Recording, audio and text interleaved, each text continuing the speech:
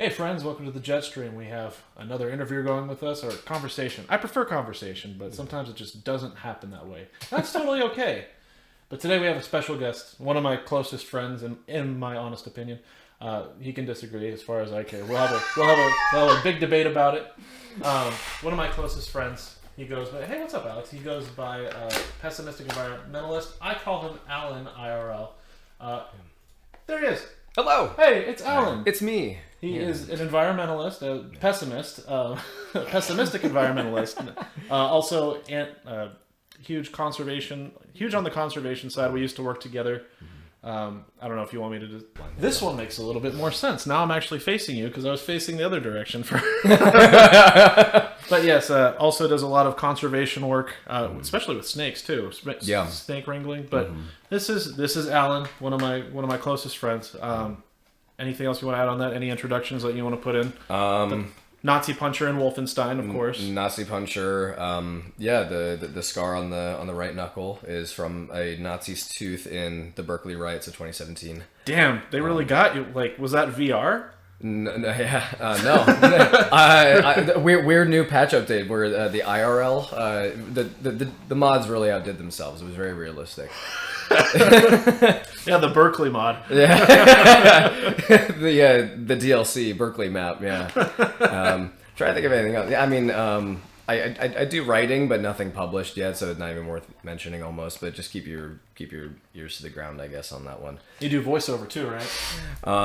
I occasionally I float around. I mean, when you're trying to be an effective communicator for science and activism, you just kind of take every gig that you can get. You know, so whether it's podcasts or live streams, I do audiobook, but I don't think anyone's gonna find me. Yeah. Unless you have avid erotica readers. Well, I don't know. This is a leftist chat, so. Well, okay. So, admittedly, some of the stuff that I've done erotica voiceover for, not very leftist. Like it'll have like trigger warnings on the auditions. Saying like, oh, it's Did you read an Andrew Tate book? No, it's more like it'll play to like people's like kind of fucked up fantasies a little bit. Oh, So like there was one that I auditioned for where it was an interracial couple, but the guy was racist. Like he was a white like hick fuck. And he was a right winger. Gotcha. Yeah, and then he was with a black woman, and so there was a lot of not very politically correct language in the erotica. So not only was I just reading out loud you fucking like that in your tight pussy, little bitch, but it was also just like the N word and stuff, and I was like, all right, like. Here we go. The things that we do for money, right? God, I swear. Yeah, but anyway, so for my intro, no, I mean I do activism, I do writing, I have an Instagram account, and that's about it for now. If you guys were on the internet around April of last year, you're probably familiar with my face, or at least my colleagues' faces. We all got arrested on April 6th of last year. We chained ourselves to Chase Bank, Los Angeles, and one of the people I got arrested with was NASA climatologist Peter Kalmus, along with laser physicist Greg Spooner and engineer Eric Gill. So I myself was there representing the biology field of study. So I study wildlife biology, I've studied climate change, evolution, and animal behavior. Now I apply that as an educator and also just wrangling snakes and relocating them. And hopefully publishing some kids' books soon. Nice. As well, yeah. And chat, if you have any questions for Allan, please put it up there. I will be looking. I will throw the same gauntlet at your chat as that I would throw at my at folks in my classes, seminars, tours, which is try and ask me a question that I don't know the answer to. Oh, sweet. Yeah, like I invite everybody to. And if anyone asks me a question I don't know the answer to, I will eat this. I'll eat the chip. Well, I guess first question is when was Tales of Suspense number 39 published, and who was the premier character? Well, I mean, ask me a science question that I don't know the answer to. Sorry. It was science fiction related. Oh, My okay, bad. Yeah. No. Also, it was Iron Man in 1963. Oh, was it? Okay. Well, I guess I better eat the chip. do the people that are in your chat, are they usually like voracious readers and stuff like that? They can be. They read all theory. Okay. Well, it's a meme from you know Vosh. We've talked about Vosh, yeah. But no, they read theory and all that stuff. If you propose anything, they will be like, okay, cool. Just got to pitch it. Okay. Oh, worth mentioning as well that my moniker is not to be conflated with some asshole by the name of Bjorn Lomborg, who is the skeptical environmentalist. Oh. He's a fuck. A skeptic environmentalist. A skeptical environmentalist. He wrote a book, the titular book, the Skeptical Environmentalist, and he is a fossil fuel shill. He's like, yeah, climate change is real, but it's not a big deal. Okay. Yeah. So fuck that guy. So fuck Bjorn. that guy. Bjorn Lomborg. Bjorn Lomborg. BJORNL OMBORG. Ah, with the two dots. Yeah, two dots. The two dots, yeah. The umlaut, yeah. Yeah. So, what are you doing now these days? Working? Working. Yeah, so I mentioned the kids' books briefly. So what I'm trying to do is I'm trying to make climate change not just accessible to children, but also their parents. Because sometimes people are motivated to do things for their children. I have a really interesting relationship, I guess, with parenting when it comes to activism as well. Because on one hand, parents will do almost anything for their children, but other times they take this weird position of, I know, kind of like, I know what's best for my child, even when it's not what's best for their child. And so in that context, it's like, I'll do whatever it takes to keep my child safe. And if they grow up in a household with a parent who is missing because they were either killed in a protest or arrested in a protest, then they don't want to do that. So they kind of just keep their nose clean, they nose to the grindstone, and they just do their thing. So some people are actually avoidant of activism because of their children. It's a weird, like, almost like a double-edged sword. But anyway, so writing these kids' books, it's for that purpose. But it's also to shed light on animals that are not typically associated with climate change.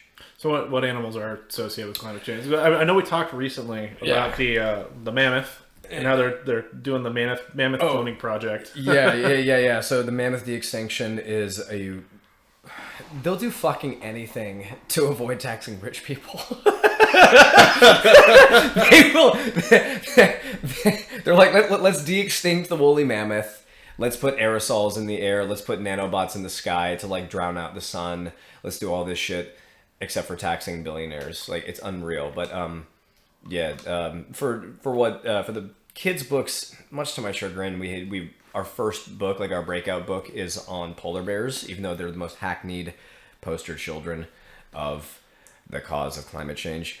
But once we get that one done and out of our system, I guess, we're going to talk about things like wildebeest, whales and lanternfish, which I'm probably the most excited for because they are like the biggest carbon sink that nobody's ever heard of, especially lanternfish.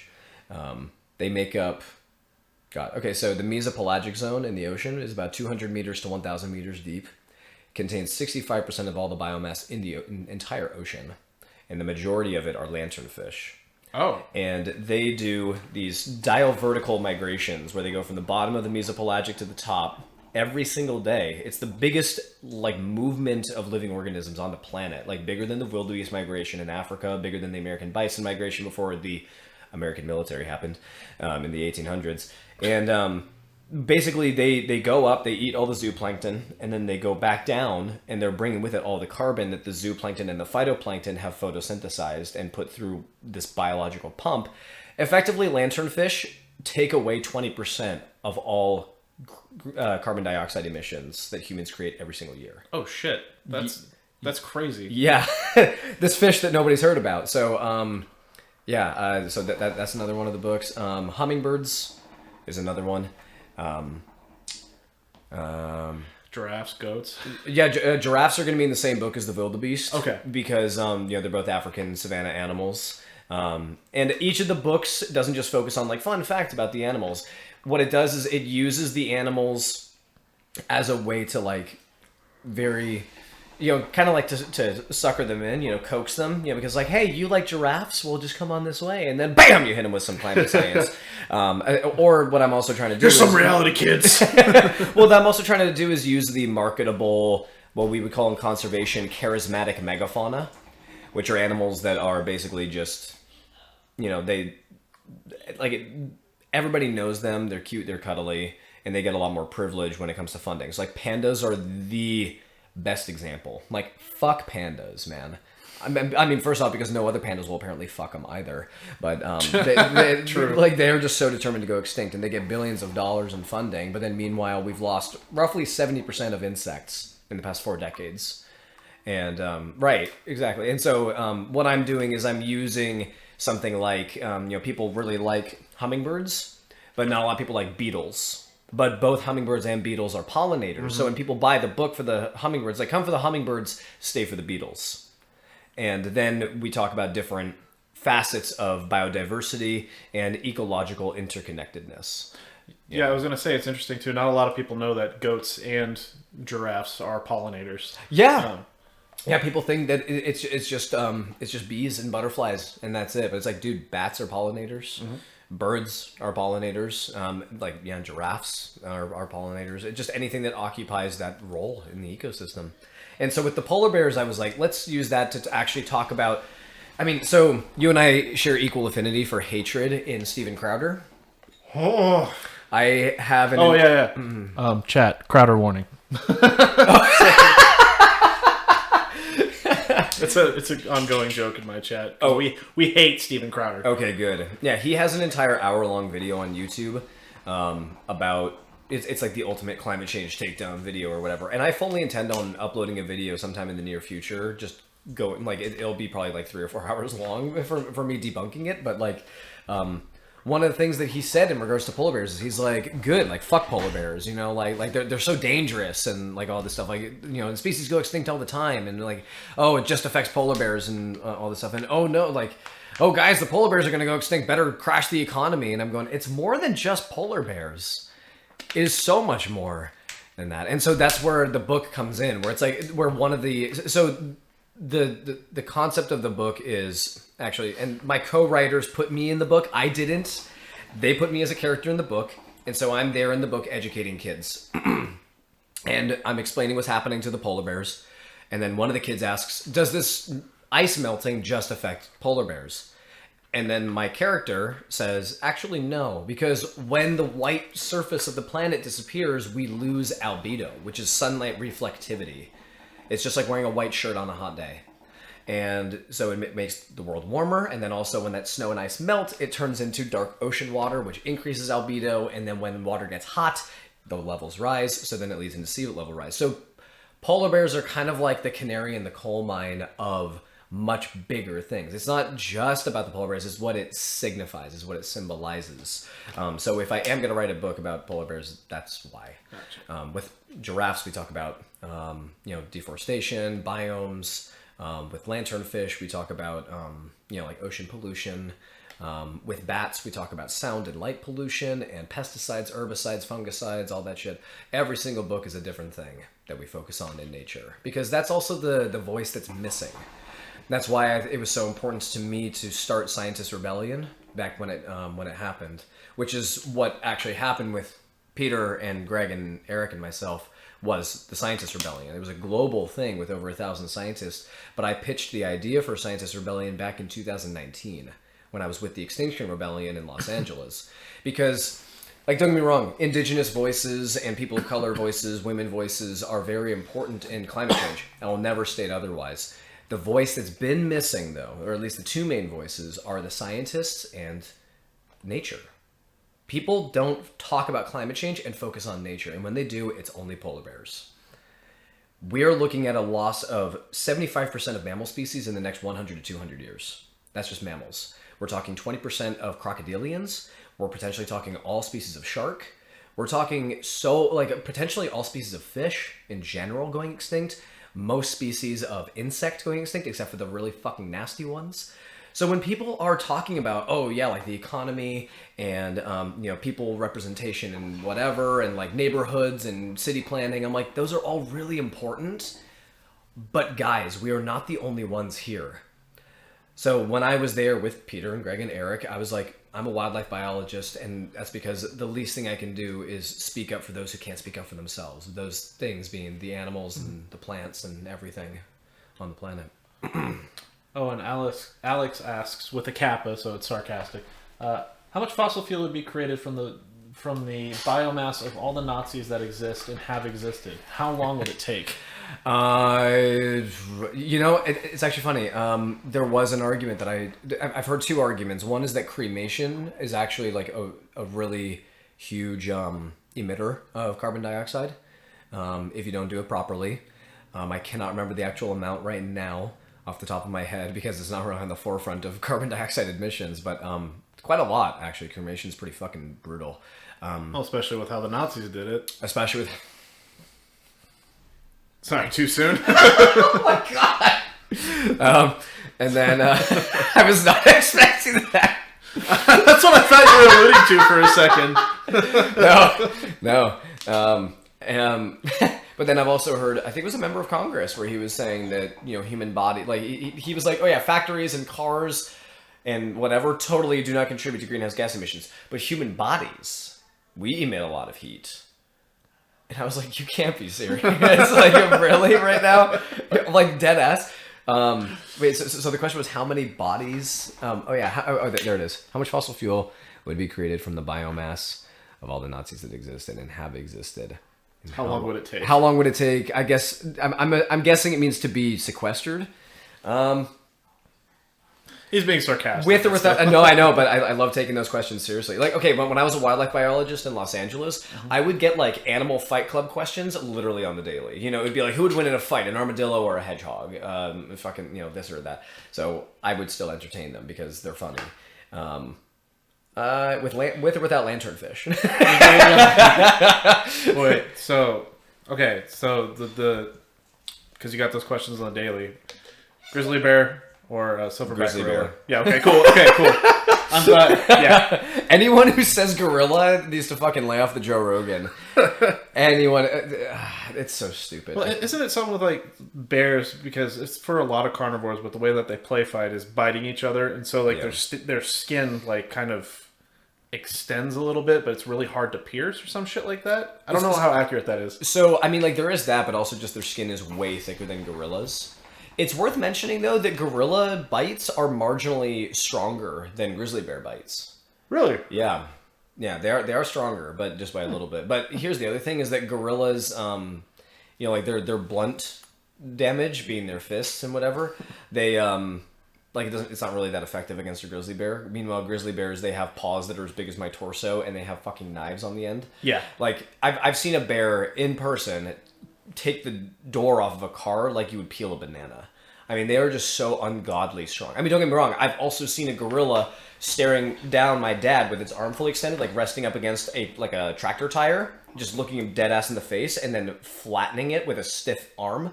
So they're both ungodly strong, but the grizzly bear is just on another planet. Yeah. When it comes to strength, and they would just absolutely they would suplex the gorilla. Yeah, definitely. I've had that asked before. I'm like, oh, dude, grizzly bear, any day. Yeah, no, gorillas are mean motherfuckers. Don't get me wrong, but there are lots of things that could kill them. I mean, they don't realize gorillas get hunted by leopards. Oh yeah, that too. Yeah, yeah. I mean, so if you ask somebody who would win in a fight, a grizzly bear or a leopard, they'd probably say the grizzly. And so it's like, okay, well, if A is beaten by B and B is beaten by C, then logically C would beat A. Not how it works in MMA, I know. But we're not talking MMA. We're talking the animal kingdom. I kind of want to eat this just to make this a bit more difficult for me. Oh, save it. Definitely. Save it. It can... I would definitely have to pull out the ice cream. Oh, okay. Like, it's pretty... Oh, I have to buy a new one of those.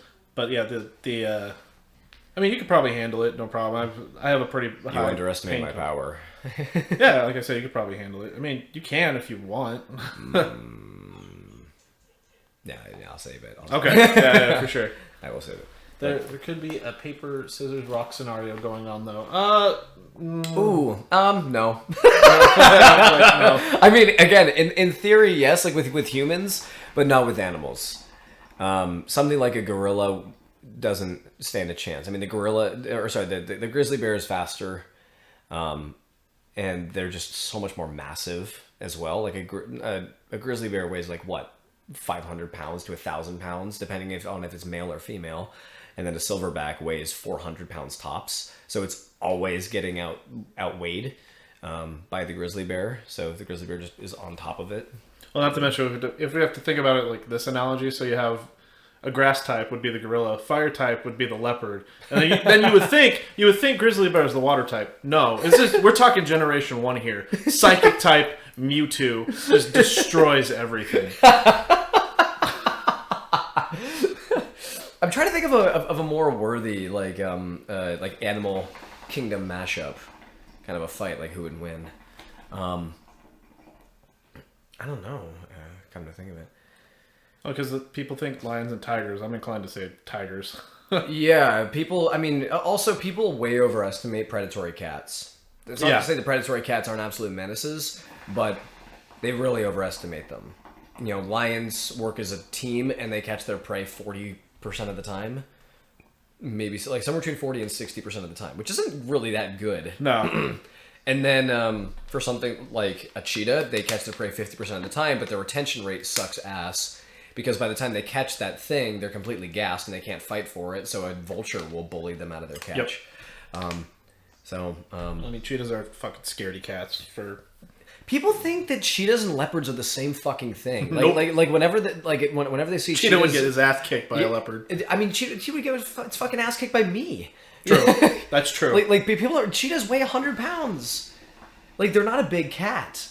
If you went to somebody's house and they were like, "Hey, meet my cat," and you saw a fucking cheetah there, you'd be like, "Yeah, that's a big ass cat." But but when you're out in the savannah or something, when you see 400-pound lions wandering around, 100-pound cat ain't really gonna cut it, man. Mm-hmm. So, yeah. Can the gorillas coordinate together? Because apparently chimp tribes have gone to war against each other. Fun fact about that shit: that was actually caused by climate change. The gorilla and chimpanzee war that is ongoing right now is a result of climate change and resource scarcity due to things like deforestation and savannification. So we are not just creating human wars in the future over things like water and refugees and everything like that. We're also creating chimpanzee wars, which is fucking nuts. Oh, so if you want any more of this, just kind of do a gesture. the universal symbol for gimme. Yeah, sure. Wait, so can the gorillas coordinate? Well, I mean, okay. So if we're doing gang warfare, are there multiple grizzlies too? Like, if you're gonna have multiple gorillas fighting a grizzly, then I guess, yeah, then the gorillas would win. But, I don't know. Apparently, chimp tribes have gone to war. Okay, and also, I think people are starting to wake up to the fact that chimpanzees are basically just the African Hannibal Lecters. Dude, they're assholes. They're cunts. Yeah. Yeah, they're super assholes. Like, and then you also brought up wildebeest earlier, and I know with wildebeest they have that great migration in East Africa. So what's happening is because they can run and poop at the same time, right? Yes, they can. So they run and poop, and then the other wildebeest are trampling over it, and it disperses, and it basically creates soil for the African savanna. But they're also being killed off. Yeah, back in the 1980s, wildebeest populations dwindled down to as low as 300,000. For point of reference, the migration is usually comprised of between 1.2 and 1.5 million. So the fact that in the 1980s they were down to 300,000 was devastating for the savanna biome. And of the savannas in Africa, 80% of them experienced wildfires in those years. Fuck. Because they didn't have that proper soil regeneration that was basically creating a fertile green grassland. Caused by the wildebeest. And now there's been this really incredible effort internationally to keep them going. And now their numbers have rebounded incredibly, but still not what it was. I like to compare conservation and animal and plant species, just biodiversity, to toothpaste. If I gave you a tube of toothpaste and I said, empty it out right here, right now, you could do it in a few seconds. But then if I said, okay, now put it all back in, it would require a lot more time, a lot more focus, a lot more energy, and even if given a week, you couldn't get all the toothpaste back into it. That's exactly what nature is like. We can bring species back, whether it's the Arabian oryx or the wildebeest or monarch butterflies or whatever, but they're still never going to get back to what they once were. And also, in doing so, how many other species disappeared in that time? Right. I mean, it's always really warming to the heart to hear those comeback stories, but especially with modern conservation that we see, we have, in the past 50, 60 years, half of biodiversity has disappeared. So we have success stories like the condors, like the oryx, like the rhinos, but meanwhile, everything else is just getting fucked. So it's one of those more, again, like, it's a realistic but pessimistic prospect. I mean, when people, a lot of the times people try to talk about environmentalism as, oh, don't be so doomerist. And I'm like, why the fuck not? I mean, like, there's no way you can honestly look with a scientific lens at what's going on around us and be optimistic. I find that to be a sort of delusion. I make the case in my book, which will hopefully be coming out within the next year or so, that optimism is almost like a religion of sorts, in that it is completely unreasonable, it is completely unfactual, at least when it comes to climate change. And people cling to it far too much when they should be, like, okay, just because you're a pessimist doesn't mean that you're giving up, Right. No, I get what you mean. Man, why is it not? Am I being a little bitch? Was it not hitting? Wait, no. Just take a bigger hit. Oh yeah, you're good. There you go. Now we're talking. There we go. Okay. Just gotta really rip it. Again, Chad, if you have any questions, please put them on. Alex is ahead of the game, but my buddy Prawn probably has a bunch of questions. Oh yeah.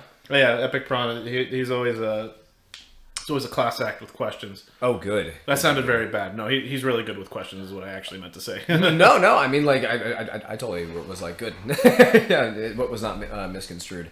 I actually have a book for chat in here. I brought a number of them. Let's just put it that way. It's like in 50 books or less, how to become the pessimistic environmentalist. Oh, Peter Joseph. I almost misread that. Yeah. I was like, Jordan Peterson? Yeah, no, incredible book.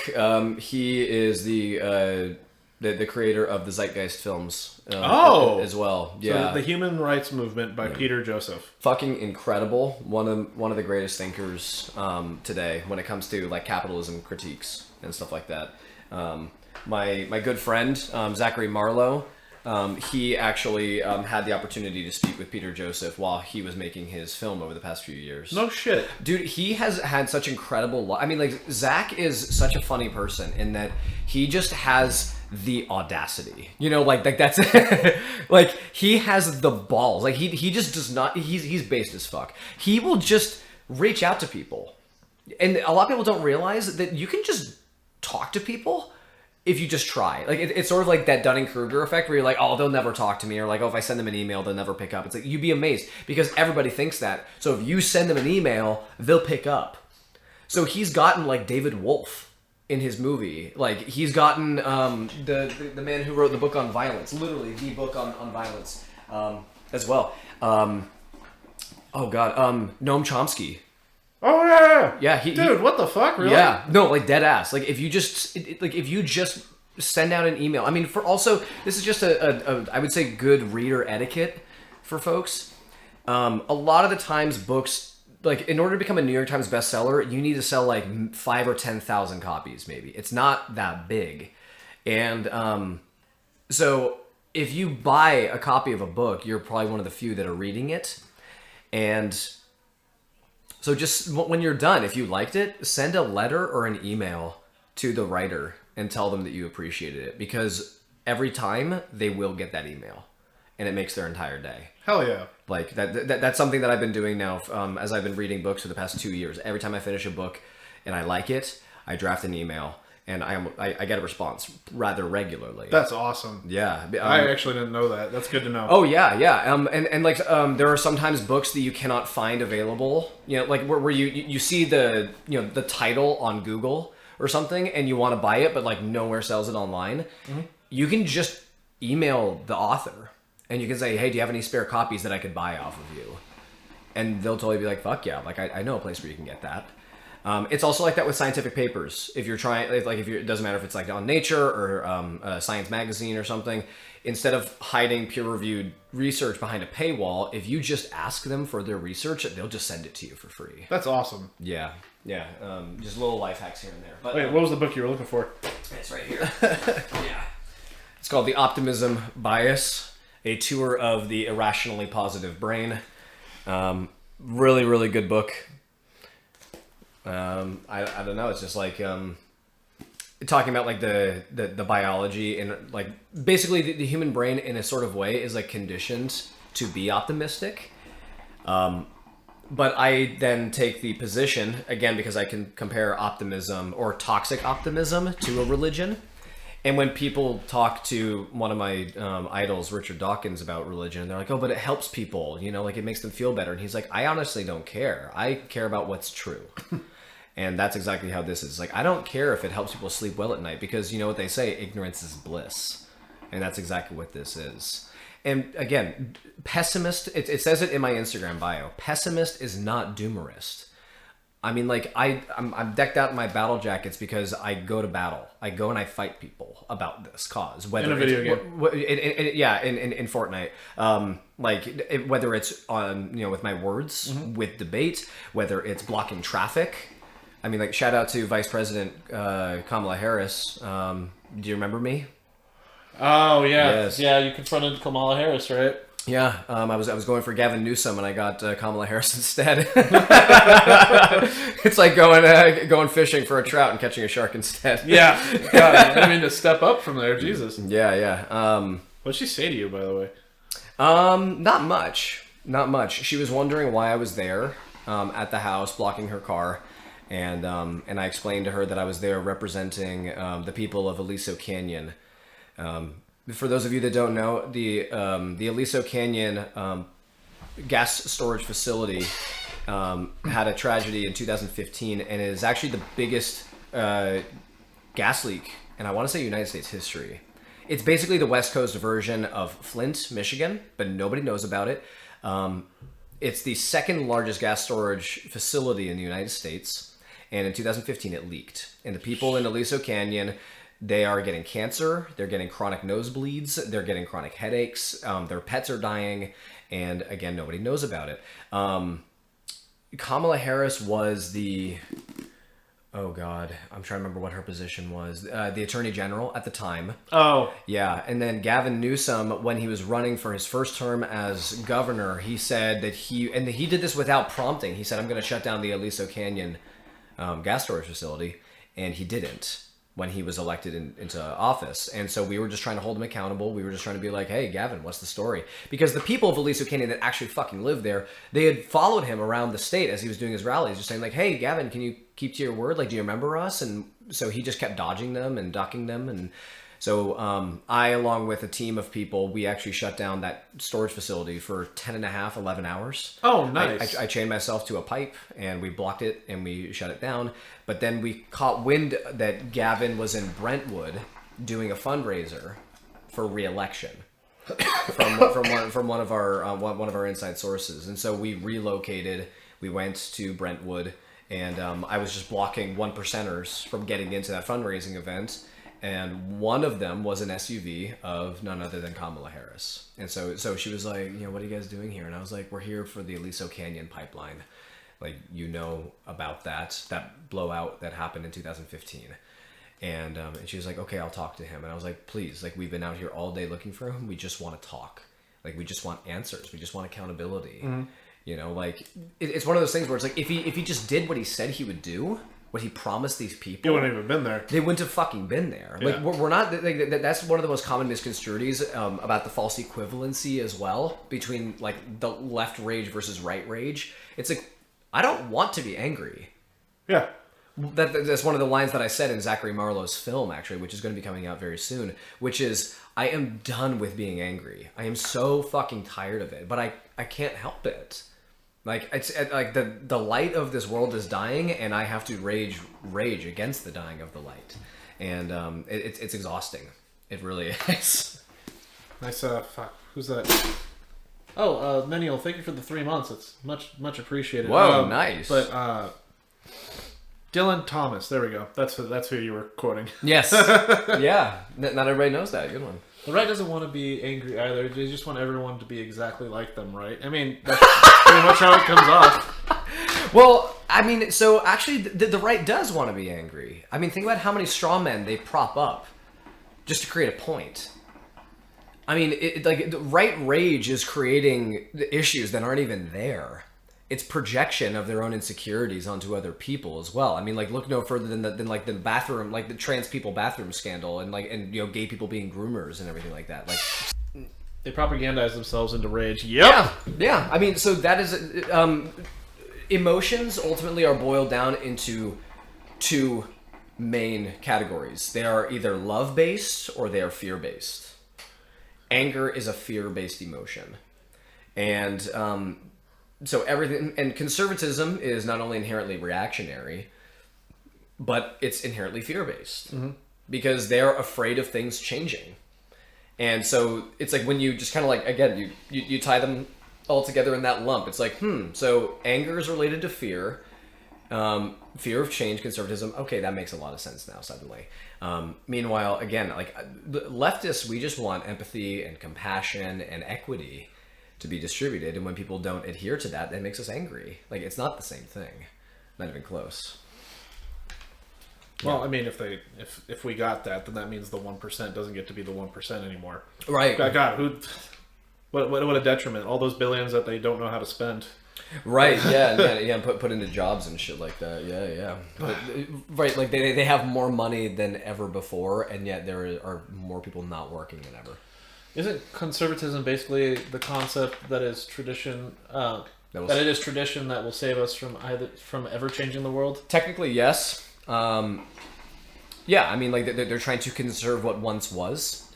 Modern conservatism was born out of the French Revolution, and basically they were trying to uphold the monarchy and the aristocracy. They were arguing that the people could not be left to govern for themselves. And there's a common misunderstanding as well that right-wingers, they protect and defend billionaires and the oligarchs, the plutocrats, the people that are in charge, because they themselves, they don't see themselves as poor people. They see themselves as temporarily embarrassed billionaires, which is the common saying. That's not always true. It is true for plenty of the time, but actually a lot of it is, again, self-deprecation. They have a lot of self-loathing and self-hatred, and so that's why they project it onto the left.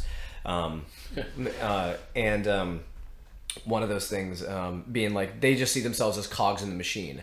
They see billionaires as the sharks. We are all, as Innuendo Studios said in the alt-right playbook, they see the billionaires as sharks, and then they see themselves as minnows. You can't have sharks without minnows. So they just see themselves as just like, they want to facilitate. I mean, I think actually a really good example of this, and people are catching on to it because of this fan base, is Elon Musk and all of his lackeys. They just see him as just like, space daddy that will save us, like a messiah character that will take us to Mars. And save even us. Though his uprising has all been bullshit. Yeah. Like, they don't think that they themselves are Elon. They've put him on a pedestal, but they just want Elon to save them. They're like, if I simp hard enough for him, he will bring the fan club to Mars with him. And it's like, no, he fucking won't. He'll just bring robots with him. I was going to say, you brought up the French Revolution, like how modern day conservatism brought up from that. I can just imagine modern day conservatives basically being like, oh, you know what Maria Antoinette said? Let them eat cake. See? The rich are going to give us cake. The Menial asked, is that all the fault of Robespierre? I don't know. No. I don't think so. No, not at all. I mean, the fault of Robespierre. I mean, Robespierre was not one of the original conservative writers of that. And, I mean... Also, like, for people that started the revolution themselves, like, blaming them for the reaction of others. It's like the difference between personality and attitude. It's like personality is dependent entirely on me. Attitude is dependent entirely upon another person. I'm responsible for what I say, not how other people interpret it. So it's like, if you start a revolution against the aristocracy, against the monarchy, against your oppressors, and then people take fucking offense to that, that's their goddamn problem, not yours. So if there are people that invent conservatism as a response to peasants wanting to rule themselves, it's not the peasants that have the problem. Right. It's the people that want to maintain the status quo. There was a question up above by the menial. Isn't conservatism basically the concept? Oh no, wait, there was another one. I would argue that conservatism isn't really a thing. Oh, that's in response to the menial. Oh, it is just bootlicker. Oh, capitalism is steamrolling a strange tradition. Then Dodo says, tradition, but things must change along with the world. But I always ask, does humanity really change? Yeah, does humanity really change is what Master Dodo's asking. Does humanity change? Yes and no. I mean, so the core of us does not. Our flesh computers get hijacked. That's the only thing that changes. We are still a social species, but that is undergoing a revamp, sort of. So the reason why people feel more alienated than ever before is because this push of capitalist hyper-individualism, but that renders people then... It basically is short-wiring our brains and making us very, very unhappy, chronically depressed, and then we lash out. It's basically like what would happen to your brain after many generations of like incest. Essentially, it just really fucks your brain up, because what's happening is, so in biology we have two types of selection that evolution can undergo. And when I do the air quotes, you'll understand why in a moment, because we have evolution by natural selection, but then we also have artificial selection. Artificial selection is when humans do the picking and choosing of which genes are selected, and we have very different criterion by which the natural world operates. A great way of demonstrating this is in the delineation between a breed and a species. Nature creates species, humans create breeds. There is only one species of dog, but there are 500 different breeds of dog.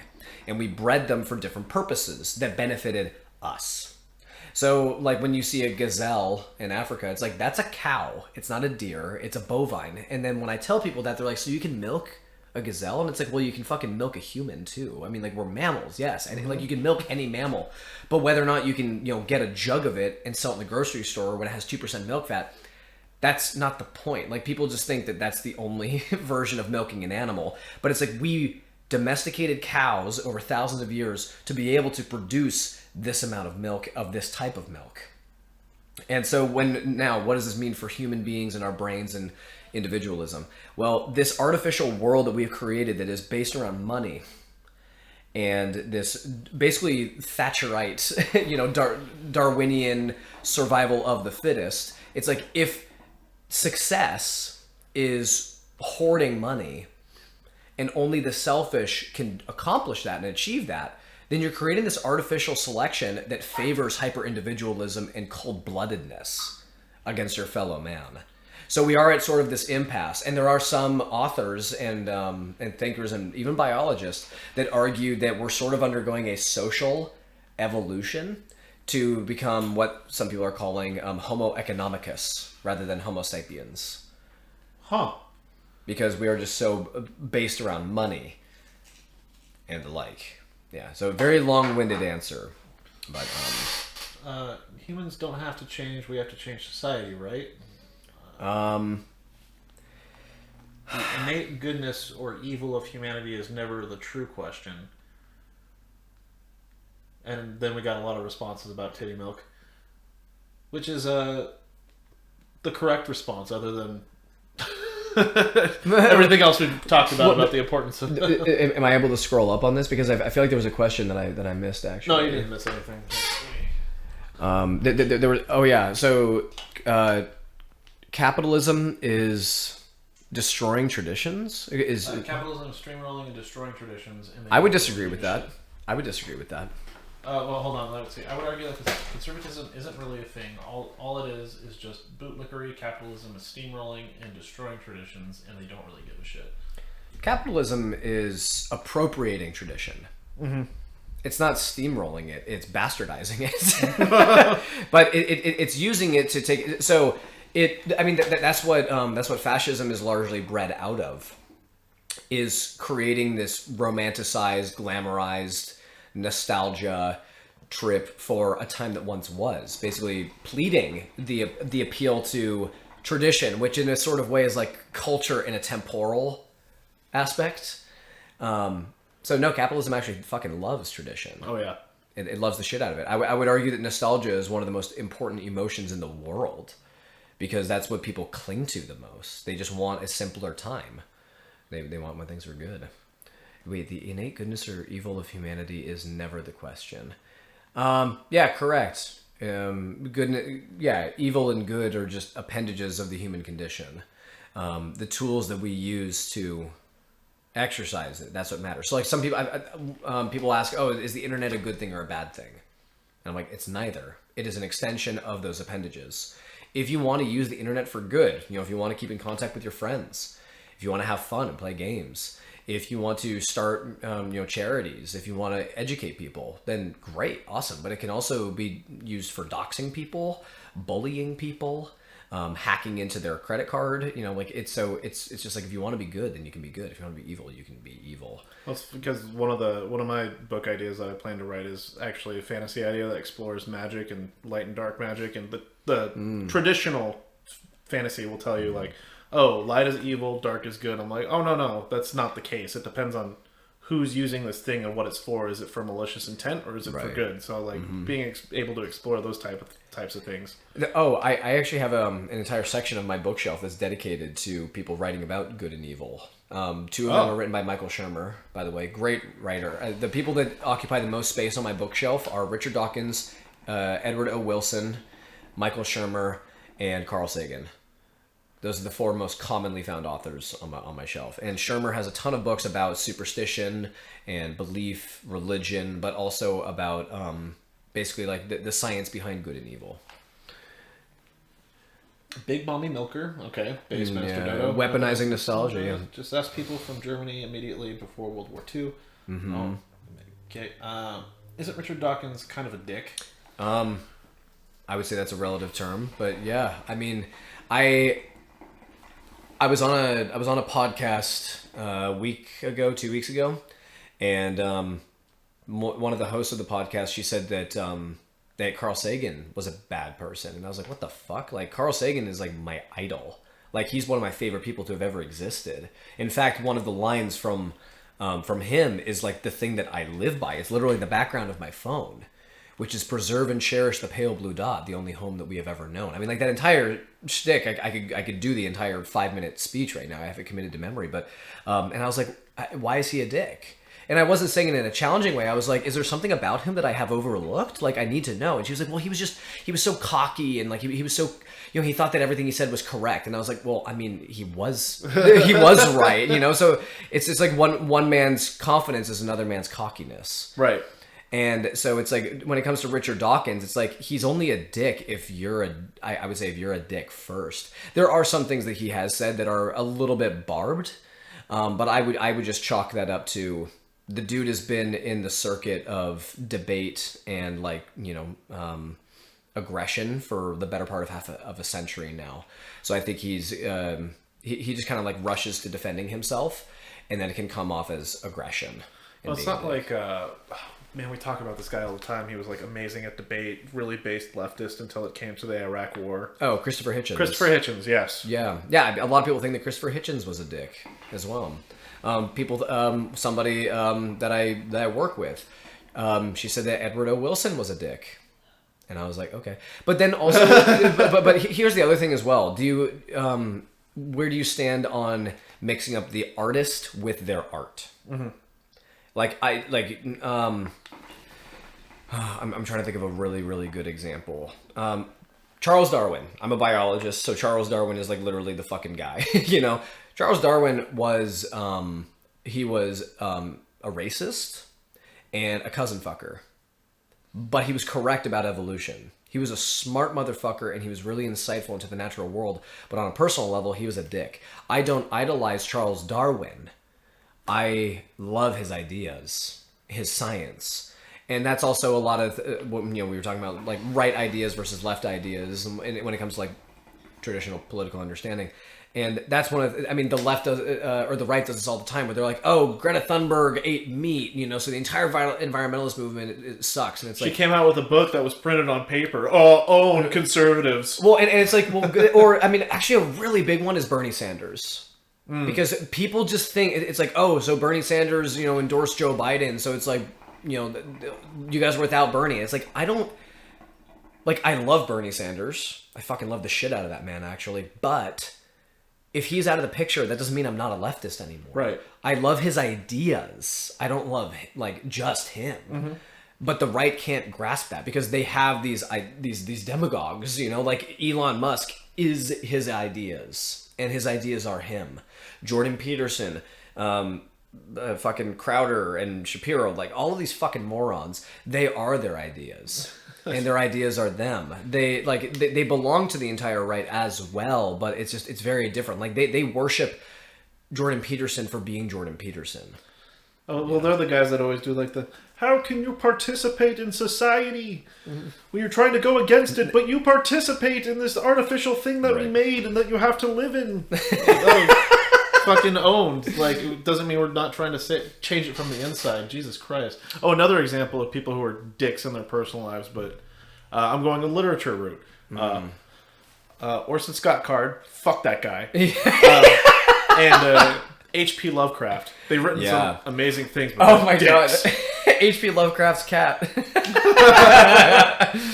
Wait, Richard Dawkins had a few segments where he pushed people who are religious super hard. Dawkins, yeah. I mean, good. And then, wait, there was a comment about Richard Feynman as well. Richard Feynman is also cool. Yeah, Carl Sagan was a sweet boy. He was. I mean, he was such a fucking humanist. He was incredible. So I would argue that capitalism, or at least the conservative wing of it, pretends to be in favor of tradition. E.g., there was never a glorious German past. There was never a glorious American past. For example, the nuclear family was a creation along with the suburbs that destroyed the tradition of extended families living together. And now they pretend God created the nuclear family. First, I would argue that, the quote, I would argue that capitalism, or at least the conservative wing of it, my brother in Christ, that is the only wing of it. You cannot have you can't. Capitalism is inherently conservative. It is right wing. When we talk about the modern political compass, you have your X and your Y axis.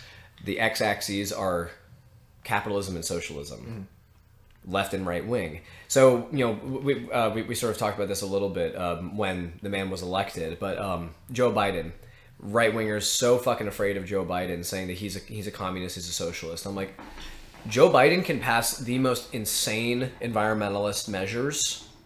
He can decrease the military expenditure. But until the day comes that Joe Biden says the workers have control of the means of production, he's not a socialist, just categorically speaking. Like, he would be more libertarian. He would be on the Y-axis, for allowing people to, have more personal freedoms when it comes to not inhaling fossil fuel emissions and not being schlepped off to, wars and shit like that. But he's still not a socialist. So the conservative wing of capitalism, it's like that's literally all there is to it. Sorry, you were going to say something. Oh, no. I forgot whatever the hell I was going to say. And then, okay, so it pretends to be in favor of tradition. Well, yeah, I mean, again, it appropriates it. So, they pretend to give a shit about you, the little man, the working class man, but they use you as a pawn. They use you as a tool. So I guess that's true. So we also just talked about Dawkins and how he prodded religious people or super hard. I doubt he did. I mean, I doubt that he did, but I don't doubt that he would, if that makes sense. But also, I mean, if he did, good. I mean, I don't really fucking care because you're allowed to do that. When it comes to one of the there's also the glorious German past. There's some debate as to whether or not Hitler himself was Christian, or if he was Catholic or whatever, or if he was an atheist. A lot of right-wingers say that Adolf Hitler was an atheist. He wasn't. He was a Christian, but also it could have been like Donald Trump, where he just said that he was for political purposes, but there's no denying that he still weaponized it. He still used it. People that were religious were rallied to him. I mean, his first alliance, his first treatise that he ever made a pact with was the Vatican. every belt buckle of a Nazi soldier was Gott mit uns. All of their Führer oaths were, I swear to God, you know, like, and then pledging loyalty to Hitler. So in fucking Mein Kampf, he references God and he's doing God's work and God's mission multiple times. So when it comes to, again, the tradition, it's like, whether or not they actually care about tradition doesn't matter. They are using it. Mm-hmm. Other people care, and that's all that matters to them, to the ruling class, to the 1%. They just care that you care. Well, I guess that kind of goes with Alex's point of saying, sorry if I missed it. You could correct me if I'm wrong, but they don't actually care so much about tradition as much as they would perpetuate it for their own means, I would suppose. Mm-hmm. Yeah, I mean, that Channing Tatum line from 21 Jump Street, look at him.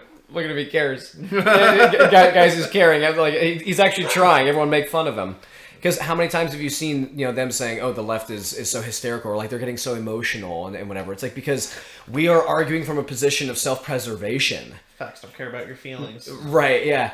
But then, like, you know, because they're arguing from privileged positions. They're not the ones whose houses are getting fucking bulldozed to make room for pipelines. It's not their sacred places that are getting taken out for refineries or for mines. It's not...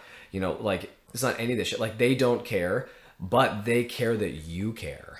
Like that Obama saying, they go low, we go high. It's the other way around. We go high, they go low. Mm-hmm.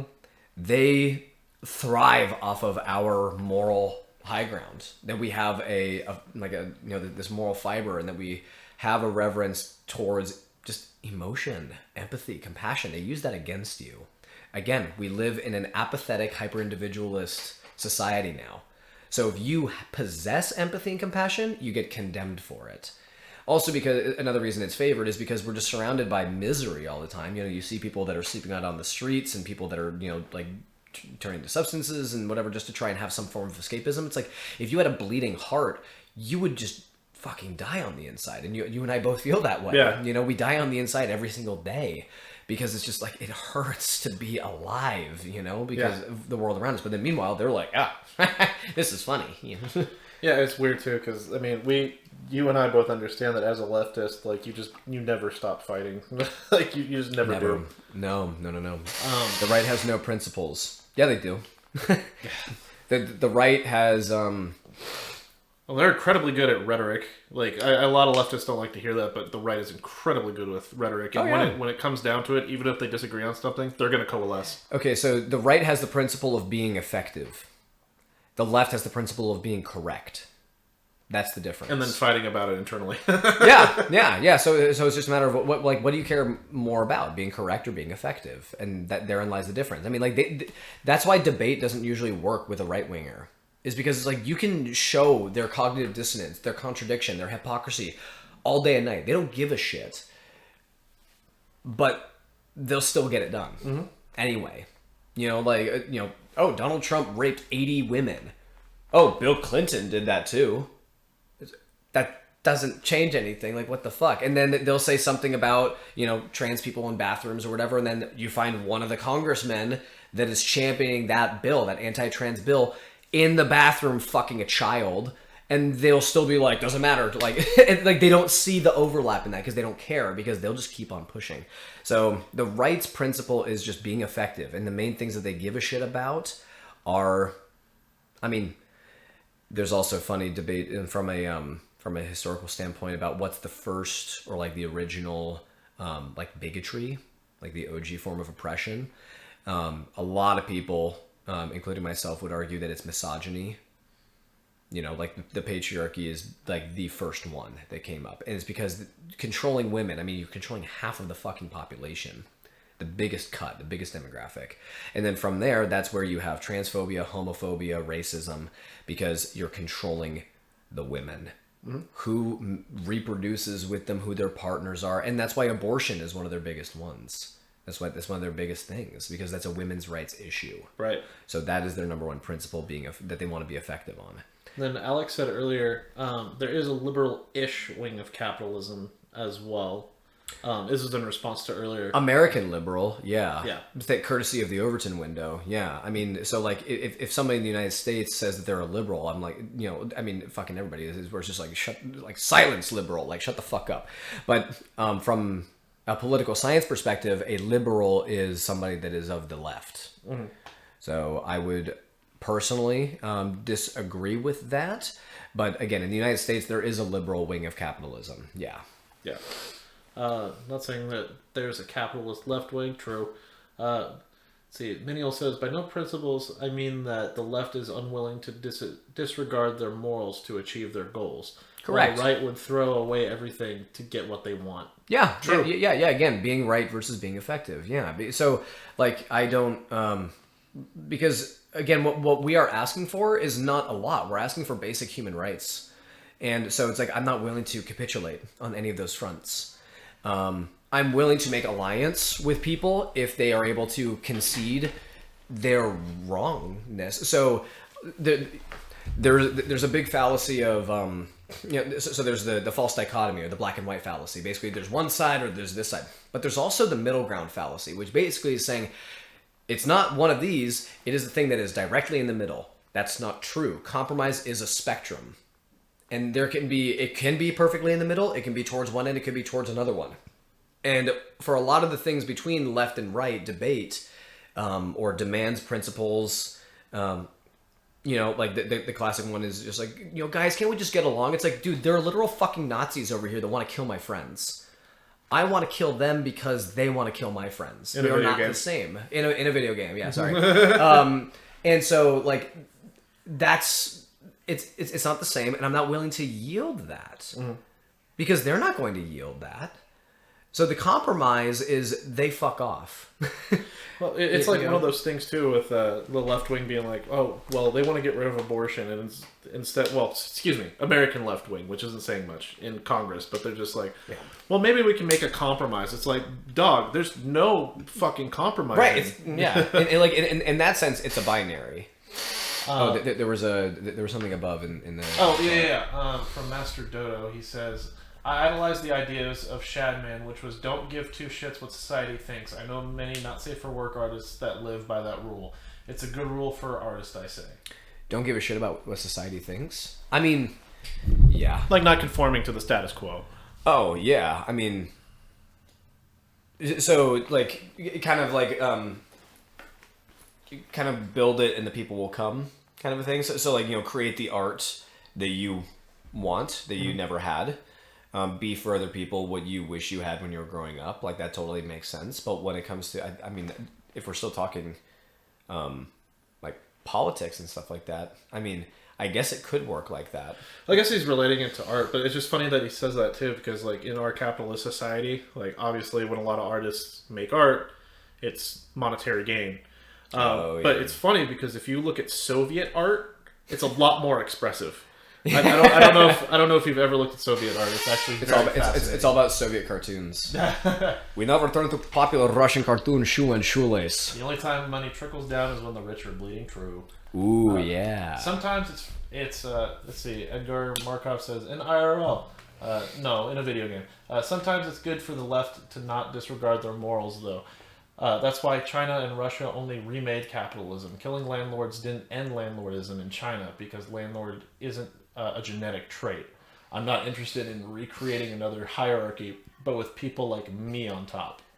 Oh, so kind of like having the oligarchs in the Soviet Union, they would vote for someone to represent them. Okay, but I mean, what happened in... Wait, so sometimes it's good for the left not to disregard their morals. Sorry, give me 1 second, I'm going to the restroom. Like, potentially... But then China and Russia, like Russia or like the USSR, that was not. That's not the left. The USSR was red fascism. It was capitalism that was dressed up as communism. Like the USSR never achieved anything close to communism. Communism is a moneyless and stateless society where there is, where you use equity to achieve equality. So that is sort of an interesting premise for a point. Yeah, it's good for the left not to disregard their morals. Yeah. I mean, again, because we're asking for equality, we're asking for surviving.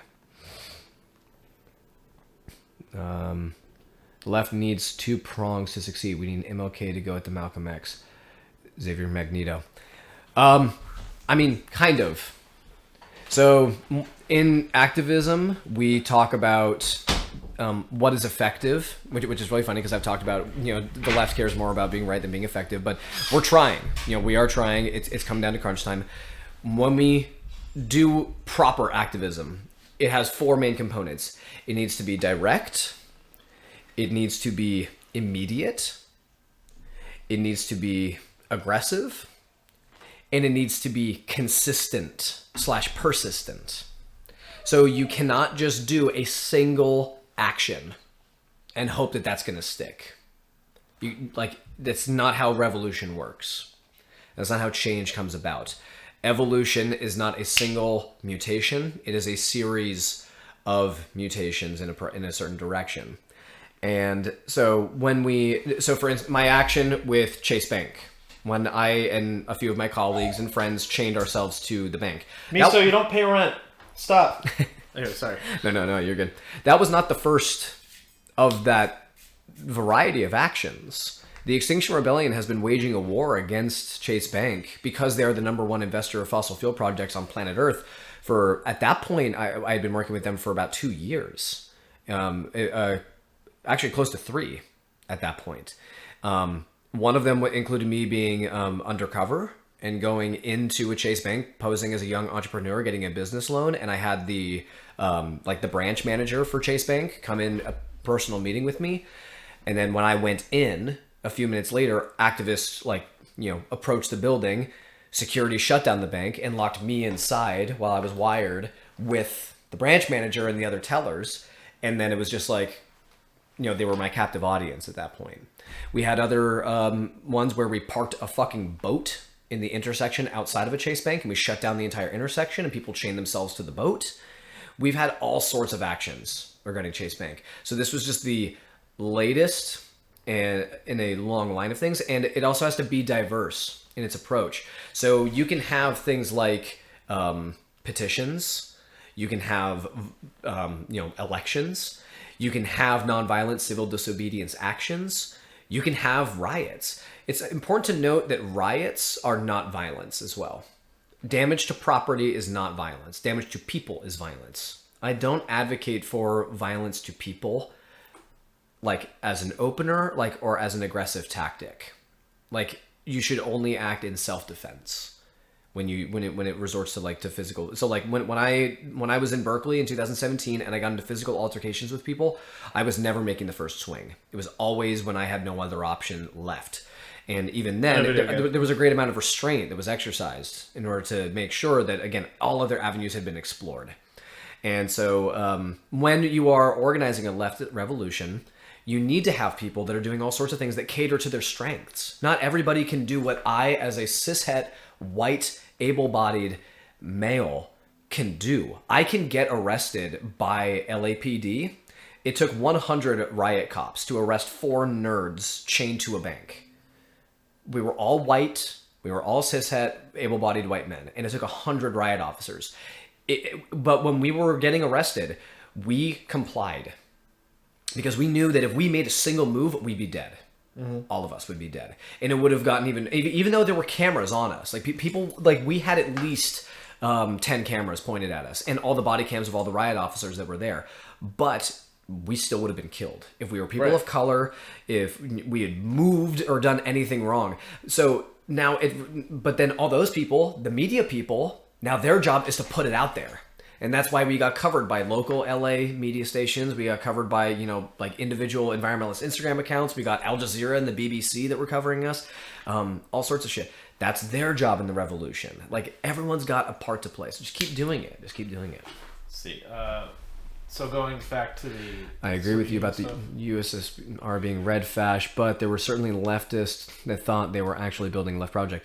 Yeah, I mean, again, they can think that and feel that all they want, but whether or not it's true or not is what matters. Oh yeah, and plus, I know like I'm not a huge fan of Vladimir Lenin, but I know Stalin really screwed everyone else over. Oh yeah, the difference between Lenin and Stalin is fucking incredible. I mean, like Lenin, I would argue was onto something in a sort of way, but Stalin was a fucking numpty. Yeah, well, he definitely used the trope of leftism and then Holdemer. right. I mean, because it's also one of the popular tactics of the right in that the National Socialist Party referred to themselves as the National Socialist Party. They made people think it was a leftist cause, and you know what? Still working in 2023 because right-wing idiots still bite the bait. Well, yeah, that's the thing. So we've talked about this. Oh, by the way, if you need to use the restroom or do anything, we could talk for hours because that's what we. Always, that's what we always do. Yeah, I mean, like we've never had really the opportunity to talk really at full length because, like, you know, one of us has had to go home or something. But it's like I have nowhere to go, and if you've got all night, I've got all night. I'm totally down for whatever. Well, I was gonna say in regard to the National Socialist Party thing because I got into arguments with so many right wingers about this and saying, well, Hitler must have been left wing. He was part of the National Socialist Party. It's like, well, no, he was a different branch of the National Socialist Party that he didn't actually represent because it was originally Gregor Strasser and his brother that were in charge of it, and it just so happens, I don't know how, but they happened to be assassinated, and Hitler was taking advantage of all this stuff going in the 1930s. What was it called? Great Depression. Yeah, right. All this stuff, taking advantage of it and eventually getting into power. And not only that, the Nazis, not only did they privatized the most in the West. And a lot of people forget that. I mean, also to the point of, oh, they're socialist because it's in the name, National Socialist Party. And I'm like, dude, then you wait till you fucking hear about the Democratic People's Republic. Yeah, North Korea, North Korea. Like, and then also it's like, what do you think baby oil is made of then? I'm scared. If it's in the name. Yeah. Well, it's also like communist China. Well, wait until I tell you that not only do they only have one union in charge, owned by the state. Yes. Yeah. And a bunch of tankies will be like, well, other unions are CIA psyops. I'm like, what the fuck? Like, tankies, man. Tankies, man. When it comes to books about proper like revolution and stuff like that, I've got some excellent literature on that front. I have. Before we get to, sorry. Oh no, you're good. It says Alex says privatization was coined by The Economist in order to describe the economic practices of Nazi Germany. Well, there we go. Why does this look like a really like fake thumbnail that I'm like holding this up right here? Maybe I'll just make it for a thumbnail. These are all fantastic pieces of literature that I highly recommend people read. Wait, does he know about Zone Tan? Zone Tan? I don't know. I don't know what you're talking about, in all honesty. Wait, Atreus once asked Kratos, is it always moral to defend yourself? And Kratos replied, yes. Yes. On a more personal note, I've actually come to... I had a bit of an internal battle with myself about a month ago, because I did martial arts for, I started doing it when I was 10. I'm 26 now, going on 27. I've been doing it for a long time, and so I used to teach self-defense seminars, and so it's like I'm always an advocate of self-defense. But then I unfortunately started to, when I was like a late teenager, applying sort of this like personal accountability shtick that a lot of the right pushes, and that like if I place myself in a shitty enough scenario to have to require self-defense, then that's on me, which is sort of what I was alluding to earlier, where it was like, oh, do you blame Robespierre then for the birth of conservatism? No, because that's different. He was defending himself and people responded and reacted. I had an instance where I was attacked twice when I was a late teenager. Once by a carjacker in downtown San Diego. Another time I was attacked by a drugged out homeless man in downtown Santa Rosa. And I had to use self-defense, but I blamed myself for that. And the self-defense that I used, I was really beating myself up over that for almost a decade now. And I've had to apply what I've taught, dozens, if not hundreds of students in martial arts and seminars, that it's like self-defense is always okay. Always. So don't ever think that it's not. For anyone that's listening, like if you're if you've exercised every other option to avoid conflict and you have no other option, Do that shit and own it. Know that you are in the right every damn day of the week. And there was also that. Actually, I can't talk about this one on Twitch because I don't know how the Twitch gods will interpret it. Never mind. Okay. I was thinking of the one at your university that you told me about. In the parking structure. No, yeah, that was the one that I was alluding to. Oh, okay. That's what I figured. Okay. Mm-hmm. Yeah. Damn, I'm so glad that Chad is interactive with this. Yeah, no, I know. This is fucking awesome. Wait, does he know about Zone Tan? No. Yeah. I have no idea what that is. Innocence of you and corrupted by the very taint of the internet. Dude, so we, about a week ago, we did a whole content segment. It probably was about 4 or 5 hours just going into a really niche part of the furry community. I'm not a furry, but Master Dodo is. But it's like the bad parts where it's like the people that advocate for CP and SA and zoophilia and zoo sadism. Dude, that was even for me, I'm like, this is a rabbit hole that I didn't know about. I didn't know I got into, but I know about this now. I mean, for any... I would say for any group, there's like that part that just takes it way too far. I mean, it's like that with our friend and former coworker. He was our lead in the department that you and I shared. He's actually left now. Big fan of Bigfoot. He was, or Sasquatch, rather. Name started with an M. Wait, hold on. Yeah. Okay, gotcha. Yeah. And so it's like, when it comes to talking about Sasquatch, totally fine. He was. I mean, like, he just believed that Sasquatch was just like some species of Gigantolopithecus. But then you get some people that believe in Sasquatch and they think that they are these interdimensional beings and like that's why nobody can find them, is because they just like warp in and out of, and it's like, will you shut the fuck up? Like, like, why can't you just have like a decent like not even a conspiracy theory, just like, why can't you just stick to cryptozoology? Why does it have to be this fucking weird ass like space warp? Like why do you have to make it so weird? You know, so like aliens. I am so on board with the alien stuff, but then people are like, oh, I was probed by them, and you know, like they have these big old hang dogs, and like, why do you have to turn it into that? Like, just fucking aliens are so cool, and you have to sexualize them. Fuck. I was gonna say it's fetishism for sure. Yeah, it's so annoying. Or skinwalkers. Please don't use that word, Dodo. I was just about to say. Okay, so one of my good best friends ever in this life, his fiance personally believes in skinwalkers, and they went on a camping trip or something, and he was my friend in question saying that oh yeah, there were these things that we heard in the night or whatever, and we were scared that it was the things, and I was like, I don't know what you're talking about, and he had to be really dodgy, like playing the pronoun game with me for a good matter of minutes before I was able to figure out. And I was like, oh, you mean a skinwalker? And then she heard it. She was like, don't say it. And I was like, you do know they're not real, right? And she was like, okay, but like for my culture, like we believe that they're real, and it's really disrespectful, and like that's my belief. And I'm like, oh my god, I love her to death. She's a fucking incredible human being, but like it was just one of those things where I'm going, dude, like the appeal to culture is such a fallacy, and the appeal to tradition is a fallacy, but also there's no fucking evidence for skinwalkers. Like they don't exist. And I mean, I've done this with, I'm saying skinwalker over and over and over again, and it's like, dude, guess what? I've never been attacked by a skinwalker ever in my life. Like in San Diego, there's like the most haunted house in America, the Whaley House. Mm-hmm. I will go to the Whaley House at nighttime with a fucking ladder and salt and a mirror. I'll break the mirror, I'll spill the salt, and I'll walk under the ladder at the Whaley House on like a full moon or whatever. And you know what happens? Nothing. I'll bust out a Ouija board. I'll pop that sucker open.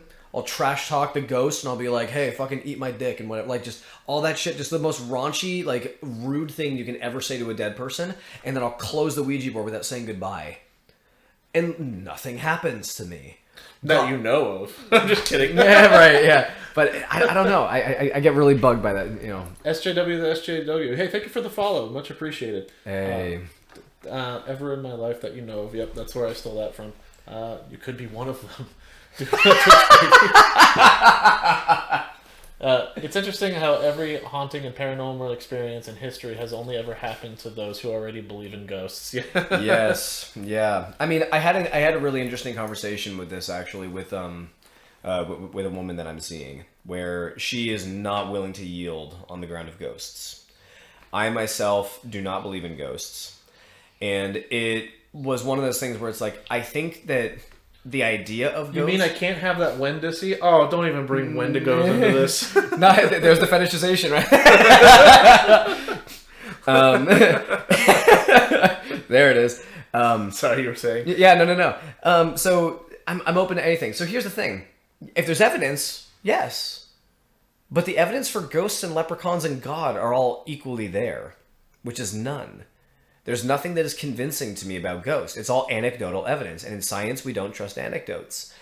And so while she was not willing to concede anything on that front, neither am I. I'm like, ghosts aren't real.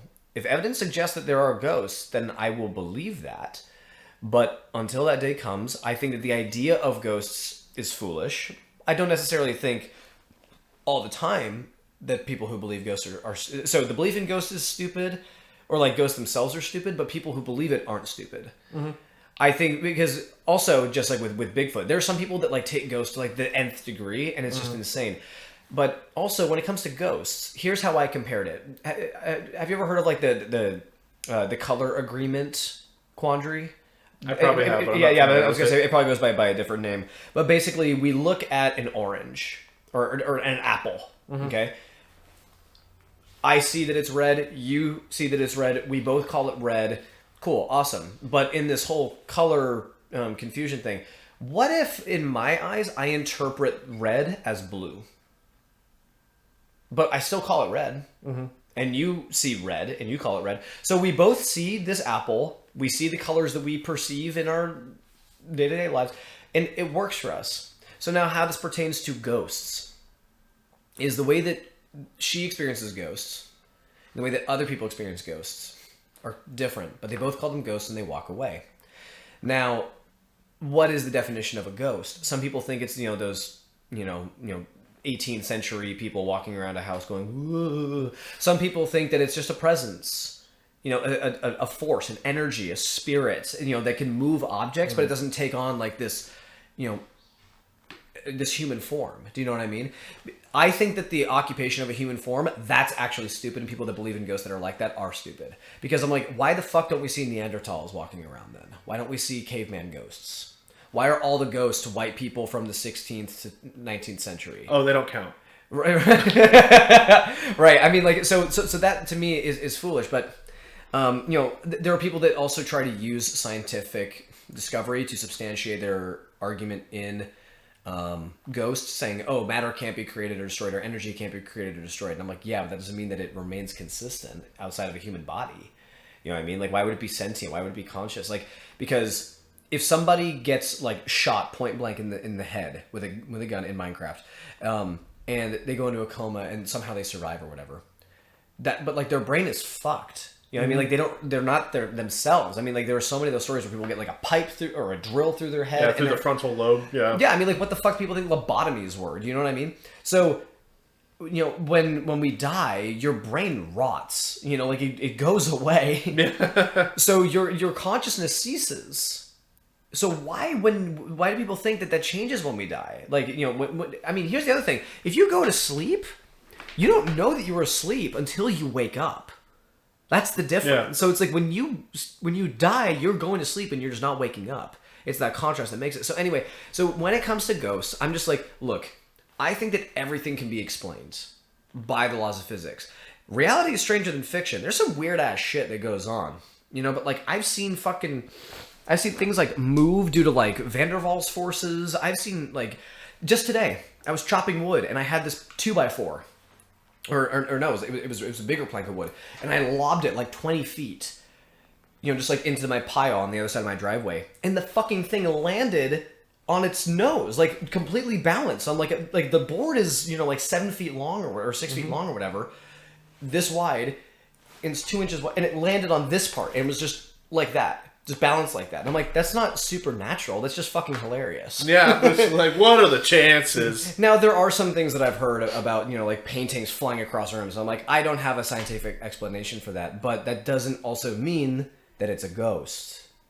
Like, I'd be willing to take on, if there is a scientific explanation, the occupation of, like some multidimensional being, or like, some like overlap in universes or something, but not a dead person that has to avenge themselves. So many will just explain it. It's a nat 20. Oh, yeah. Oh, man, yeah, I've completely been ignoring chat myself. Oh, no, you're good. My bad. Sorry, I didn't know if you finished that. I interrupted you. Oh, no, like basically, I'm just saying, like, so when it comes to ghosts and stuff like that, like, it all depends on what the definition that we're talking about is. When it comes to skinwalkers, it's like, it's very clear what people are talking about when they say skinwalker, and I'm like, skinwalkers aren't fucking real. There's no proof for them. Ghosts aren't real either, but ghosts have such a wide variety of definitions, and I'm much more lenient towards people that believe in ghosts. Gotcha. Than I am people that believe in shit like Wendigos and Wendigos. Whatever, yeah. There's this haunted doll called Robert the Doll held in East Martello Fort. It is said that people who have insulted the doll ended up having the worst luck until they write an apology letter to it. Okay. Wait, in East Martello, where the fuck is that? So I'm gonna grab some coals real quick, but... Yeah. Wherever this doll is, I want to find it and insult it. Just have your pen and paper ready. Yeah, I will. I'm open to anything. I don't know if the paranormal, supernatural, are real. I go with the Dalai Lama approach. Have your beliefs. It's cool, man. Just adjust them upon presentation of evidence. Yeah. I mean, changing your opinion based off of evidence is actually how this is supposed to work. Like, that's what you're supposed to do. And my thing is, there's no proof of paranormal or supernatural anything, so if there's no proof for it, then I'm not convinced. I think that, again, like supernatural and paranormal, I'm willing to believe. So for God, for instance, I think, some people say, oh, you can't prove that God doesn't exist. I'm like, actually, I think I can. Because the Abrahamic God, being this all-knowing, all-powerful, all-loving character, it's like he just doesn't exist. Like, he just fucking doesn't. Right. I mean, like, we can literally see that in the world around us. If he was all-powerful, all-knowing, like, then, like, why does prayer happen? Why do we have people that misappropriate what he is saying? Why have there been so many interpretations of the Bible? And, like, you know what I mean? Like, this is literally a dude that is allegedly so petty that he drowned every living organism. And now it's like there are these dudes with mega churches that are proselytizing in his name, and that's okay with him? Like, fuck no. So I would argue the Abrahamic God doesn't exist, but there could have been some like fifth dimensional being, this fifth dimensional alien that came to a lower dimension, fucked some shit up.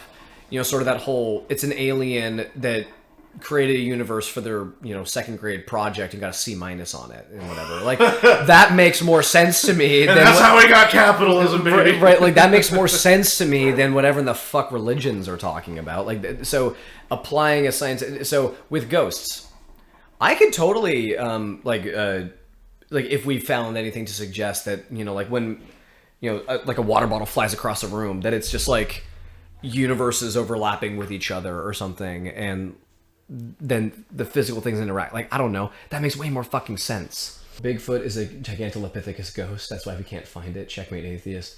Yeah, good point. 20.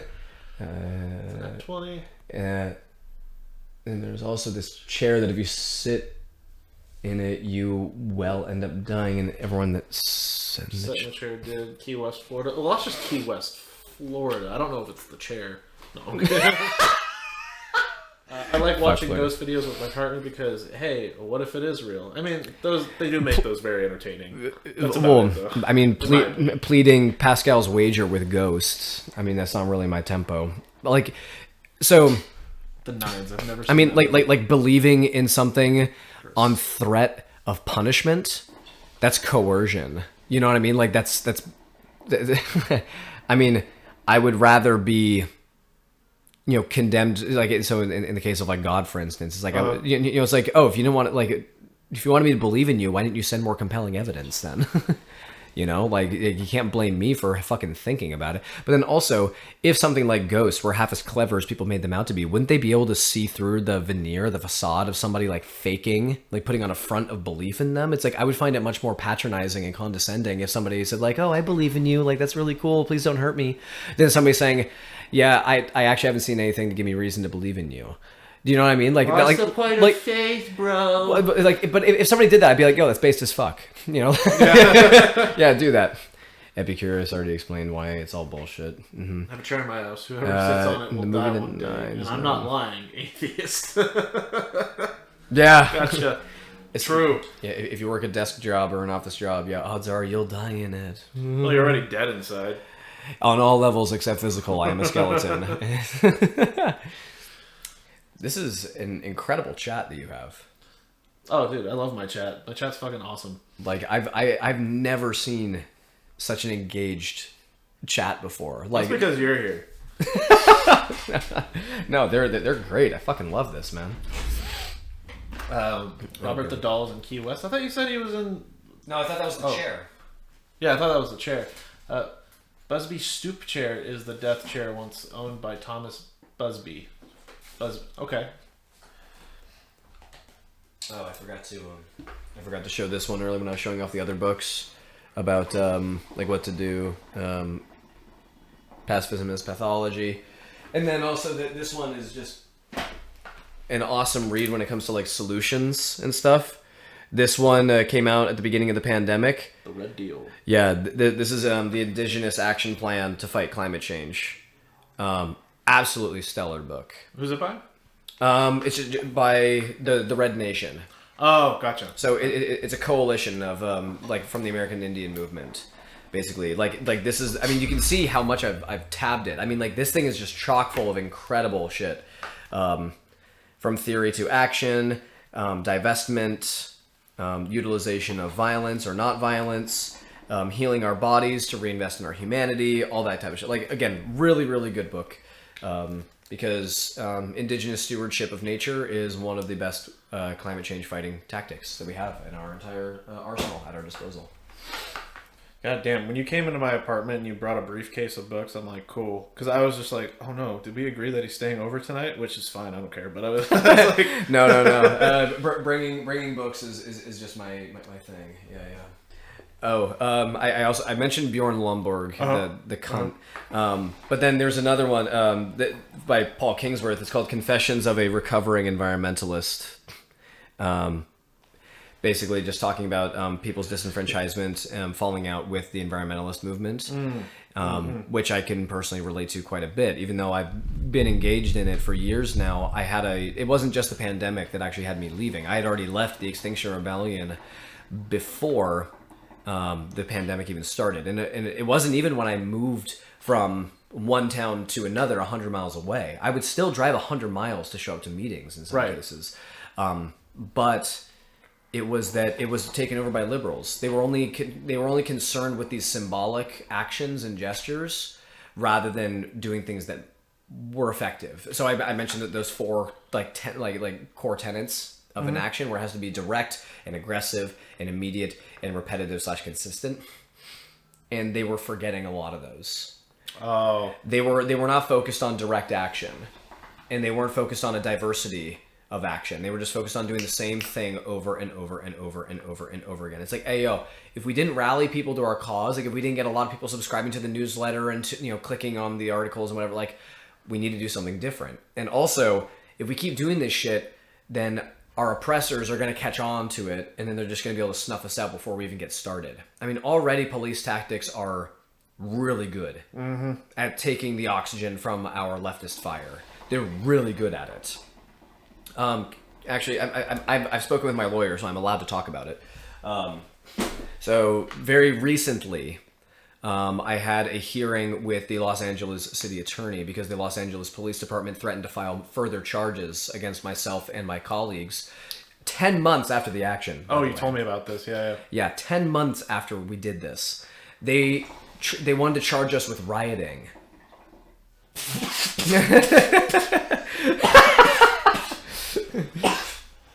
What? Okay. Yeah. Sorry, keep going. Yeah, they wanted to charge with... I mean, so... I had a hearing about it. Okay, sorry. I was gonna, the charges before were you not continue that. That's weird. Usually it's spitting out coffee, but I just spit out smoke. And I was like, the fuck, really? Yeah, no, So- like I'm not even kidding. So, but the city attorney, she was not interested in filing those charges, so the charges were dropped. But we were made an example of. That's all we've been this entire process. Jesus. Sending 100 armed riot officers with shields and guns to tackle. You know, like I had when I was being lifted from my position, so I was chained with my arm like this. I had at least one officer on each of my limbs. I had one behind me holding my back, and I had another one that was facing me with a gun to my chest. So I had somewhere around 10 officers on my body at one time for me just sitting there. And then I was ushered into a van. And then I was taken to one police station. And then I was taken to another police station. I had at least 1 or 2 pairs of handcuffs on me at all times. And I was always chained to either a vehicle or a bench when I was in detainment. Damn. They would do all sorts of psychological tactics to fuck with you. They would lose your belongings. They would mispronounce your names. They would address other people that they knew weren't you. So like they would walk up to Peter and call him Allan. They would walk up to Greg and call him Peter. Like they, like all this type of shit. When they had you sign legal paperwork, they would have you do it behind your back while you were handcuffed, and then they wouldn't place it on a table. They would drop, like you would say, "Can I have a pen, please?" And then they would drop it next to you, so you would have to like contort your body to pick it up. When they lock you in a cell, there's no lighting except for a distant spotlight in the hallway and the illumination of 2 flat screens that are on the other side of bars that are playing looped Keeping Up with the Kardashians. I'm not kidding. That is what I heard when I was detained for 9 hours. Not just the police chatter, not just when we were actually getting booked, there was a news, because we were actually around cops, so like they had to watch the TV as well. It was just the local news. 4 dudes getting arrested, 4 scientists getting arrested for protesting climate change. Do you know what was on the news? Hey, Los Angeles, get ready for a record-breaking heat wave, a very unseen. And damn. like right, and so it was like something out of a fucking movie. It was a parody of itself. It was nothing but satire. So anyway, all of this is just to say the police know what they're doing. They're trying to make an example of us. We were detained for so long. They come in every 30 minutes. They shine a flashlight in your face. And if you stand up to like stand at attention, just like, hey, like, nothing, they'll whip out their guns. They'll yell at you and say, get in fucking bed. Like all of that for protesting climate change. We are charged with a misdemeanor trespassing charge. And that is how we get treated. Because they're trying to squelch it before it gets any bigger. Don't let that scare you. Know your rights. Get your training done if you're going to do... I treat activism like I treat sex and drugs. If you're going to do it safely. Mm-hmm. I can't stop you from doing it. But if you're going to do it, make sure you fucking do it properly. Because there is a proper way of doing protesting. Again, I'm not telling anybody in particular to do it. I'm saying if you're going to do it, at least do it properly. I won't tell you how to do it. But do what you will. So the Bennial says the 9s is basically about proverbial 10, a god, and then multi-dimensional beings with near infinite powers. Power 9s, and then the humans is 7s. So, interesting. Old 2007 film with Ryan Reynolds. Oh, okay. Well, you just had to start with that. Okay. And hooked in, Ryan Reynolds. No. Back and I set up for the talk. Thank you. Welcome back. That sounds like the best time for a subtle in compliance. ACLU has the Mobile Justice Act. Get that at the minimum. Mm-hmm. Oh, I think I could be wrong, but Epic Prawn, you might have been talking about the Mobile Justice app, not the act. There is an app that you can download onto your phone. Yeah, absolutely download that. Getting a VPN. I'm guessing most of the people that are in chat already have a VPN. Encrypted messaging, things like Signal, are always good as well for communication. If you figure out the location of a buried lead box containing the Bassano vase, please send it to me. You will know it's the right vase when you find a note that says, "Warning, this vase brings death." Mm-hmm. Okay? Interesting. Oh, yeah, Epic. Yeah, it is a app, not act. Okay, cool. Yeah. Careful with VPNs. If you're tech savvy, make your own. Yeah. I mean, For some devices, you can stack VPNs, right? Like you can have it like Express and Nord or like Atlas and Surfshark at the same time, kind of a thing. So that can usually help you out as well. Yeah. Also, I don't know. I mean, on that on the tech note, by the way, I've got a shit ton of fucking books about that. Oh, here we go. More books. More books. I was in the military at one point and had training for how to deal with being a POW, and it sounds like the stuff you might want to know. Yeah. It's kind of a redundancy, though, from what I understand. Yeah, that's basically what VPNs are. VPNs are just a redundancy. Yeah. This is the book on surveillance capitalism. Like, this is it. Would highly recommend reading this book. It's dense as hell. It'll take you a long time to read it, but you'll be fucking glad that you did. And this is another book about surveillance capitalism. Tug of War by Jocelyn Wills. Yes. That smells delicious, by the way. Oh, my bad. Yeah, yeah. No, don't worry about it. Yeah, it's banana custard flavor. And welcome to the machine as well. I believe this is by Derek Jensen. Yeah, Derek Jensen. He's awesome. Really, really good writer. He's got a ton of books. Like I honestly don't even have enough money to be able to buy all his books. He's really, really good. So when it comes to your politics, we can gather based off of what we've talked about. But if you had to define yourself or put a label on yourself, and you don't have to because it's a very vague thing. Because even for me as a leftist, I can't give a definite label for myself. But how would you try to label yourself? I would say politically. So I think I mentioned this to you the last time you and I were hanging out. I have 3 different modes of identifying myself. So I would say that ultimately I am in I'm a communist on an economic standpoint, but I have a particular focus for environmentalism. So that's my most idealistic. But I would say by and large, libertarian eco-socialist is how I would refer to myself. And that's on like the practical side, isn't it? Yeah. And then like in terms of like what is able to be applied, I'm a democratic socialist, Bernie Sanders type of guy. But yeah, like so when we talk about the political compass, that whole XY thing, this whole thing is predicated entirely on money as a concept. Right. I don't believe in money. That's the thing. Like, I mean, I know that money's there and everything, but like, no, I mean, like, society would be better without it, and I would say that is like the ultimate goal of my politics is to abolish money, because like to move towards a resource-based economy, because that is like the ultimate evil. I mean, like, money is a complete human-made construct. You know, money doesn't grow on trees. Yeah, indeed. You know, it doesn't. So why should I abide by it? It's because once you have money, it's sort of like an equalizer in a sort of way, but not in a good way. Right. Yeah. And so, yeah, if we're talking this political compass, then libertarian eco-socialist, which is like the furthest to the bottom left you can get without just being like straight up like anarcho-communist. Right. You know, and then just basically just going in a straight or going a diagonal line towards that center line is how it goes. Yeah. Epic Promise says it sure would be a shame if there were ex-military leftists that knew some of these anti-interrogation tactics. Jet, have you ever heard of the anime called How a Realist Hero Rebuilt the Kingdom? No, I have not heard of that. No, I haven't. I have not either. So, fun little fact. So, I've undergone a lot of training as an activist over the years. So, I also worked as the security head for Black Lives Matter during the George Floyd uprisings as well. So, in my security detail, there were a lot of ex-mil leftists that were there. One of my you know, like including medics and stuff like that. So I also have like combat medic training. You can go to military. Fun fact, guys, you can go to military surplus stores and you can just buy their trauma kit, so you can fix everything from a splinter to a bullet wound. You can. There's also like urban medic tactics. So like if you go to a CVS, Vons, Publix, any drugstore, any grocery store, you get milk of magnesia.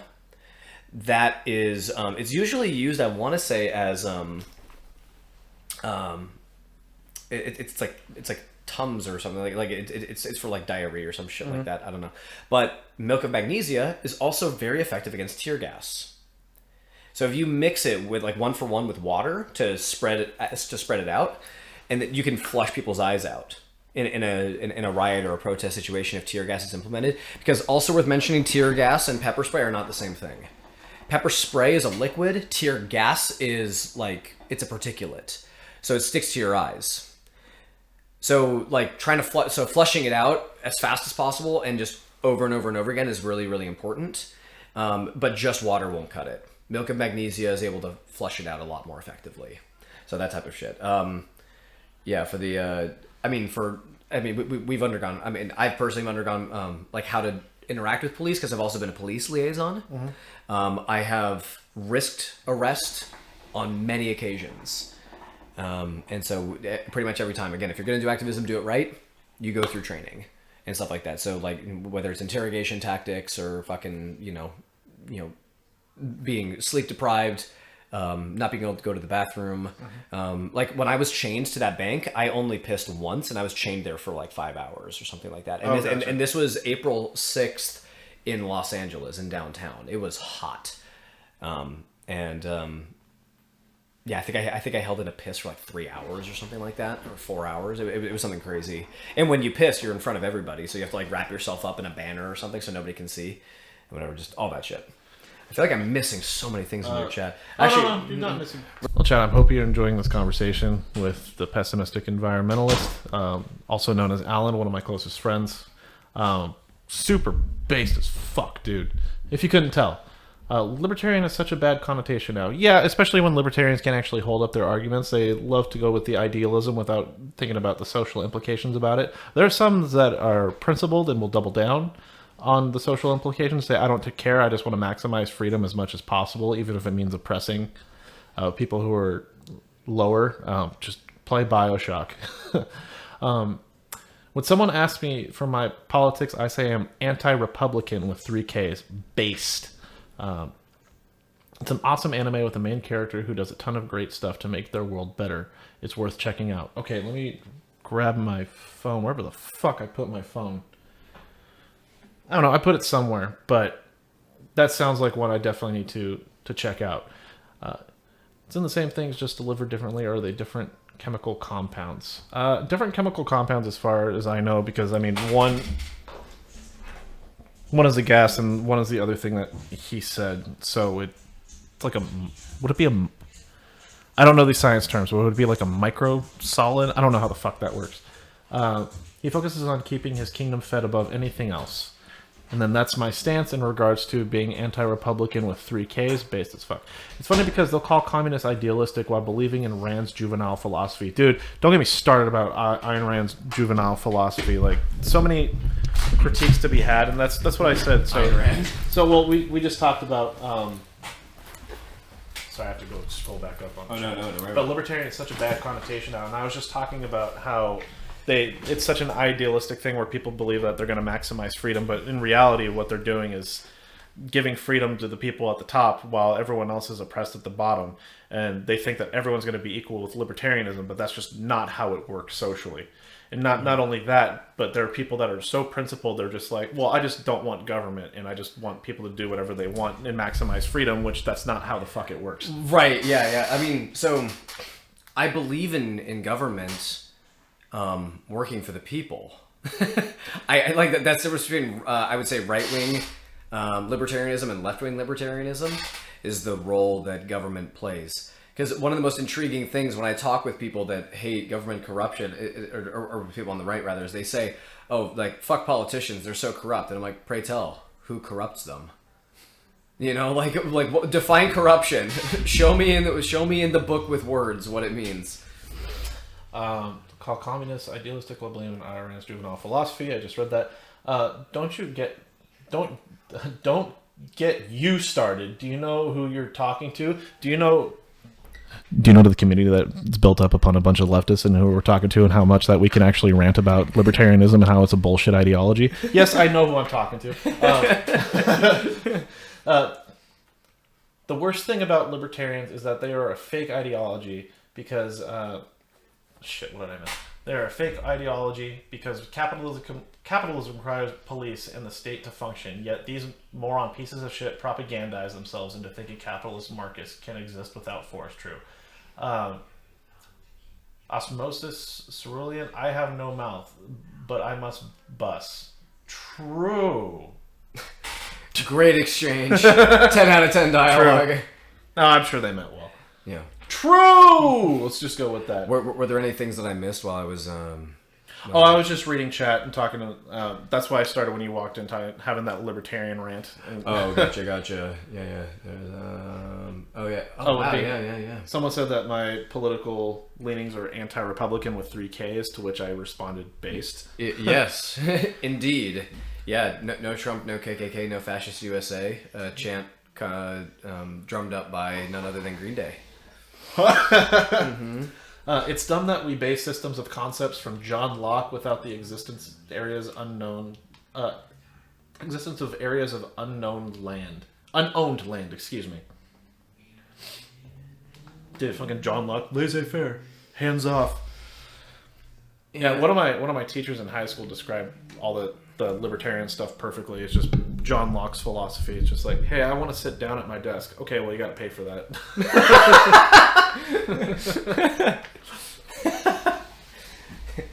You paid for it. Well, it's just so funny when talking to libertarian right-wingers who are just like, oh, well then what the fuck is what the libertarian leftist? It's just like, oh no, we want to maximize freedoms, but there are some things that need to be regulated in some sort of way. Medicine, education, shit like that. Just like that way you can actually maximize freedom. Well, I mean, so it's like create the standard, you know, like basically create the baseline when it comes to government of like, you know, what needs to be met for people to live by. You know, when it comes to like, you know, medicine costs, for necessities, like that is the purpose of a government, is to, I mean, for a society. I actually got into a debate with somebody about this, where we were arguing about what the purpose, like what the function of a society is, and I was like, dude, what do you like? A society's purpose is to look after, like, its people, like especially the people that are most vulnerable. And he was like, no, that's not what society's for. And I was like, what the fuck? Well, and people, they also have this misconception, like, that socialism, communism, all that stuff that they use interchangeably means that they don't maximize individual freedoms. It's like, no. We still believe in the individual. Don't get me wrong. Like, there's self-accountability, but... Oh, yeah. I mean, actually, I when I first started up the Pessimistic Environmentalist, I was catching a lot of heat, and I was doing a lot of debates with people about this whole notion of individualism versus, like, systems and stuff like that. And it's like, systems are made up of individuals. Right. So you have to think of yourself. I mean, like, one of the things that I have on my jacket is be the change. This patch right here. You know, be the change that you want to see in the world. That and the quote, never underestimate the power of a small dedicated group of individuals to change the world, because in fact, in reality, that's all that ever truly has. I subscribe to those ideas wholly. I mean, like, I fucking have to. I'm part of I'm an environmentalist. There aren't very many of us, you know, that are willing to do these things. I mean, my action that garnered global headlines, there were 4 of us, for Christ's sake, you know, like, so individual action, it does matter.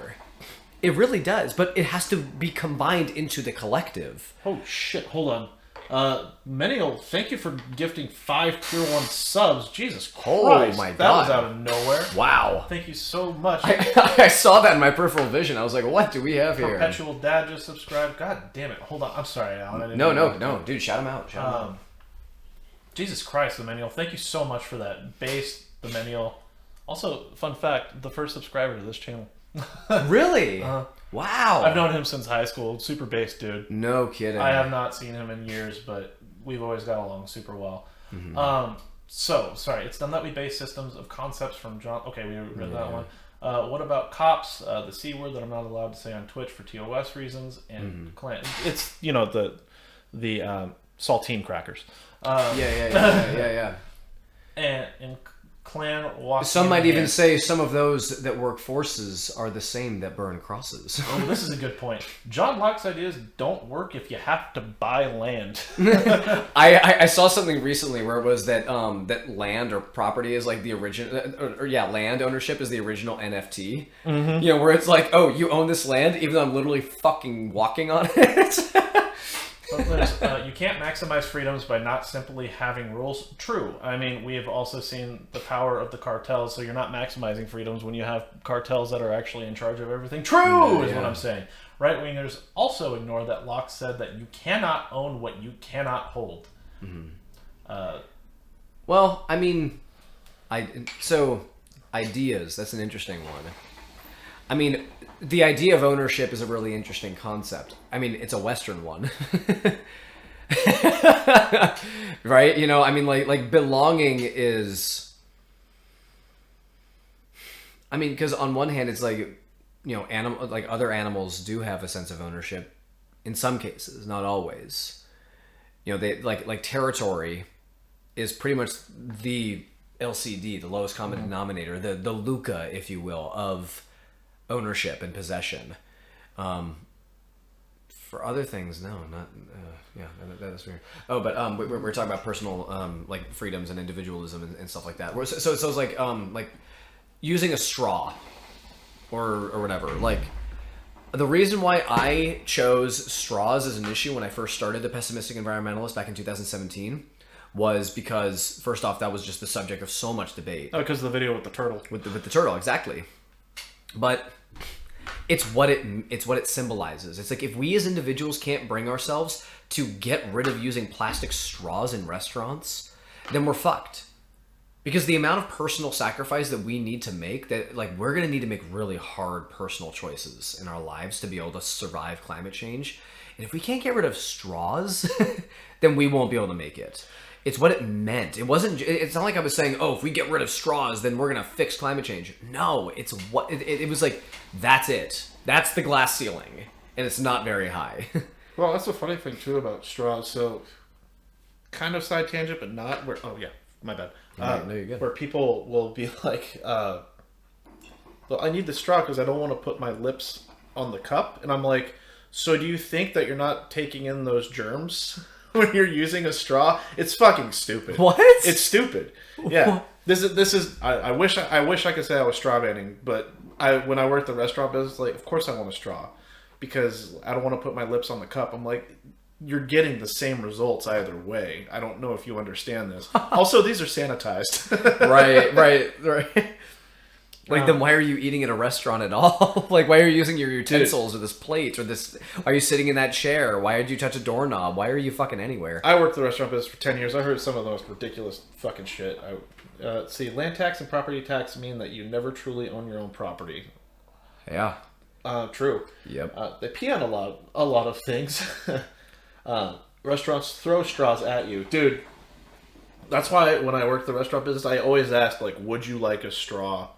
And I tried to move my boss, so they made these straws that are biodegradable. I don't remember the material that they used. Were they hemp or were they paper? Bamboo. It was hemp. Yeah. Yeah. But I tried to get my boss. I'm like, look at these straws. Like, these are good straws that you want to look into. I looked into the company and all that stuff. He's like, okay.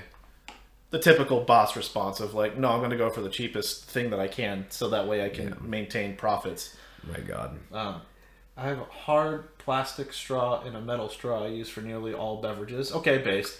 Yeah, I mean, with the little silicone tip on it, yeah.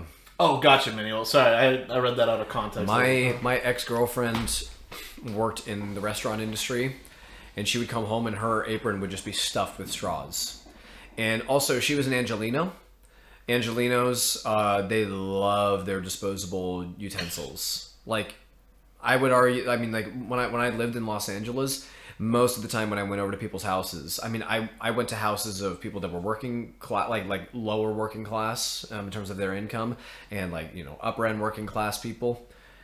And across the board, it was just like, if you wanted to eat something, you either order takeout, or if you make food at home, it's served on paper plates with plastic utensils and straw. Like, they just, because that's also because when they order takeout, it comes with all this shit. And like they're busy, they're go. So they don't have time to do dishes, so they just throw it out. Even in a house. And I'm like, that's a fucking foreign concept to me as hell, because I rarely went out to eat when I was a kid. But then also as an environmentalist, I'm like, Jesus Christ, like look at all this use. So, the United States, 330 million of us. And we have sent, I think it was like 300, or no, it was like 600,000 tons of plastic overseas. Right. In a year, and I'm like, okay, who makes all that trash? I mean, like, I understand that when it comes to like greenhouse gas emissions, they're from corporations, but there are so many things that we do as individuals that create waste. I know that COVID did show that even if we do take personal accountability, we don't fly, we don't do X, Y, and Z thing. Like when planes are empty, they still fly them. They will still do it. They can just do that. They can just fucking do that. I can go on and on and on and on about just like how the systems will basically just it's a house of cards. They'll put on the front that this thing works and is based off of supply and demand, and to an extent it is. But here's the really important thing with individuals. How do corporations operate if not by individuals? Uh-huh. That's the real power, and that's why it's a working class. Like that's why it's a working class issue. It's like if we have the guts to stand up and strike and say, "Hell no, I will not turn the wheel. I will not drive the tractor or the bulldozer that plows down a rainforest. I will not file this police report that condemns these activists that were just doing their job, not even doing their job, doing what it takes to protect their neighborhood." Then suddenly it all comes to a grinding halt. And that's why a general strike is the most important thing that we can advocate for as leftists. Because first off, it takes away focus from all that other petty drama bullshit the right wants to focus on, which are immutable characteristics, like race and sex and sexual orientation, and instead makes it about us versus the 1%. Mm-hmm. That's what a general strike is about, and that's why we need to do it. That's why that's why the individual matters. Well, it's just tough because especially within our capitalist system, just going on a strike means that you don't have as much wages, which means that you can't survive. God damn, can talk about this in the state of California alone, but let alone the rest of the United States. Yeah. Well, that's why resource pooling and forming community is really important. My problem though is that a lot of people don't want to form a community. I mean, like when I moved into my house, I mean, I've been living in apartments like most millennials do, and most Gen Zers do. I mean, hell, most Americans do. But now I live in a house, and I live in a neighborhood. And I thought, I want to link up with my neighbors. Like we can start our own community watch, like so we don't call the police when it comes to, shit. But also we can just sort it out. Like if there are any domestic issues, like, for instance, fireworks. Fucking hate fireworks. I hate the shit out of them. 4th of July comes around, people are shooting off fireworks and shooting guns into the air. I hate it. It's unsafe. It's a disruptance. It is so harmful to animals and just like to the air quality and just whatever. And I wanted to link up with these people when I moved in, which was just before 4th of July. Nobody was interested in talking to me. Nobody. I guess it also, maybe didn't help that I'm one of the few white people in my neighborhood. Right. And so they weren't interested in any sort of community forming with me. But it's also like, I tried.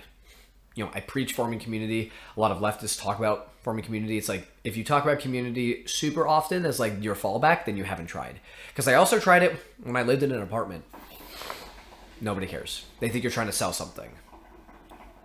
Even with the best of intentions. I think it's haste that makes waste. Oh, dude, especially in the restaurant business where you just have to kind of throw shit in a bag and just dispose of it. Oh, I was also going to lead to the conservation point. Oh, yeah.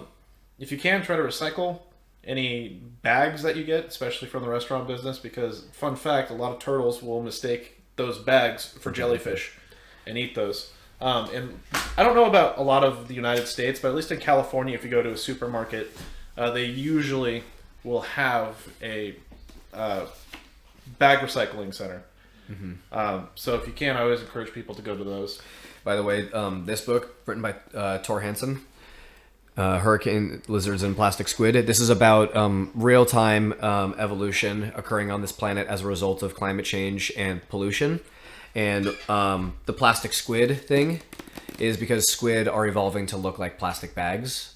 Oh. Because animals are now figuring out to avoid plastic. So plenty of them are eating it and dying, but then plenty of them are learning not to eat plastic. So animals that look like plastic are now not being eaten. Already jellyfish would be doing fine during climate change, but now they're doing even better. Because there's so much plastic that looks like them, so their chances of being picked are slim, but then also things are learning to not eat plastic. Right. And things that look like jellyfish. So like it's just like a triple threat of jellyfish are doing fucking great. And now squid are catching them. God damn, that's crazy. I will burn society to the ground when it comes to my art and my fellow artists. I will warm myself in the ashes of it. Go to Aldi if you have one available. No bags. Or, excuse me, 80. Oh, Aldi. No, I read that right. Yeah, Aldi's. There was another book that I wanted to plug while while I was here. Thinking about it. Right. Yeah. Oh, I was just mentioning like just the like way back ago, just like the fake nature of money. David Graeber, incredible leftist writer that we lost actually in the past few years, but he also wrote the classic Bullshit Jobs, and posthumously published The Dawn of Everything, which was like a chronicling of human history. But what's interesting is that it's sort of in contradiction to Yuval's *Sapiens* and *Guns, Germs, and Steel* and stuff like that. Oh, okay. I personally like this is where I kind of plead a middle ground fallacy a little bit, because while David Graeber is a really good writer, he does sometimes have a little bit of like high and mighty, like he'll be like Self-aggrandizing? Yes, thank you very much. Yeah. Oh, no. That is the word, yeah. The amount of times I've used the term self-aggrandizing on this string, Jesus. Yeah, Where I criticize people who are self-aggrandizing, but sometimes when I make a good point, I'm like, fuck you, I'm spitting, bro. Now, on the note of recycling, one of the best things that people also forget. So first off, that whole reduce, reuse, recycle. Like recycling, as we know it in the United States, was created by corporations during the dawn of the modern environmentalist movement in the 60s and 70s to reduce corporate accountability and increase personal accountability. But it does have its merits. It's sort of like how the switch from global warming to climate change was a right-wing led idea. But then it was kind of like we realized, wait, that does actually kind of make more sense from a messaging standpoint, because it's like not always is the world going to, or like the world as a whole on average is going to get warmer, but we're going to see wonkier shit, because then people will be like, oh, we hear it all the time. Oh, if the world's getting warmer, then how come it's snowing and whatever? It's like because a warming planet fucks with everything else, and what would be considered like unconventional or like unusual ways and shit like that. But anyway. But recycle is the last one. There's reduce and reuse, but the first one, reduce. And so like that's what, we live in a consumerist and materialist world. So the less that we use, the better. And so Jason Hickel is a great book about Jason Hickel, not Jackson Hickel. Yes. Prefaced by Rupert Reed of the Extinction Rebellion. Yeah. So the Extinction Rebellion I have an interesting relationship with. I was one of their press liaisons, their police liaisons, and of course, Scientist Rebellion is an offshoot from the Extinction Rebellion, and all of that. So the idea is there, but it's just, again, with my chapter that I was working with back in 2019 and 2020, I kind of had a bit of a falling out with them and everything, but, solidarity, like at the end of the day, we just want to help people. So it's like, that's what we want. Anyway, so less is more, great book. They only sell reusable bags, so that's Aldi. Yeah. Take those boxes, Aldi bags. They also let cashiers sit. Oh wow, jeez, that makes me want to support Aldi. Just the fact that they actually let cashiers sit the fuck down. Wait, really? They do? Oh my god. They also and Aldi has the fastest checkout. Yeah, reduce. That's for sauces, right? What? Like how you have to reduce. For reduction. Yeah. That's funny. I keep thinking that the Night Boy enjoying the jet stream. Oh, the Nightbot, yeah. Enjoy that. Feel free to subscribe. Ads suck. I was just about to say, are they European? I kind of want to eat this chip, just for shits and giggles. Is it really that hot? It was for me because it when you have it at first, you're like, oh, this is fine, and then it just creeps the fuck up. Okay. But you might be able to handle it better than I will. Emmanuel, thank you for the gift one sub to SJW the SJW. Jesus, 6 subs on the channel? Jesus. Shut the fuck up. Everyone, now is Not your being so chance. Oh, Epic Prawn, you didn't need to spend that. Wait, what So is it? this was meant for me. Eat a spoonful of wasabi or hot pepper, but the hot chip also Oh. substitutes. I have to order some more hot chips. I'll have to turn that off. Oh God, it's black. Hey, context. No kidding.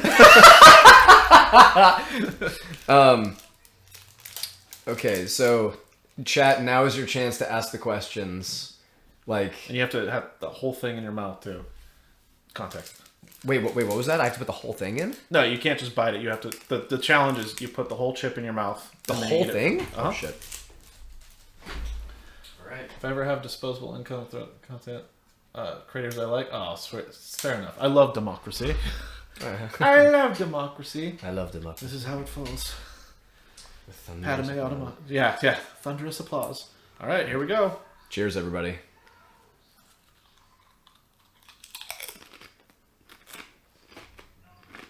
Ooh.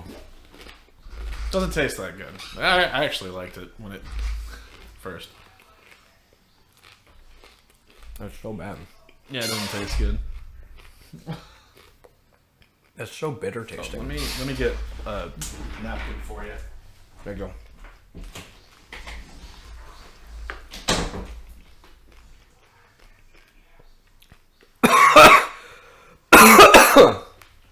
Oh God. Oh, did it happen? It's just hitting the back of my throat. Oh. Woo! If you can handle mace, you should be fine. True. That's like the bomb. Oh, dude, yeah. Except your asshole doesn't feel as bad. Oh, it's just bitter. It just tastes bad. Yeah. Woo. Okay. I know the water doesn't. Well, the water was just to get the chip down, because it was catching in my throat. It's not for the heat. Yeah, get the milk of magnesia, right? Oh, Master Dodo saw the dog. What the dog doing? Bring me some. I will later. I'm sorry, but he's gonna be way chaotic right now. Oh yeah. But it will be redeemed at some point. Promises. Yeah, if this is as bad as it gets, then good. If it's persistent, then fuck me, which I'm sure it will be. Yeah, maybe I'm just more of a wuss when it comes to spicy, even though I fucking love spicy. Yeah. It's good in moderation. Like if I'm eating something that's really spicy. Stormflight Archive? I have not. Great book series. Wait, who asked about it? The menu. Yeah, he's at... Brandon Sanderson is the writer for that, and he's written, I think, 4 or 5 of them. And they're like 1,000 pages long. Brandon Sanderson is an absolute unit when it comes to writing. Let me write that down. Fuck, man, I have so much books. He writes really good combat sequences. Just as long as it's not Stormfront. Stormlight. Okay, that's getting hot. It's getting there. Ooh, do you have like milk or something that I'd be able to... Yes. Be right back. There you go. Got almond milk if that's good.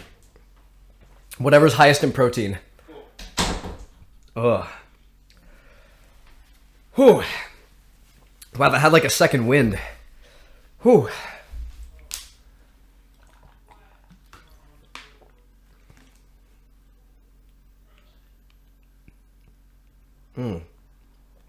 Yeah.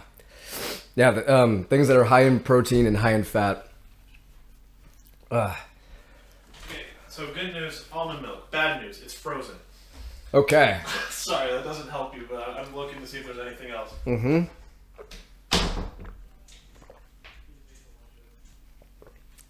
Should have probably checked it on suppressant techniques before I pop that thing in my mouth.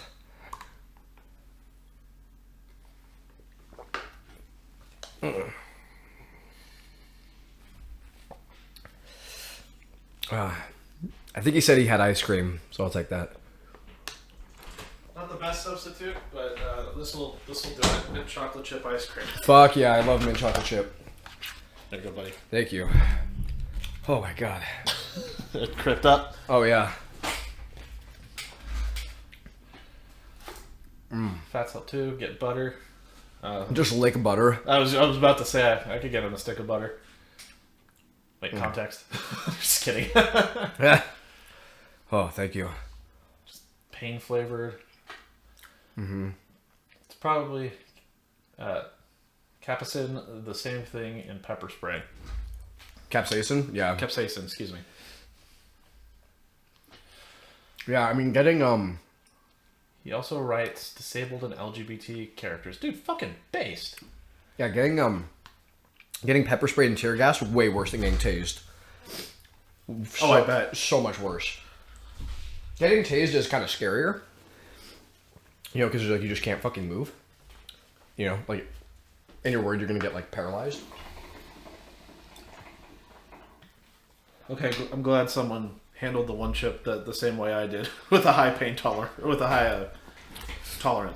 Yeah, I mean, I was handling it fine, and then it just, like, came back and just kicked me in my fucking face. And I was like, ow, what the fuck?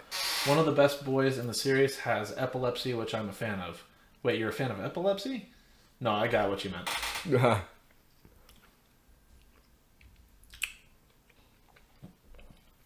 Rights, not rights. Gotcha. Might be. No, I got what you meant. Don't worry.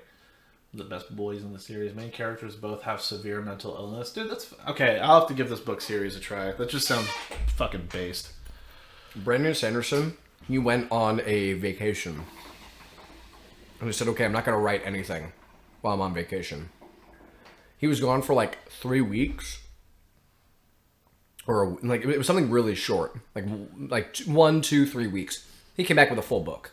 Fuck! He couldn't help himself. Insanely prolific writer. And he's good, too. Like, it's not like what Stephen King does these days, where he writes, 6 pages minimum a day. And now it's kind of like Pulp Fiction-y. No, it's good. Have you ever heard of Zontan the Great Demon? God damn it, we've already answered this question. No. And I'm not going to look it up because you've already established we're innocents of the internet. Let's keep it that way. Here's how I might describe him. Oh my god. Like, just what I think is going away. Interesting. I mean, it very well might be. Well, it's like what you said with Da Bomb, where it just kind of stays there and it's bitter as fuck. Yeah, like, it's hurting my lips and shit.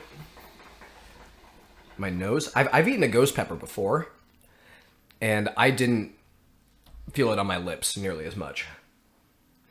Wow. Chad, if you want to see some more ghost pepper action and hot chip in the future, feel free to subscribe so that way you don't have the ads. Anyway. Right. Chill.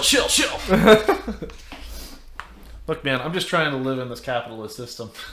Right. Oh my god. Sanderson is the GRRM if he wasn't problematic as fuck and a slow-ass writer. Oh, fuck. This was the other book I meant to plug when I'm talking about money. Jacques Fresco, Revolutionary. What, Zone is just a lewd animator?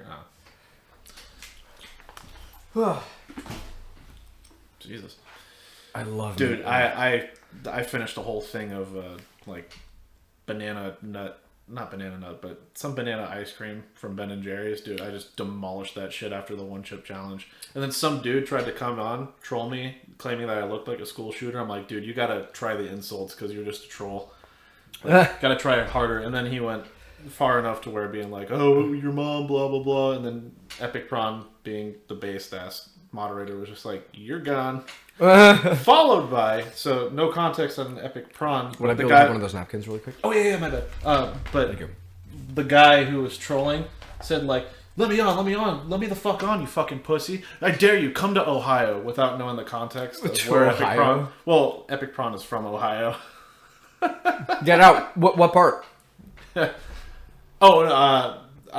don't know what part, but he hasn't disclosed that, but I'm not going to disclose it on stream. My family is from Brook Park, Ohio. Not East Palestine, LMAO. Yeah, good call. Oh, Sanderson. Yeah. No, Sanderson, he took over for another fantasy series where the author died and, like, said in his will, like, I want Brandon to finish it for me or whatever. And then Sanderson wrapped up the series, and he, like, everyone was like, that was disrespectful as fuck. You wrote it better than the original guy did. Like, goddamn, he made it even better. Like, It's like the guy who's doing Berserk now because the original mangaka passed away. And he's like, yep, I trust this person to do it. And I guess the guy's just been doing a phenomenal job. oh, I love that. That's so wholesome.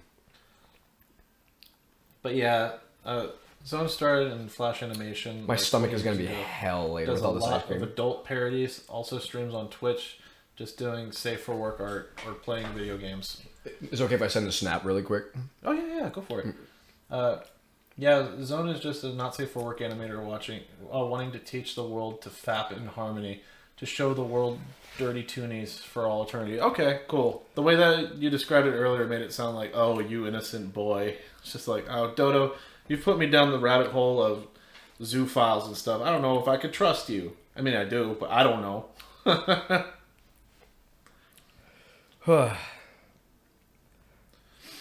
Feeling okay? Yeah. Good. I have to order more of those chips, or just get a shit ton of wasabi. Dude, well, my first stream that I ever did was 24 hours. Oh, yeah, I remember that. When I got $250, had to eat a spoonful of wasabi.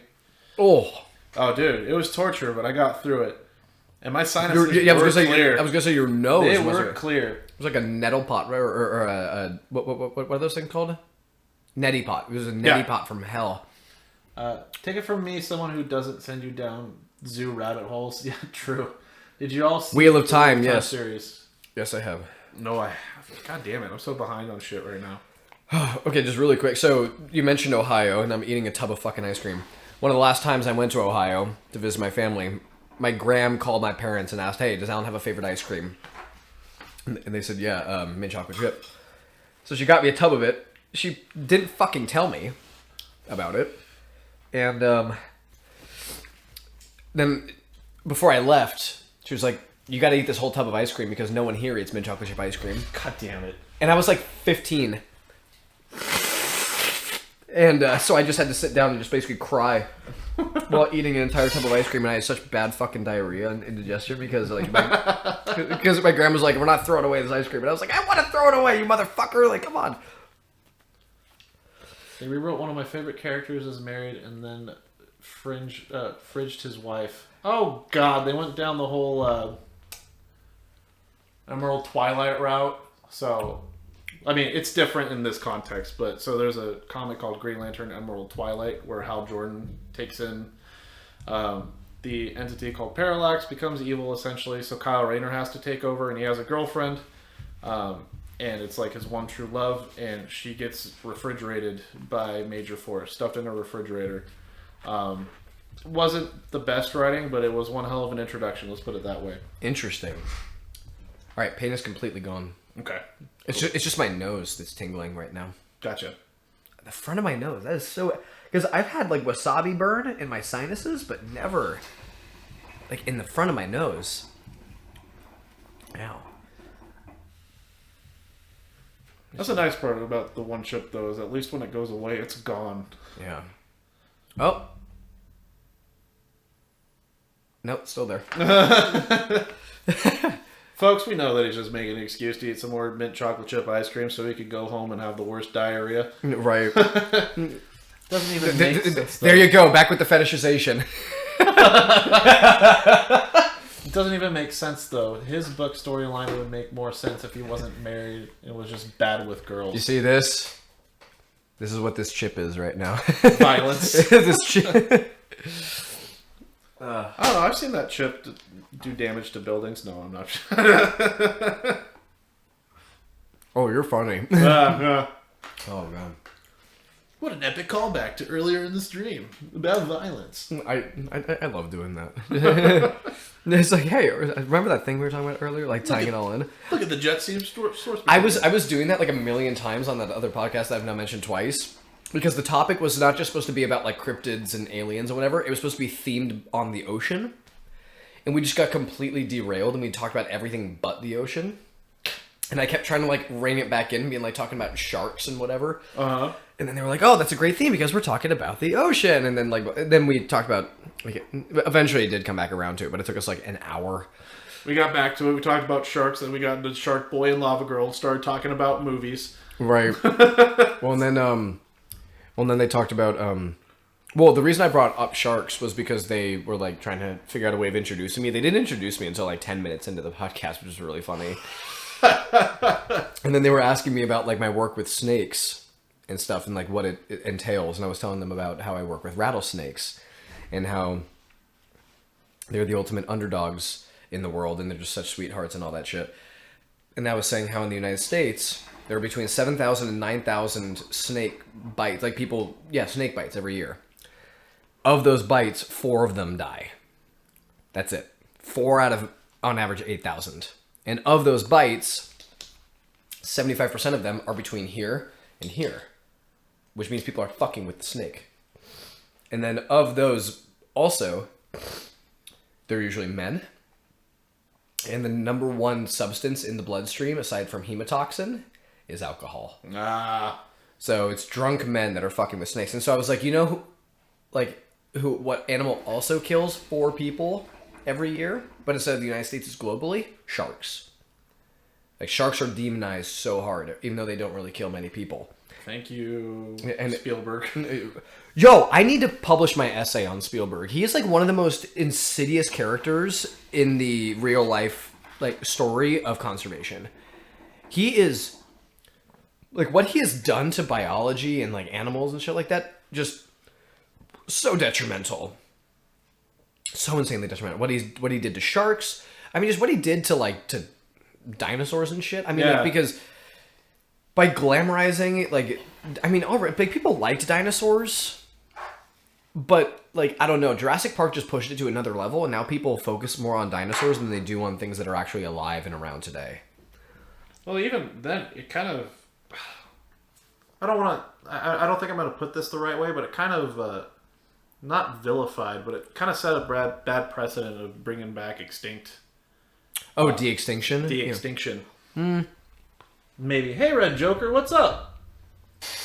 Wait, Shark Boy and Lava Girl gets into Spy Kids, which gets back into the American military and CIA, which gets back into Steven Spielberg and his movies, demonizing all these things about conservation and sharks.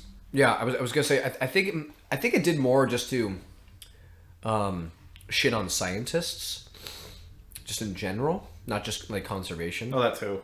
Because then people are just always like, because whenever we do try conservation, people are like, haven't you seen Jurassic Park? It's gonna go fucking wrong. And I'm like, no, Jurassic Park is stupid. The premise makes no fucking sense. Like, putting dinosaur DNA into a frog is like saying, oh, we need to do in vitro for humans. Quick, get a giraffe. It makes no goddamn sense at all.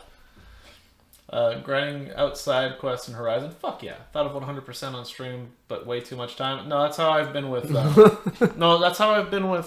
life Elden Ring. Finds a way. Offline is easier. Oh, dude, fuck yeah. I get that. Elden Ring, I've been doing some outside grinding, but saving the main story points.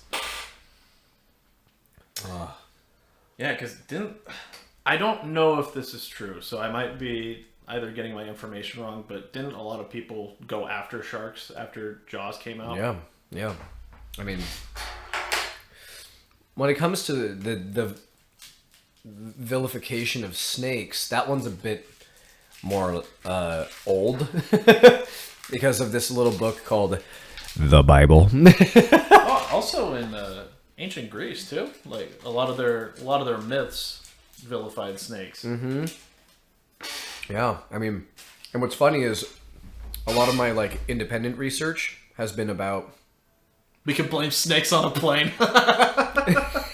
We can blame Samuel L. Jackson, motherfucker. Sorry, you're saying Anaconda and everything. Yeah, it was or some of the individual research I've done is about humans with snakes, and is it an innate fear in us, or is it a societal one? From what I have found, it's societal. Like, because when I'm doing presentations with snakes, and there are children there, the kids are totally fine with it. Mm-hmm. The adults are not. They make it their entire personality to be afraid of snakes. And I'm like, you think that's cute? Quirky? Like, come on. Like, grown ass adult women just running across the fucking room to get away, like screaming, like making a whole like spectacle of it. I'm going, why do you need to do like what is this theatricality and the hyper performative nature of what you're doing? Like, do you think I'm impressed? What the fuck? Samuel Jackson, how dare you? Sean Connery cursing Sam Jackson. Samuel Jackson, how dare you, you motherfucker. Suck it, Trebek. Suck it, snake. Oh. I mean, I'm afraid of snakes too, but I've never ran out of the room. Well, I have taken the time to actually go to like... That you have, right. Like, I know you have. I know that you... So, like, it's like... It's sort of one of those things as well, where it's like, so... I mean, I'm afraid of dogs. You know, like, so, but like I've worked on that and I know that I have it because I've been attacked by dogs. And so like I've gone to therapy about it and I know that it's not all dogs and shit like that. So when people are afraid of snakes, it's like, when I ask people, why are you afraid of snakes? Usually they're just like, I don't know, like they're creepy. And I'm like, that's not a good reason. Like, you know, like, I don't know, like spiders are like that too, but I don't kill spiders. Like I respect them.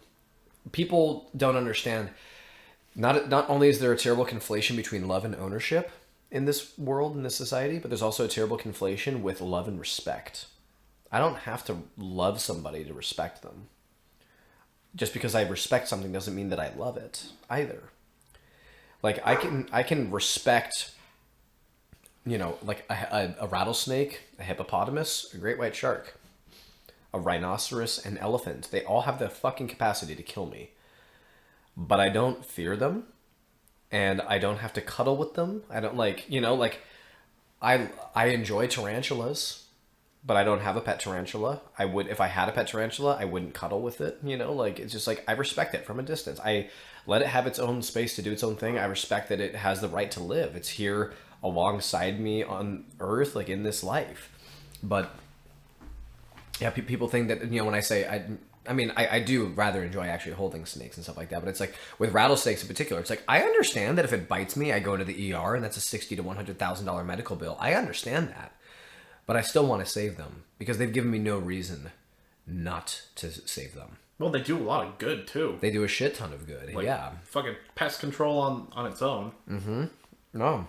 How do you feel about, well, actually, before I move on to my next point, if you see a dog wagging its tail and showing its teeth, that's a sure sign of don't fucking pet it. It's a sign of I see you, I'm aware of you, I'm gonna fucking bite you. So the amount of people I've had even go up to my dog, now Miso is fucking loveliest dog in the world. Mm-hmm. But when people go up and they just start petting my dog, I'm like, hey, can you not do that? Yeah, like that's really shit dog etiquette. Yeah, really, really shit. Like anytime I see someone with a dog, I'm always like, yeah, can I pet your dog first? Yeah, may I pet your dog? Where does he like to, or he or she like to be touched? Yeah. Because some people, like, they immediately just jump into the scratching on the head. And like, it's like, dude, what if they don't want your face up in their face? What if they don't like to be touched on the head or the butt or the back or whatever? Like, I'm on Braille when it comes to dogs. I mean, I'm like that as with all animals. I mean, like this woman that I mentioned that I'm seeing, she has a pet cat. When I first went to her home, and I saw her cat, I immediately just like placed my belongings on the ground. I really slowly just put myself on my stomach on the ground, and I put my fingers out so she can smell me. Just like, that's just what you do with an animal. Again, you have respect for the animal, just like you would for anybody else. You know, like if I was going over to somebody's house and they had a kid, I would do the same thing. I would put my stuff down, I would approach at an angle, I would crouch down, get nice and low, and I'd be like, hey, how's it going? Yeah. You know? That's just what you do. What I was going to ask is about the conservation front and hunting and how you feel about that. Yeah. Because I know a lot of people, before you continue, I know a lot of people are like anti-hunting no matter what, but I disagree. Mm-hmm. Yeah. I think that hunting is an interesting one, because I think that on one hand, population control, something like deer or whatever has to be done. A lot of the times when there's mandates on like populations and stuff, there's like no science behind it. They just make up numbers. I mean, look no further than elephant culling in Africa. Right. You know, they say, oh, there's an overpopulation of elephants. Like, bro, there used to be almost 30 million of them in Africa in the 1800s. Now there's fewer than 500,000 of them. Mm-hmm. There aren't too many of them. Not even close. Also, if there is an overpopulation of deer, why is that? Yeah, a lot of that's human interference. Yeah, I mean, it's not just there's an overpopulation of deer. There's an overpopulation of deer in urban areas because we have eliminated the forests that they used to live in. Also, because they don't have any natural predators because we've killed them all. That's why. So, if anything, humans have to do that because we extirpated their predators. I was going to say, as a result of our interference. Right, so it's just like, I guess we have to fucking take that upon ourselves and do that. Like, ugh, I guess.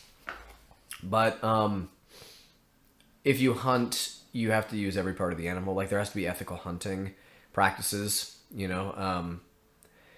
And when people, like, say Joe Rogan, when they're like, oh, I fucking love going hunting for elk and whatever. I'm like, bro, just go to the grocery store and get meat. You know what I mean? Like, Right. There's so many more sustainable, like, ways of getting your meat. Like, there's so many other kinds of animals that you can eat that we literally domesticated for that purpose.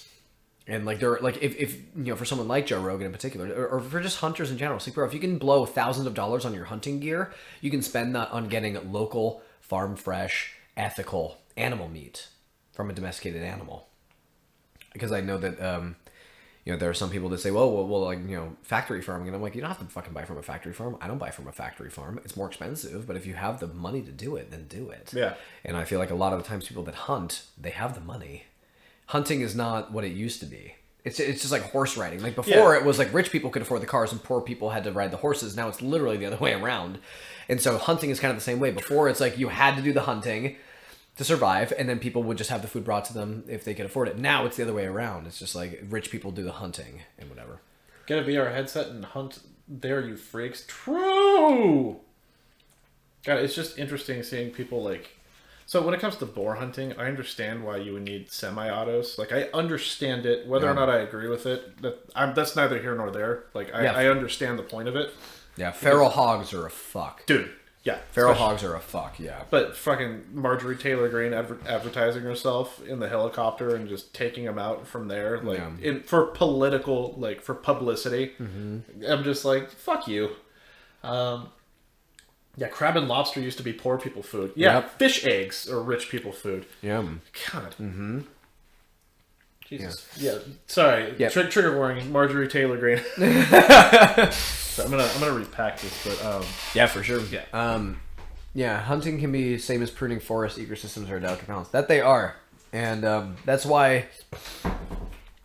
That's why the hunting thing is so interesting, because there is a right way of doing it, but then what is the thing that is basically opening up the possibility or the necessity for that hunting, and that needs to be addressed primarily. My stomach and my nostrils. My mouth doesn't even hurt anymore. It's literally just the front of my nostrils and my stomach now.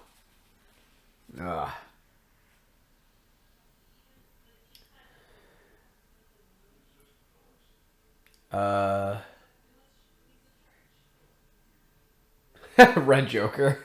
Then leave then. No, I agree. I mean, a lot of the times, people that are in Congress, they spend most of their term trying to get reelected.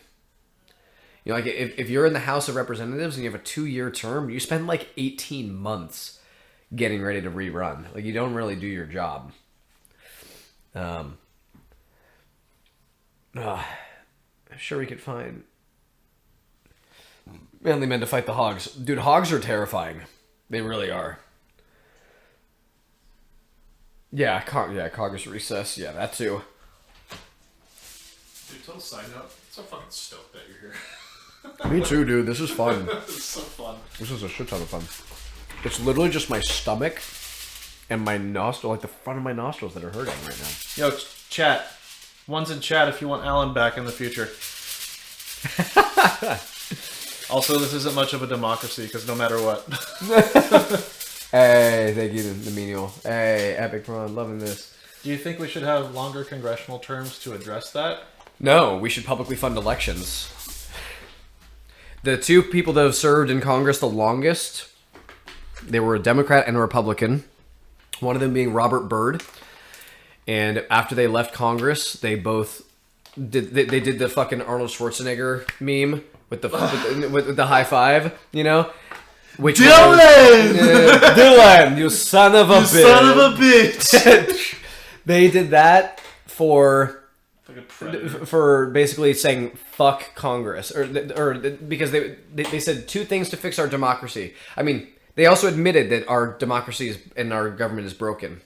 The two ways of fixing it: publicly fund elections and abolish the Electoral College / abolish the Senate. That's So, how you fix it. Ranked choice voting. I mean, ranked choice voting comes later, but it's just like if you really want to just like streamline the process of fixing this fucked up situation, it's publicly fund elections and get rid of the Electoral College. That's how you do it. What?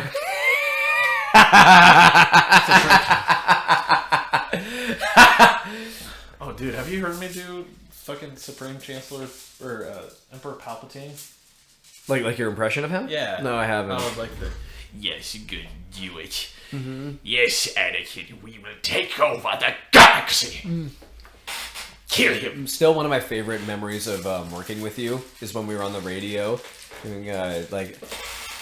We have guests that are here, precious. This is they're ready to go. We have guests so precious. We have the radishes. Let's go, sis. They're going to need the bitches, the bitches. Like, you can't get ranked choice voting with the Electoral College in place. Yeah, I mean, there are so many fun things to tinker with when it comes to how to have a better democracy. And so there's ranked choice voting. There's also like citizen panels or citizen committees, basically, to have in addition, like basically having juries. Sorry. Finish your thought first, and then I'll get to it. Oh my god. Well, yeah, you don't know the show Master Debater, but okay, I'll just explain it now. So one of our friends, Freddie Yeti, before he had to go offline due to personal issues, he used to hold the show called Master Debater, which the pun intended. Yeah. And it was an irony about debate culture and how it's just basically bullshit. But basically, us going on as Smeagol and Gollum would be so fun. So the first round's like, overall, the game doesn't matter, and nothing matters until the last debate, where it gets super serious. It could be about stupid subjects, but you take it seriously. But a lot of it would be like, you roll a wheel, and there's just a bunch of stupid subjects, but that would be a lot of fun just doing Smeagol, Gollum back and forth. Oh, it's made its way into my stomach now. Oh. You don't need a battery democracy when you have an Empire. You don't need a democracy. We have the new galactic empire. This is how democracy dies, with round applause. Oh my god. So much applause. I should probably put this back in the freezer like a smart boy. Oh. Oh my god. Oh. Close the door. Oh. Fuck. I should have brought Tums. And again, I didn't know that chip was here. Yeah, man, this one's gonna be a fun edit. Oh. You have to go to the bathroom? Oh, I don't know. Oh. This hurts worse than the face. Oh, so it just hit the stomach. Yeah. How long is it there? Usually not too long. Okay, good. Ah! Oh, God! Oh, sorry, I don't have Tums. Fuck, really? I know, my bad, dude. You I have to throw up? don't know. Oh shit, that just hit. Again, this is worse than the face. I mean, you were there when I fucking ate it. I was like, I was like chilling. At least on the face, it just kind of tickles your nose and Oh my god. tip of the tongue, the Fuck.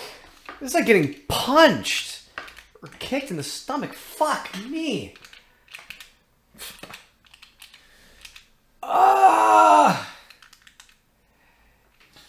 I don't mean to look like I don't care. I'm just No, I know. I don't know what I can do. There's nothing you can really do. Well, while you're like, I'm suffering, god damn it, I'm like, I'm gonna poke holes in foil. Is it weird to think that someone slept with Palpatine? He was a dashing young man when he was younger, according to Legends lore.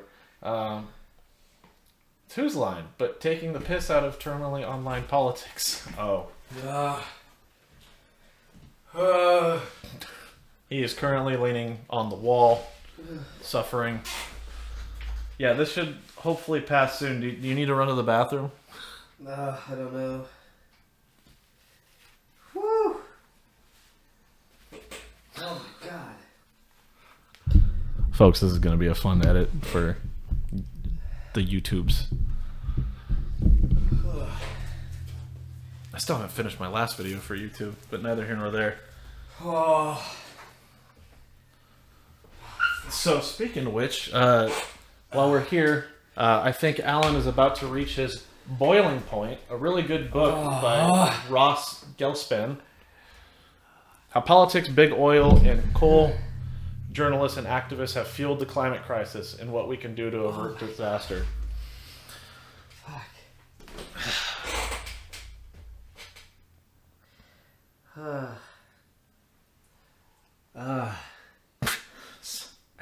I mean, I literally did that to myself. You were like, you don't have to eat it. And I was like, no, I want to. Like, No, I get that. No, Yeah. I totally get that. I do the same thing.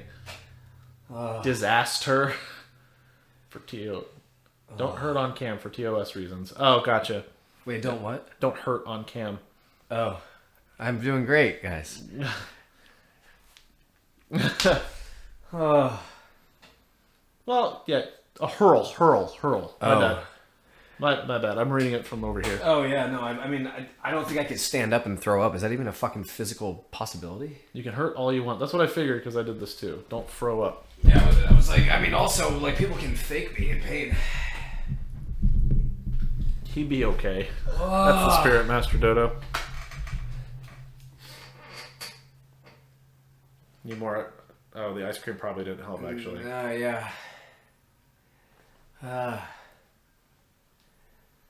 Trying to think of how I could help. I'm just waiting for the storm to pass. Storm to pass until you have to pass I want to say it's getting better. Okay. He needs a kiss on the tummy. Who the fuck said that? The menu. I figured. Call his girlfriend. It's like the worst high you've ever felt, isn't it?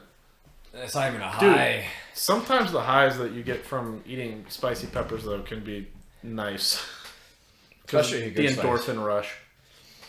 Anything that's under 100,000 Scovilles, I would say gets you a good high. But anything above that is just fucking... Oh, you just want to die. Well, I remember for my birthday a few years ago, probably 2019, 2018, we made hot wings because of trademark show. Oh, yeah. And it was spicy to the point where no matter how much alcohol I drank, like it was just releasing so much endorphins and just burning so much in my body that I was sober. Yeah. Tummy hurt is a bad time. It really is. Yeah. So I feel bad even though I'm laughing. But yeah, it's definitely going away. Either that or I'm just getting stronger. Oh, shit. hey, time to get motivated now! Exclamation points. That's an obnoxious amount of exclamation points. That is. I didn't... It's an uncanny number of exclamation Dude, points. I'm so weird when I write. So if I'm excited, 1 exclamation point. If I'm like yelling, 3. Doesn't go past that. But if it's 2, fuck you. I don't know why, but it bothers the fuck out of me. It's good for texting purposes, I would say. It's a revengeance meme. Oh, okay. So Metal Gear Revengeance.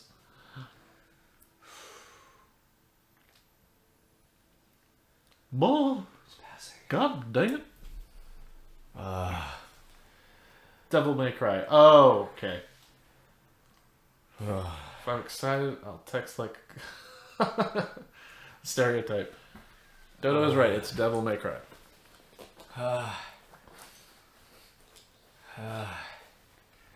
Taking off the vest.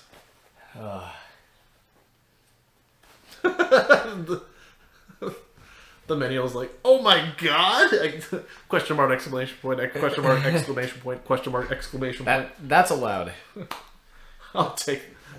I love that. Oh my god!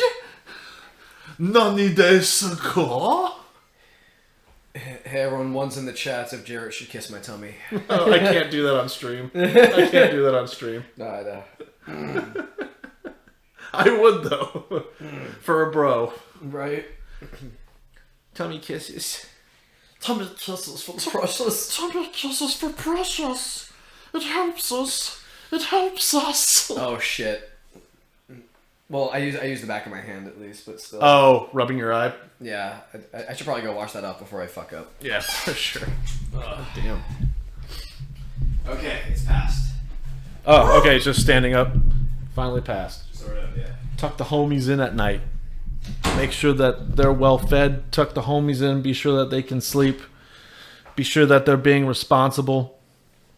Give them a kiss on the forehead goodnight. Kiss on the cheek when they're feeling insecure. Give them a hug from the back when they need to be surprised, but in a good way. We love our bros, bro.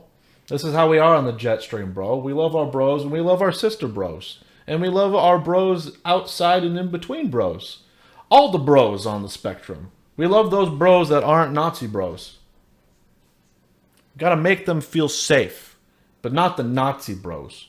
Not the red fash bros. Not those bros, bro. Not the murderer bros, bro. Not the CP bros, bro. You're standing and he's sitting in a chair? No, Oh, yeah. I need to make him feel good. I need to stand while he sits in a chair, bro. But now he's standing and his tum-tum's all better. In preparation for me to kiss his tum-tum in order to make him feel good, bro. Yeah, I'm the taller one of these two. I will embrace him in a bro hug, let my chin rest on his bro head, and I will just make sure that he feels comforted and that he doesn't have to worry about the Nazi bros on the outside or the red fash bros, bro. Hold the bros down, bro, but hold them down, like ethically hold them down. Don't force it down, bro. Make the bro feel secured when he's being held, bro. The balls don't touch, bro. The ethical bros, bro. Bro. There was a meme that I saw recently. It was just like... It was like, man, I really have to take a piss. It's like, well, if you piss, you have to pee on the world. Pees in bro's mouth. It's like, why did you pee in my mouth? Because you are my world. Bro. ...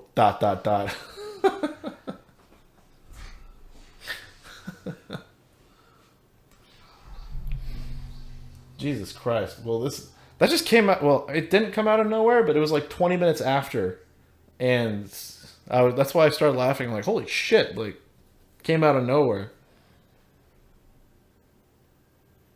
That escalated quickly. Nah, dude, it was flaccid. It didn't escalate quickly, bro. Gotta make sure the urethra's comfortable, dude. Make sure it's not all stretched out, bro. That way you're not burning pee. That's how it works, right? But we make sure that our bros don't burn pee because that could be chlamydia. Or gonorrhea. It came back for round 2. Oh no, it came back for round 2.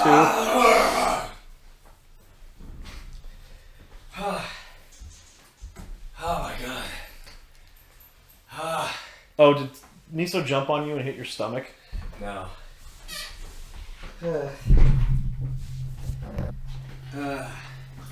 Bro hurt his hand. He might need help jerking sometimes, bro. Well, not just a UTI, bro. He is currently prone onto the ground, going defensive mode. Jesus Christ. Fuck. Jesus, I sprained my wrist earlier in the fucking week, and this is more painful than that. I could see that. Like, I was in the fucking ER, like, making jokes like Deadpool the whole fucking time. There's, like, no fucking jokes here. Oh, God. Yeah, no, it's exactly like getting fucking kicked in the stomach. Oh, but like an atomic kick. Who handled it better, chat? Jet or guest? 1 for Jet, 2 for guest. Who's chat? Who's chat? Oh, chat. Oh, chat, yeah. 3. Yeah. Oh, Prawn was here for both. That's true. Oh my god. But I did have the lucky distraction of a troll.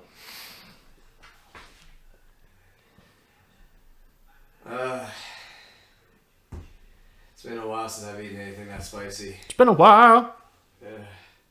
I know it's Probably not been the like time for jokes. It's probably been like 4 years. Jesus Christ. Oh, Oh, my bad. shit. You okay? No, this is more the picture fell on your foot. I'm like, that doesn't help you. Oh, no, you're good.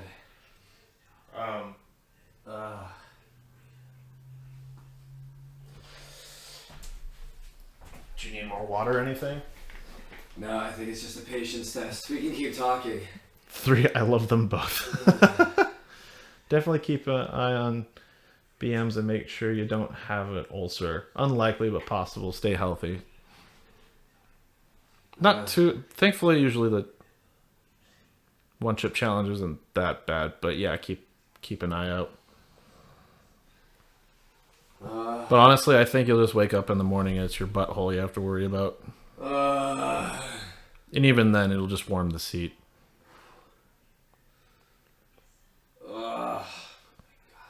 Dude, I feel so bad. I'm like, how can I help you? But there's nothing I can do. Yeah, no, you're good. The ice cream was plenty. Thank you. Mm-hmm. Wish I could have given you that almond milk, but completely frozen. No, almond milk wouldn't have done anything because it doesn't have a high enough fat or protein amount.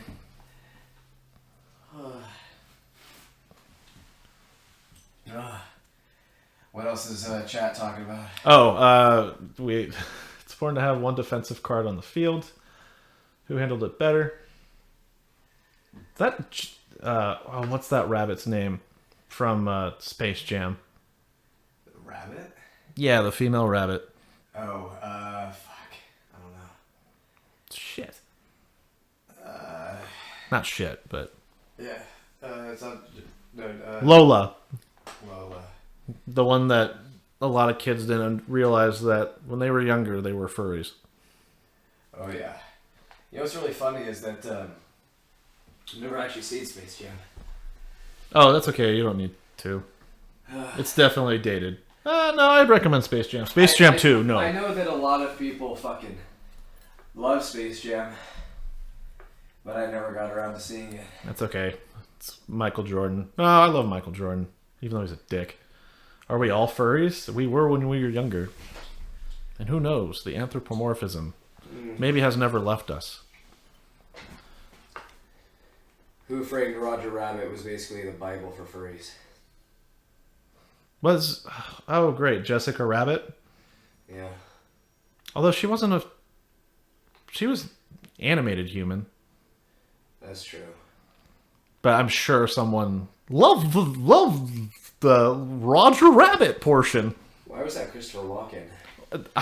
I'm sure someone loved the rabbit portion of the movie. Oh no, I'm being framed. Cartoon fucker. God, the second wave. Holy shit. Did you notice that Marvin the Martian was the referee because he's both an alien and a cartoon? True. That's so true. I didn't even realize that. Wait, what? The referee for Space Jam was Marvin the Martian because it was Earth versus aliens, but he was both a cartoon from Warner Brothers and an original cartoon from Warner Brothers, but he's also an alien. Oh. Clever. Who framed Jet Extremis? Oh god. Someone will. It's the internet. It's Twitch. Sure we'll make some false story. This clip will be taken out of context. It'll be like, oh, he abused the Allan. Punched him in a video game. Is it any better? A little bit.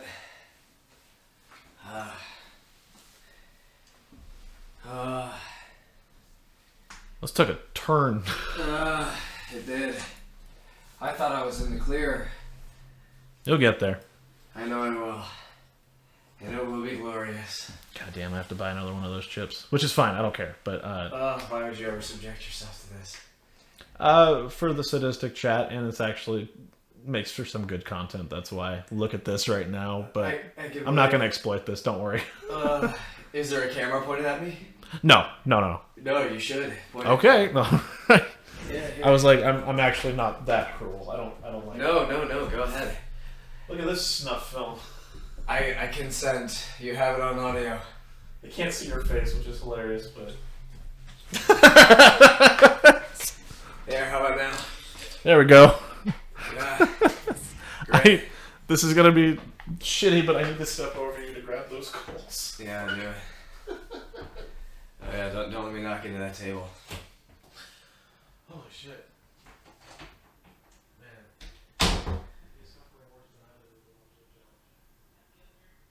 Man. Okay. I think it's going away. No. Oh shit. Wow, I just had an involuntary muscle spasm in my fucking hamstring. It's going away. Oh shit. Good. We don't need to take you to the hospital or anything, right? Huh? Don't need to take you to the hospital or anything, do we? Oh no, I said it is going away. Oh, gotcha. Oh, it's beautiful. Oh my god, this is what I felt like when I got here. This is incredible. I will never take my good health. It's like when you get a cold and you can't breathe through your fucking sinuses and you're like, oh my god, I will never take breathing for granted again. It's like I will never take A one chip challenge for not granted. being in pain. Oh god, okay, wow, it's going away so fast. This, chat, take notes. Lying on your back. This is how you do it. This is how we do it. Oh my god. You know, like when you're drunk or you're high and your head hits the pillow and that spinning room just suddenly stops and you're like, never has it felt so good? Oh yeah. That's what this is like right now. Oh my god. Remember all those times my nose wasn't stuffy? Dude, like, Yeah. being drunk and having to throw up is one thing. But then, Eating a spicy food, but those moments where you're like, I can't fucking breathe through my nose, so frustrating. fucking hate that shit. Well, I mean, that's how I am now that I have a sprained wrist, you know, and I can't lift anymore. You know, I mean, you know how much lifting means to me. Well, we'll talk about that too when Yeah, when you're recovered. When I'm back up there, yeah. Because he lifts boulders, but I mean like legit 300 pounders. Yeah, my heaviest stone lift is 333 pounds. Oh, spicy throw up is way worse than drunk throw up. Oh god, yeah, it is. Dude, like the acid's hitting your lips plus the spicy. Yeah, that's... Like it's already being broken down. I mean, the bile already stings enough. Oh, and then it just hits your throat again. I need to stop because it could get you to throw up if I'm not careful. No. When it comes to that kind of shit, I'm fine. No more of the thought of like this could happen, and then you're just Well, like, I mean, shit. like, if it's gonna happen regardless of whether or not we're thinking about it or talking about it. This is gonna be a fun one to edit, but I still haven't finished my last video edit. I Floorman. Ah. I also don't I don't throw up very often. I think I've maybe thrown up like 4 times since I was 11 or something. No, I was just thinking right now because I told you that this is referred to as bisexual lighting. Yeah. Dude, my bro's laying on the ground, bro. Need to help a bro out with this bisexual lighting. You definitely need to have like your thumbnail for this be like a still of me like holding up a book, but then also like the diagonal cut and then me on the floor like this. And it's just like the pessimistic environmentalist writhes in agony on the floor after doing the hot chip challenge with like the all caps accentuation. He's on the ground, but still not doomer, just a pessimist. Pessimistic environmentalist explains political ideology while writhing in agony on the floor. Pink and blue and purple are the best color combos anyway. Epic Prawn says, I had some friends who over a decade ago tried some 100k Scoville vodka on a dare. Ew! Oh. At least like 5 people. One ran immediately to the bathroom. Most of the rest ran out of the deck and aborted the mission to the yard. Dude, that's disgusting. Yeah, I've also seen the really hot tequila as well. I think it has a scorpion in it too. Oh, yeah. Yeah, fuck that shit. I hate that shit. I mean, already I don't drink, but just doing spicy liquor, that sounds like hell. Cotton candy pink and blue are the best two color combos. Dude, true. The one champion who didn't vom regretted it in the bathroom the next day. Yeah. Man, I've had like spicy foods, and for some reason, when it comes out the other end, I'm like, I'm not phased. Mm-hmm. Yeah, I feel a warmth. I feel a warmth just coming from my butt. Yeah. Damn. Oh my god. Yeah. When I ate that fucking ghost pepper in high school, like it hurt, but people were like, "Oh, it must have really sucked the other way." You know, on the other end, and I was like, I didn't feel it. Like it didn't bother me. Yeah, usually the peppers aren't that bad. But my last 24-hour stream I did for one of my buddies, Freddie, who we mentioned earlier, because of his situation, we did a little fundraiser thing. Had I think the 250 mark or 150 was eat like a bunch of peppers. I had 5 Thai chilies, ate them all at once, and Nice. it was fine. Most spicy food doesn't faze me. Extremely spicy hurts the pipes more than the exit. Yeah, true. Yeah, like again, I mean, the stomach pain was shit. I was able to sit there and eat ice cream while talking, you know, but like this, I'm just like, oh god, you know. Can't wait to highlight this on stream. Ugh. You good, bud? I think I'm good. I think I made it. Okay, we're good. Okay, let's get you back in your Proper spot. proper Know your spot. place, trash. Well, no, this is you have the background because you're the guest. Oh, thank you, While I man. have the door. Ooh, the seat's warm too. I'm just being a bro, dude. I'm helping my bro keeping the seat warm and not farting on it. Keeping it bisexually warm for me. People are gonna take that out of context. Be like, "Does Jet is bisexual?" Be like, "No, I'm not." Bisexual bottom text. Bisexual environmentalist bottom text. Dude, the reason your seat is warm is because that's just the power of a power bottom. Keeping things warm. It was because you actually eat the hot chip. Maybe the real hot chip with the friends that we made along the way. And then we made them go on the ground and suffer. Jesus. Oh my god. I've never been prone boned by a chip before.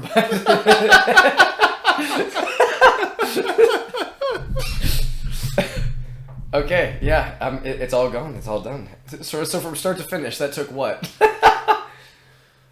Hey, didn't even T-pose over his victim. I would have forgiven you if you had done that. I said the same thing, but it's been too long since it happened now. Prone bone is a good position.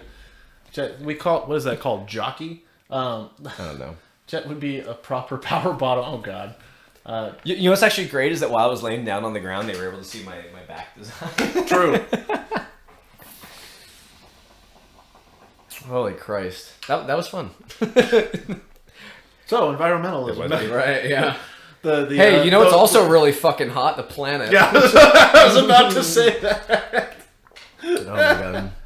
It's the question with hot questions, even hotter wings, and an even hotter host, and the hottest of, and the hottest of planets. And Jet didn't T-pose following one of the rules of the bro code. Don't T-pose on a bro while he down. Yeah, true. Well, that's why I didn't even want to put the camera on, because I was just like, no, I don't. Well, okay, so that legendary dab hit that I told you about, where I did like 3/4 of a gram, that one I was actually like Tim Tebow posing, you know, because I would I have a picture of it on my phone actually, because it hit so fucking hard. And I was trying so hard not to throw up, and my friend was like, dude, I cannot believe you didn't throw up. Like, most people throw up while hitting dabs, but this was your first time hitting a dab. And How do you put in Omega Lol? Sorry, I don't know how to do that. Sorry. What? So there's an emo called Omega Lol where it just has it's where you're just laughing your fucking ass off. But it's an emote that appears on here, but I don't have it programmed into my stream. Oh, sorry, RIP. but no, don't worry about it. For a hit that big as well, he was like, dude, I can't believe you didn't throw up. And I was just trying so hard not to.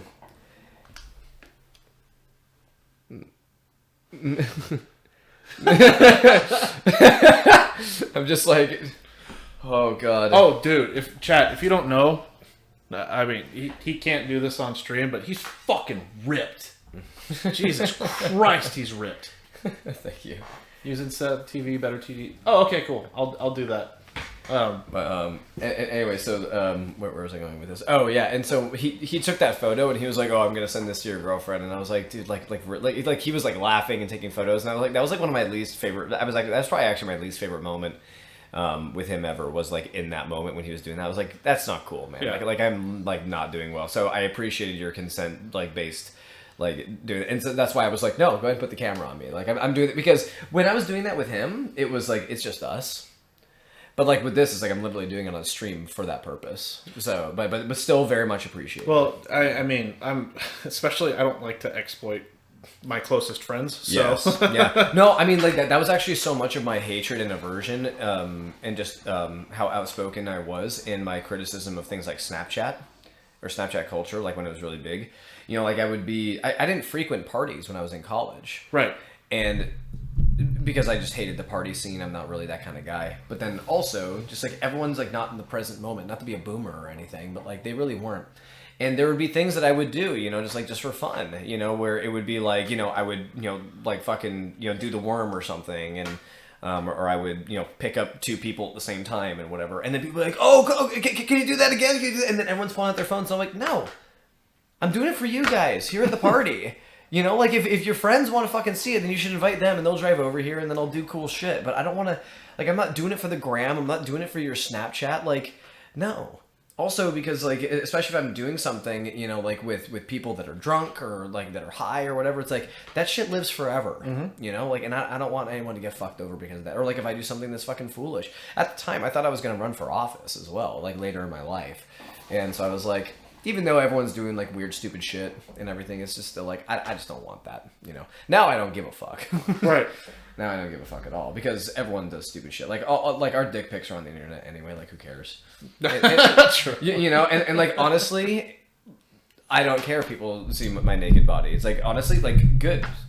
You know, like you're welcome. Yeah. I'm glad I blessed your eyes. Can't stand people who take non-consensual photos. One destroyed my life for years despite nothing happening with it. Oh, Damn. my friend used to send me a picture from my 19th birthday party where I got destroyed and half passed out in some grass. Ugh.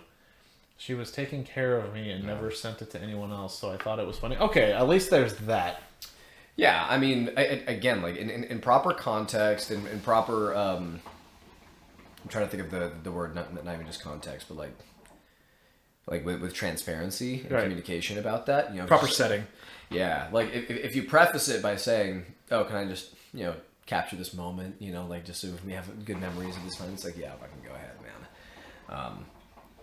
But if it's someone like sneaking candids or something, I'm like, bro, what the fuck? Like, why you gotta do that? It's kind of weird. Well, so I remember I think I was 19 at the time. I'm 32 now. Jesus Christ. But there was a party that went on, and a bunch of horny 19-year-olds over at the party, and some girls just started making out on a couch. Oh god. And they pulled out their phones and started recording it. And even I was like, "What the fuck is the matter with you?" Yeah, seriously. That is weird. That's wrong. That's so wrong. And then I asked consensually if I can get in the middle of it, and they said yes, and I was like, cool. Yeah, like that's what you do. Like when you see people making out, that is what you do. But it was weird, man. People pulling out their phones, and I'm like, even I was like, guys, cut that shit out. Yeah. Like, I think the only time where I was okay with people like recording or taking pictures of me making out with somebody was with actually the same friend. Like I said, he's like probably the best friend that, like I've had in this life. I mean, like he and I have been through, like he and I were at Berkeley together. He and I have been shot at together, pepper sprayed, tear gas, water hosed, attack dogged. Like we've gone through hell and back together. We've made films together. We've traveled the country together. Fucking one of the protests that he and I organized was against the Westboro Baptist Church. You know, they had the whole God hates F words and, you know, like women are inferior and all this shit, like really, you know, horrible things.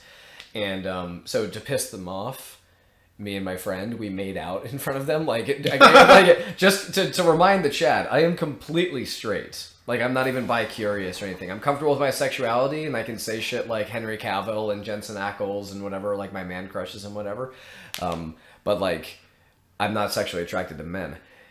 My friend, you know, really good-looking guy, total ladies' man. He's also 100% straight. But, yo, are you even homies if you don't make out in front of the Westboro Baptist Church? I mean, like, let's be real.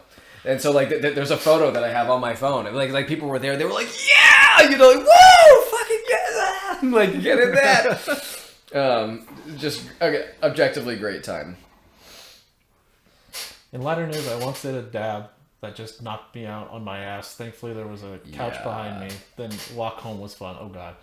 Jesus. That birthday party was fucked. Oh, I'm sorry to hear that. I knocked phones out of people's hands. Yeah, I probably should have done that, too. Yeah. People getting drunk and then using it as an excuse to do fuck shit is super lame. True. Very. Yeah. Okay. So this is the thing about things like we were talking very briefly about like human nature and stuff like that, like the whole good versus evil and like even if you are predisposed for evil, if you know that, then transcend it. That's what learning about yourself is for. Dude, you're a fucking champ at blowing smoke rings. Prawn, quote Parthenax in what he says, if you can. Because I don't remember the quote off the top of my head. What? Parthenax is a dragon character in the Elder Scrolls Skyrim. Yeah. But there's a really good quote that he makes, and I don't remember it. You were saying, though? Oh, yeah. Basically, so, like, if you know, people that are drunk, it's like, dude, if you know that you act and do hood rat shit when you're drunk, you know, if you're a total scoundrel, then, I don't know, just don't do it. Like, pump the brakes on it. So it's like, I've heard from some people that, like, weed makes them horny or something. And it's like, okay, well then don't do weed around people you don't want to fuck. You know, like it's that simple. So, like, I know that I'm predisposed for alcoholism or just addiction because that runs in my family. Mm-hmm. So it's like I treat that shit like very carefully. You know, but anyway, like and rant, but like that was basically it. I'm really trying to find this photo of me making out with my friend. Vaporeon's been dethroned as the most breedable Pokemon. Okay. Base straight solidarity. By the way, I have Umbreon's the one on top now. By the way, I have like pictures and receipts of like all these protests that I've been mentioning on the so like here's the picture of me with Kamala Harris. Oh no, you showed me that before. Yeah.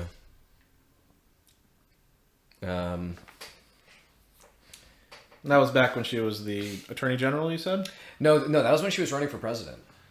So she was the Attorney General when Aliso Canyon like burst, like when that explosion happened. But this was during the 2016 election. Oh. Sorry. 2020? 2020 election, yeah. So context, dragons are predisposed to dominance and are literally demigods in the Elder Scrolls universe. Oh, yeah.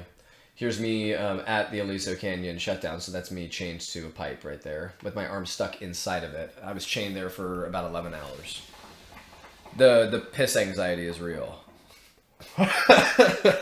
Because when you're out, okay, so I need to pull up this picture again. There were roughly 100 people in attendance here. And to pee outside, flanked by 100 people, and also worth mentioning, if you zoom into the photo, you can see I'm not the only one chained to that pipe. There's another man that is chained there with me, and our hands are touching. So to simulate this, the next time you're at a urinal, just hold hands with the person next to you, and then have a fucking, like, take a video of it and then upload it. Like, I mean, don't actually, but, like, that's what it's like. And so what you do when you have to pee in that situation is you signal to the support staff, basically, that are there, and then they pop a tent, like, they make a tent around you, and then, you know, but there's a hole cut out for it, so you have your arm in there, because you can't unchain yourself, like, right. You're stuck, like, the lock is done, and it's inside the pipe, and the key's been thrown, like, kind of a thing. Anyway, and then they give you a bottle, and you have to, with one hand, undo your belt, undo your pants, pull down. In some cases, activists, when they're getting arrested, especially if they are doing it in action like this for hours and hours, they wear a diaper because you don't know like how if you're going to be able to get help or anything like that. Anyway, so you got to pull down all the layers of pantage that you have, whip your dick out, and then piss into a bottle, seal it, do everything back up again. While there's people that are hearing you, that are touching you, that are like it's just so uncomfortable, but like, you know, So Parthenex used to be a top general, but later became a pacifist leader. When asked about this, he says, "What's better, to be born good or to overcome evil nature through great effort?" So that's the quote I was trying to. It matters not what someone is born to be, but who they grow to become. Yeah, that's why I'm such a sucker for redemption stories. So, for example, Zuko. Zuko, but also if you look this bottom one right behind your suitcase, so you have like 2 All Mights and then Endeavor. Oh yeah, The fire one. Yeah. So he's my second favorite character in My Hero Academia because of his redemption arc and seeking atonement as opposed to forgiveness and bettering himself after he got into a position of power and being like, oh, fuck. Wow, what an incredible separation. Atonement versus forgiveness. Oh, yeah, because Wow. there's the misconception that people want to seek forgiveness. It's like, well, no, like whether or not they seek forgiveness doesn't mean that they're deserving of it. They could be deserving of it, but that's up to the person. But atonement, being able to actually better yourself. I love that. I love that a lot. And that's actually really worth mentioning. I mean, I was also having conversation with people recently about, like, the difference between, like, when it comes to forgiveness. Forgiving yourself, forgiving others. I mean, I was talking earlier about the whole love and respect, for, you know, love and ownership and all that stuff. So, when you forgive somebody, it doesn't absolve them of what they've done. It is just simply, you're just like, I understand why you did it, and I am like, I can move on from that. Like it doesn't occupy space in my head rent free anymore. Like forgiveness is a really interesting thought, and so that's why I enjoy that application of atonement in the conversation of it. You know, so like for instance, I had an ex-girlfriend that during the breakup process wasn't putting her best foot forward. She wasn't representing herself very well. Is it this recent one or? It was, yeah. And I was. And things that occurred as well during the relationship that I was totally fine with at the time, but I didn't realize just how much it didn't sit well with me and how much I was sacrificing at the time. All that type of stuff, I forgive her for it. Mm-hmm. I've moved on from that. It doesn't mean that what she did didn't hurt me, that it didn't traumatize me, that there is still like, you know, I still have to do like rewiring, sort of, because I grew into like routines and behaviors with her that I otherwise wouldn't have and should not have. And but it's like but I forgive her because I understand that I understand that we loved each other. You know, like she did it because she cared. Right. And she did the things to hurt me because she was hurting too. And she was hurting because she cared. And so, but it's still just like, but that doesn't absolve her of what she did because it's still fucked with me. And you know, we're not getting back together or anything like that. So it's, yeah, just very, very interesting. The other one is forgiving myself. Like, there are things that I did. I mentioned also my self-defense thing where it's like I've defended myself and I've had no second thoughts about it, but it was just these particular instances where I put myself into potentially dangerous situations and then I blamed myself for that. But I was like, I have to forgive myself for that. Right. There was another one that happened to me where I rescued a family of wild rats. They were abandoned, like these like a couple days old, these baby rats. Mom left them under my car in my driveway, and I took them in and I took care of them for a month. And I fed them, I cleaned them, I helped them go to the bathroom, I cleaned their habitat. I would, take bundles of my socks and microwave them to keep them warm so that they would be like their moms. They would snuggle with it and everything. I would wake up every 2 hours in the night to feed them and clean them. I would call out of work to take care of them. Like I wanted even though they were just rats, and they were probably once they were adults, which would only be in about 6 to 8 weeks. I would release them back out into the wild, and they'd probably die within a few days, if not on that day, if not a few hours. Right. Because that's the importance of nature. Like that's like rats. The reason why rats reach adulthood so quickly is because everything eats them. Right. But it's like it's not my place to just euthanize these animals. Like they deserve compassion.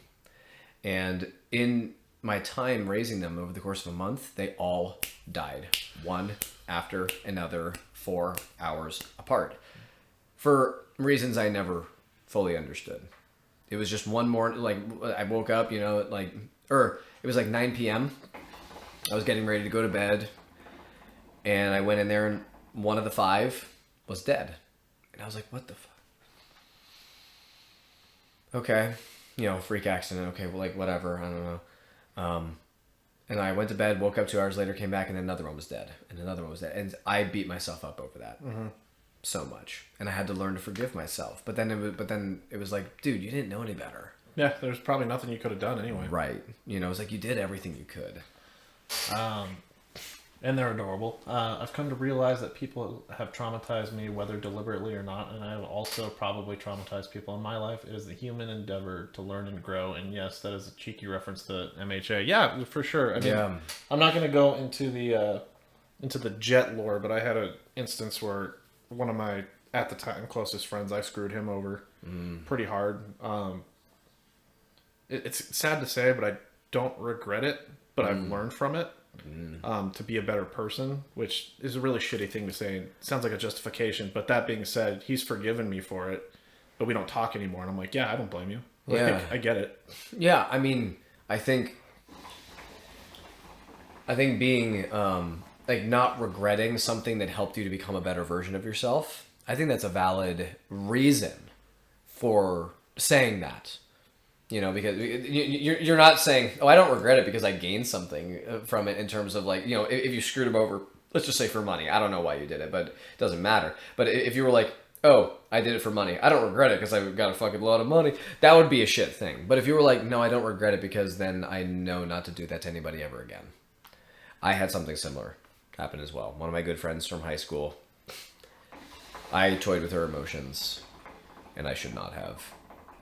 And it really helped me grow and learn. And that's something that I'm learning to forgive myself for as well. Yeah, just that type of shit. So, I guess just to get into the jet lord, I slept with his girlfriend at the time, and I was just, yeah. Oh, wow. Yeah. Wow. That was a really shitty thing to do on my part. Holy smokes. Yeah, so I don't feel good about it. Yeah. Unfortunately, I don't regret it, but it's more of like the forgiveness portion of like, he forgave me for that, and I'm like, I appreciate it. I understand if you don't want to talk to me. We rarely talk, but I'm like, I don't blame you whatsoever. That was a shitty thing of me to do. Early 2010s.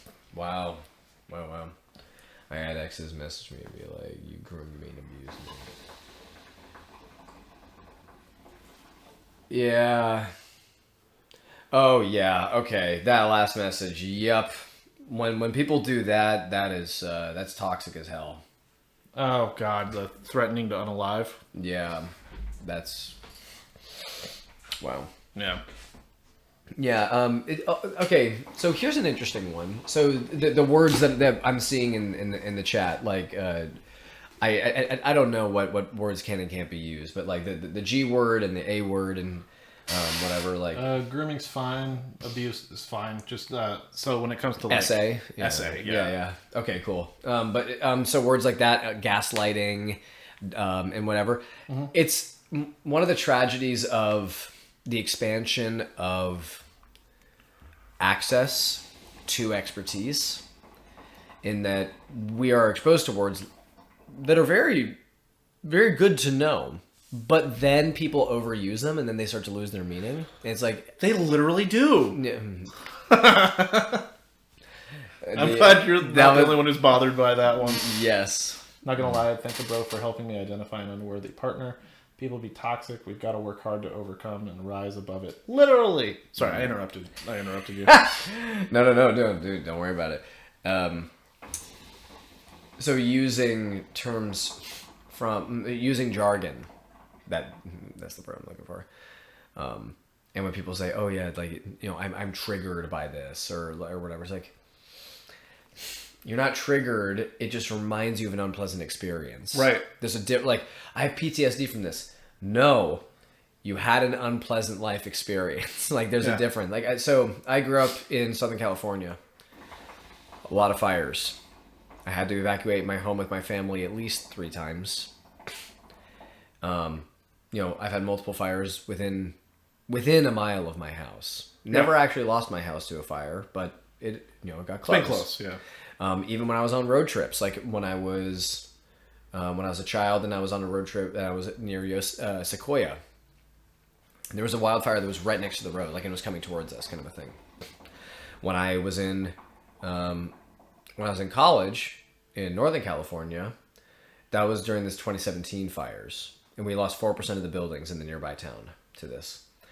And then afterwards, the university was out of session, and then when classes resumed, I was doing theater at the time, and one of the directors at the university, she was like taking time to like basically do like a support group. She was like, guys, we lived through a natural disaster.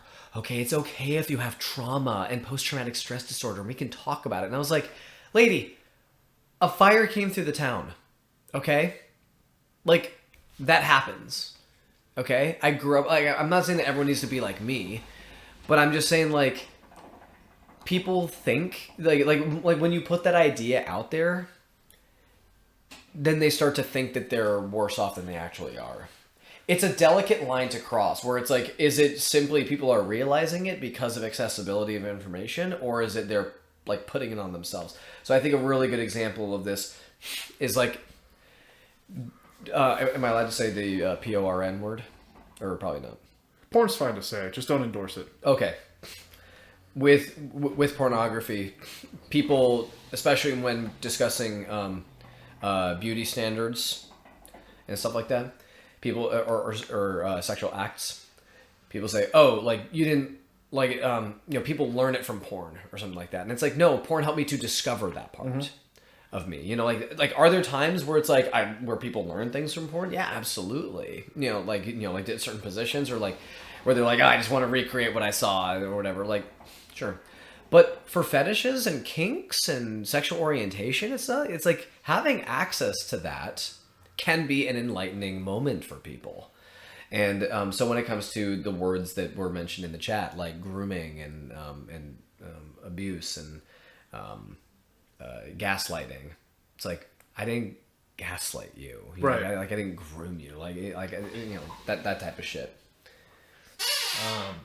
Literally fires. That is a PTSD right there. I remember it raining ash when I was in elementary school. Oh, dude, I remember that twice in high school. Oh, wait, middle school and then once in high school. Wait, so during the Cedar fire, I forget, did you live in Southern California during? I've always been in Southern California. Okay, yeah, so 2003 Cedar fires. So you were middle school. Yeah, you were in middle school. Mm-hmm. Yeah, I remember that they were canceling Halloween in a lot of places because of the ash. Mm-hmm. Yeah. Well, like they shut down a lot of schools because of the amount of ash too. Yeah.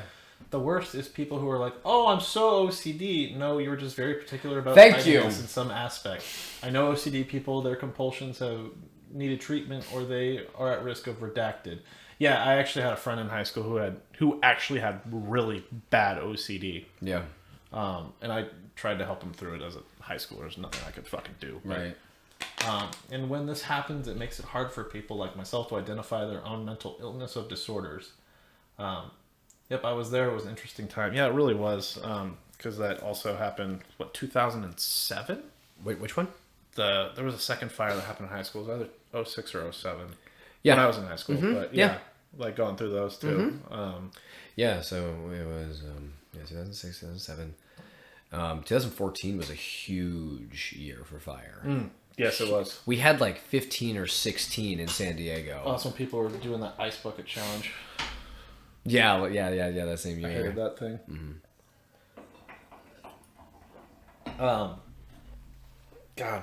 Yeah, so I feel is this TOBACCO? Yeah, it's tobacco. It is, okay. Mm-hmm. That's what I thought. For chat, he doesn't use Twitch, he uses Instagram. So, speaking of which, I gotta shout out your Instagram, the Instagram.com/ pessimistic _ environmentalist. That is correct. That is the one. I would type it, but my keyboard isn't exactly accessible. Well, properly accessible. Yeah, I'm not particularly active on it these days. I will post from time to time, but I'm taking a bit of a hiatus from social media. Like I've been having a falling out with it.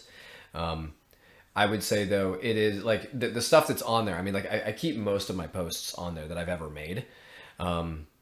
So there's good quality original content memes that are on there, but it's just a lot of news articles and scientific journals that are on there that basically inform my position as a pessimist and my outlook on progress that's being made around the world and stuff like that. So I would definitely unbiased recommend giving it a look at the very least. I do respond to messages if you guys want like book recommendations and stuff like that, or you want my opinion on something, just feel free to ask. Well, also, I was gonna say his because there's a lot of people that I see do environmental stuff who don't entirely understand it, and they get really doomerist about it. His posts aren't, in my opinion, they don't come off as doomerist as so much as it's just like, yo, this is how it is. Yeah, it is very matter of fact. The only time where it's I would say more on the Doomer side. I mean, Doomer side is is just like like I'm really trying to think of a good example. Jet, did I ever tell you about the dumbest party thing I've ever been part of? It involved two people I think you know making out with one of our friends' ex-girlfriends, and he was trying to patch things up with. Ooh, yikes. Closest I got to Ice Bucket Challenge was an EDM festival where I took a dip in a river that was close to freezing during a hot summer day. Oh boy, I did feel the pins and needles from the neck down. Fuck. Wow. Oh, also, really quick question on this. Is this like cigar where you keep it in your mouth, or do you like lung inhale? You can lung inhale. You do, okay. Mm-hmm. But, no, I didn't, I never, you never told me about that dumb party thing. Private messaged me about those people. Maybe I did hear about it, I'm just not sure. But it sounds likely with a lot of people I knew in high school. Or college, actually. College, yeah. Mm-hmm. That's the funny thing about the Mennial too, is like people that were outside of our circles in college, like we knew mutually. Oh, really? So it would be like, I know this person from San Diego State, but this person from San Diego State went to Grossmont College, and then they just happen to know that mutual friend, and I'm just like, fuck, that's crazy. Or DM you the names. I was wondering, have you guys seen the movie Tomorrowland? I have not. No. Oh, is that the Disney one? Yeah, is it the one with George Clooney? Yeah, it is. No, I have not seen it. No. Me, so you don't pay rent. But you're a good boy. Yeah, I was. So I could have. Every time, just really quick, every time I take a break from hitting this, I have to relearn how to hit it because because I keep going and like nothing comes out. And I'm like, man, I was almost tempted, and I wasn't gonna do it, but to be like, I was gonna go through the door and be like, hey, Allan, can I let Miso in here while you were laying on the ground tortured? But I'm like, nah, that could have been A, chaotic.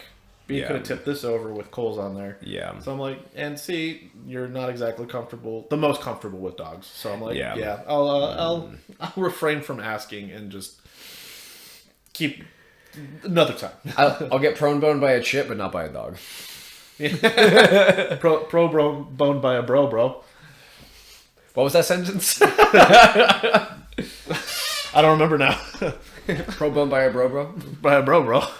Comma bro, period. God. Yeah, especially in early college, the amount of times I heard people like, I am literally, and I would correct them on it, they would get so fucking pissed. No, so one of our bosses, former bosses, she was like, she said something, but she said literally, and I was just like, literally what? She's like, I'm speaking metaphorically, and I'm like, what? Yeah. And I said, I'm like, figuratively, yes, but what's the metaphor here? Euphemistically. Poking the bear? Like, that's a metaphor. white woman moment. It was. You know who has not grown out of it? Legally. Because also I see people Legal reasons. It was a doing joke, it yeah. where they have like a trend where they do it for like a few weeks or a few months or something. But who just hasn't grown out of it is Gordon Ramsay. He said, "Okay, literally chop the onion into 5 pieces. Okay, now you gotta take the meat and just literally 5 minutes on the pan." And I'm like, You could just say 5 minutes. yeah, right? Like, what do you mean just literally 5 minutes on the pan? Like, what the fuck, bro? Just Like, we ever go to Gordon Ramsay and be like, how do you mean this? Like, figuratively 5 minutes? Metaphorically 5 minutes? Is this just kind of a basis? No. Actually, literally 5 minutes. Oh! I didn't understand that until you mentioned it. Yeah, the Disney one with George Clooney, the director, has some weird politics that seem Ayn Randian at times. And the movie was kind of weird about global warming. I would say it was anti-doomer, but like in an extremist way. Maybe like pathological optimism. It was definitely anti-pessimistic. You want to know the best climate change movie of all fucking time is Snowpiercer by Bong Joon-ho. That movie is incredible. It has nothing to do with climate change except for the premise that the world is frozen. Okay? But it is such a great way of focusing on climate change and class struggle and oh my god, I know there's a TV show about Snowpiercer now. I haven't seen it. I've heard good things, but honestly, like, just watch the movie. People also don't realize about How are you doing that? like climate catastrophe is people will wage wars over water.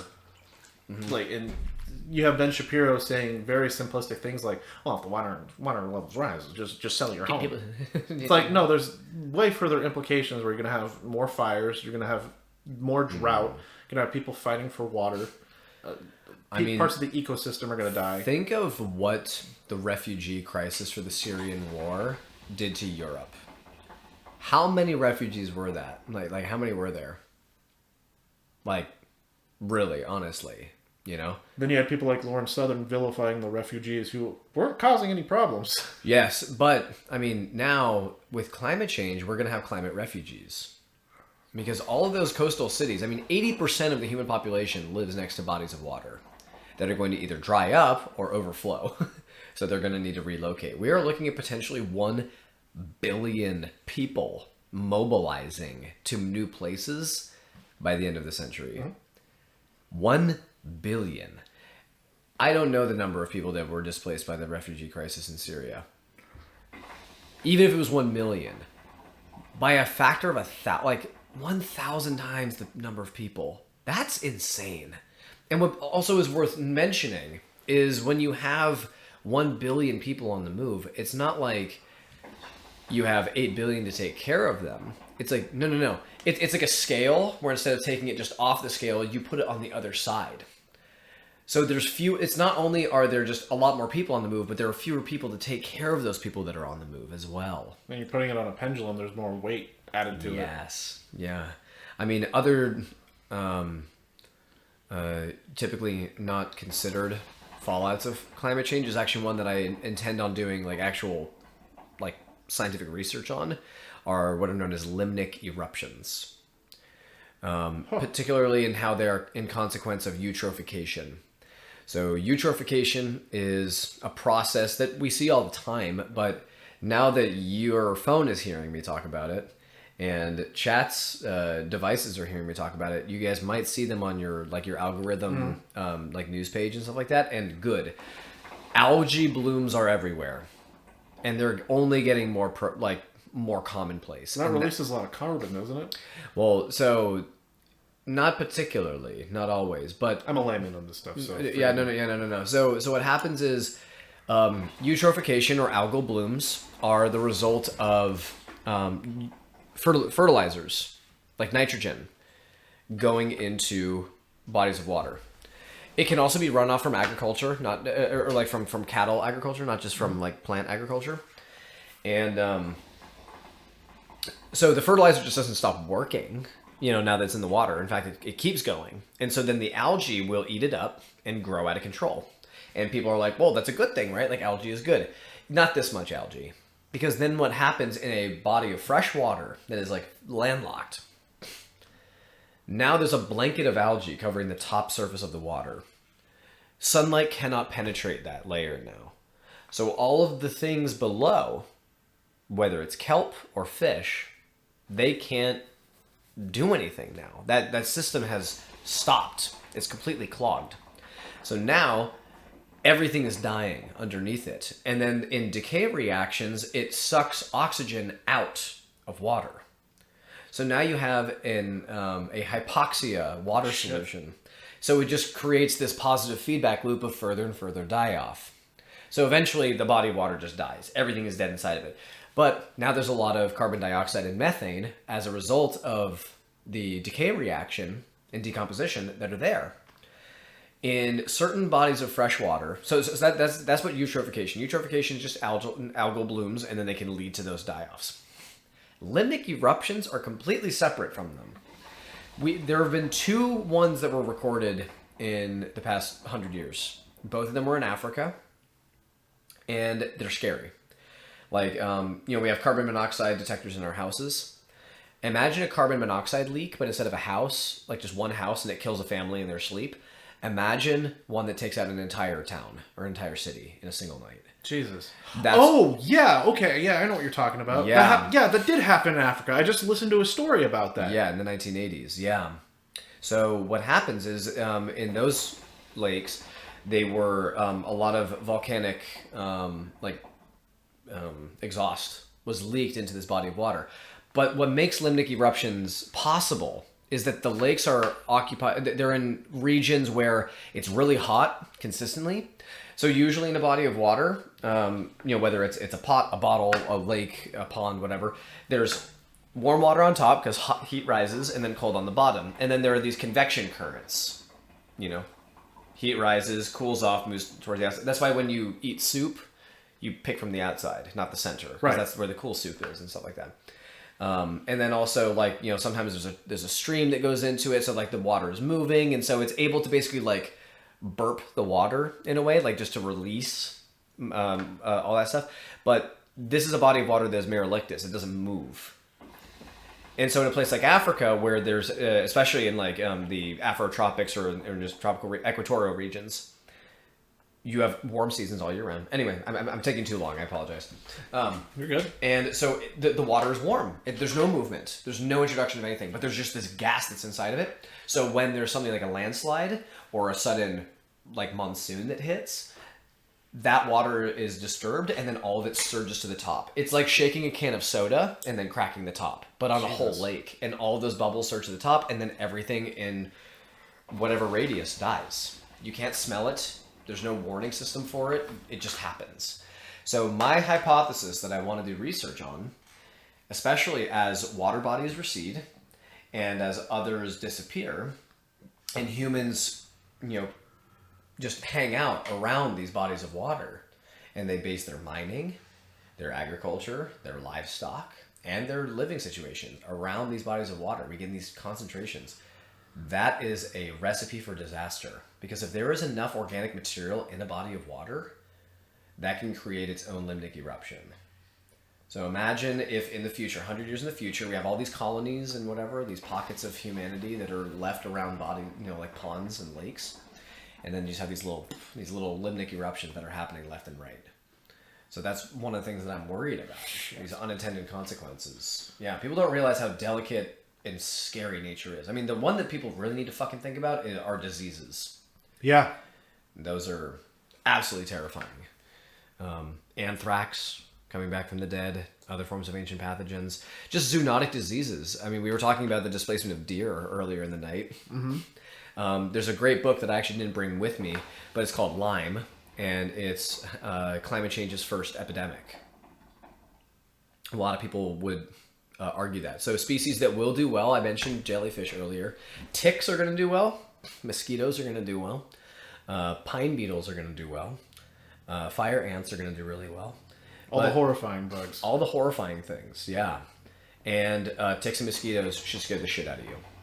Ticks because they spread things like Lyme's disease, among other things. Mosquitoes because of West Nile. Yeah, isn't like the number 2 killer in Africa mosquitoes? Next to humans? No, it's actually even greater than humans. Really? Mosquitoes are the number 1 killer. There have been an estimated 100 billion humans who've existed. Some estimates put it at 150, but commonly accepted number is 100 billion humans across our 200,000 year existence as Homo sapiens. 50% of them have been killed by malaria. Jeez. Malaria will kill so many fucking people throughout history and in the future. It'll only get worse with climate change because guess where mosquitoes lay their eggs? In those bodies of water. Well, Alex asked, have you seen the movie Children of Men? Drop Yes. No. Yeah, that's by Alfonso Cuarón. Yeah, that's another really good movie. Is it possible to leach those dissipate the gases in them, like in those? You can burp them, yeah, but like setting it up for all these bodies of water, that's difficult. It's almost hard to believe that Allan was almost murdered by a ship not that long ago. True. Wait, was what? Oh, because you brought up the disease thing. You said almost hard to believe Allan was almost murdered. What by the fuck? He like ship manifested it. It's coming back for round 3. Blue tongue or whatever it's called happening to deer has had a brief resurgence recently. Oh, jeez. Yeah, blue tongue is a common disease in things like bovids and cervids. Yeah. So I'll be right back. Woo! Is it back again? It's back again. Need more water? Sure. Thank you.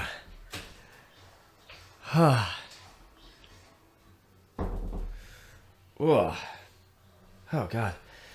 But when it comes to blue tongue, it's not transmissible between individuals. So like one cow can't give it to other cows. That is worth mentioning.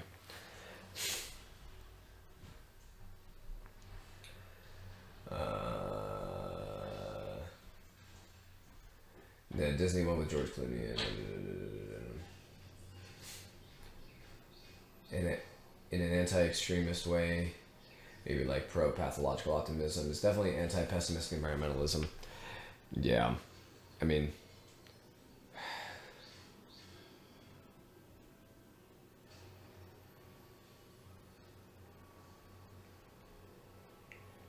I don't even know really how to appropriately respond to that. That is a really good comment, though.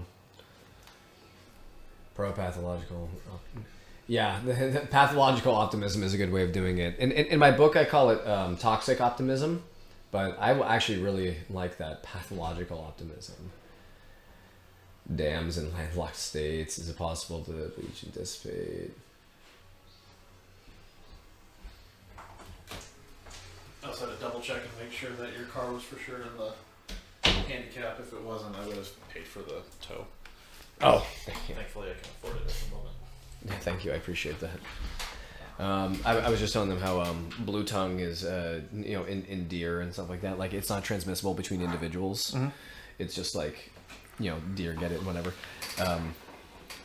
It turns the deer into something like zombies. Oh yeah.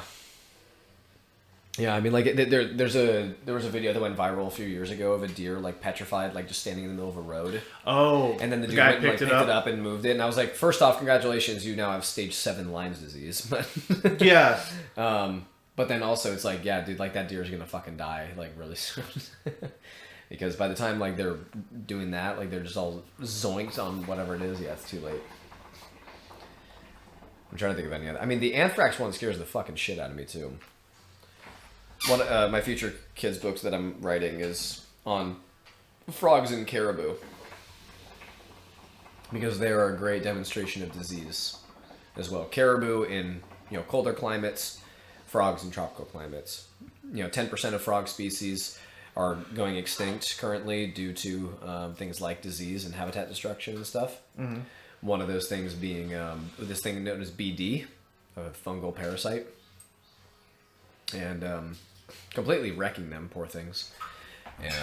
And then, the whole caribou thing. That's because of a 2015 instance where a Russian child in Siberia contracted anthrax because they were playing like soccer or whatever, like out in the field, and they kicked the ball and it like just rolled across a caribou carcass that had anthrax in it. That had like come out. Yeah. Holy shit. Yeah. Rabies is probably the most horrifying disease that affects humans, in my opinion. Thankfully, we can vaccinate against it.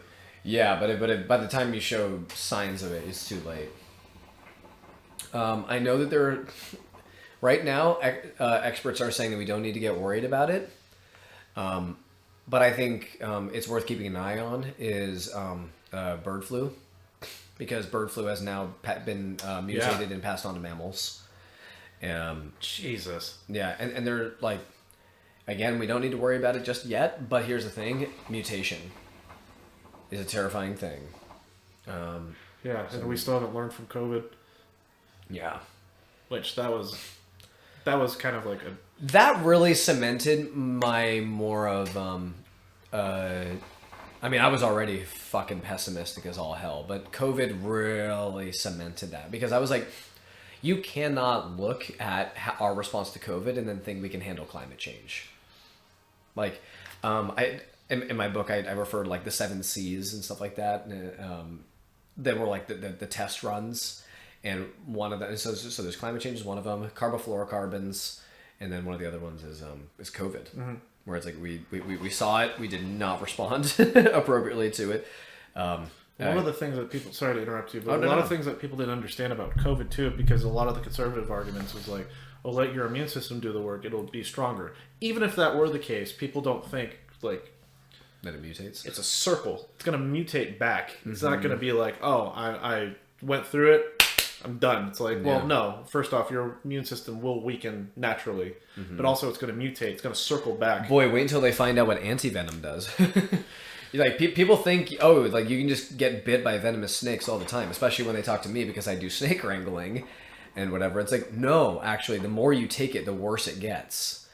Like, one of the guys that I do wrangling with, he's friends with wranglers that are in places like India where they deal with like cobras and whatever. And one of the dudes sent us a video of him getting bitten by a cobra recently, and he got bit right on his thigh. Oh no! And he survived, but it took like 200 antivenom doses or something. Because he's been bitten so many times, and yeah, insane, absolutely insane. By the way, India is where most of the snake deaths on planet Earth come from, just because there's so many people and they're in close proximity to things like cobras and shit. And no proper footwear for a lot of folks, but also not really good access to healthcare there. So he's lucky. Yeah, very lucky. Jesus. Ted, are you ready for the story? Yes, just send it over. I've changed the names to protect identities. So you want me to read the story? Gotcha. Before I do that, I forgot to put coals on the stove. It's going to be probably my last roll for the week, but I got bird flu back in I think 2009 when it was a common thing. Wouldn't recommend it. Oh, caribou are your favorite cervids? That's great. If you or if there are any children in your life, whether they are your nieces, nephews, children yourself, as in like your children, siblings, or just children of people that you know, I'm sure I'll be back. And then I'll be able to drop the link to my kids' book with caribou, so you can you can enjoy and you can fact check me on that, because I'm sure that a caribou aficionado such as yourself, you want to make sure all the information is correct. But I do my best to be as factual as possible when presenting the animals, because I can't stand it when people get animals wrong.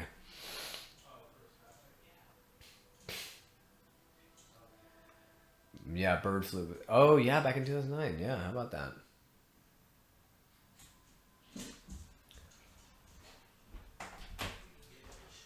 Okay, let me go find that story. It's probably going to be on my phone. It has subsided in the stomach. It came back for just a little for a little aftershock. Manuel, where did you send it? Oh, you have to message me on Facebook. Gotcha. Yeah, just let me know. I'll read it. Sounds interesting. What the fuck is it? There's actually Oh, here we go. There's so many books that I could have brought on like the climate change effects. One of them is Storms of My Grandchildren, which is great. But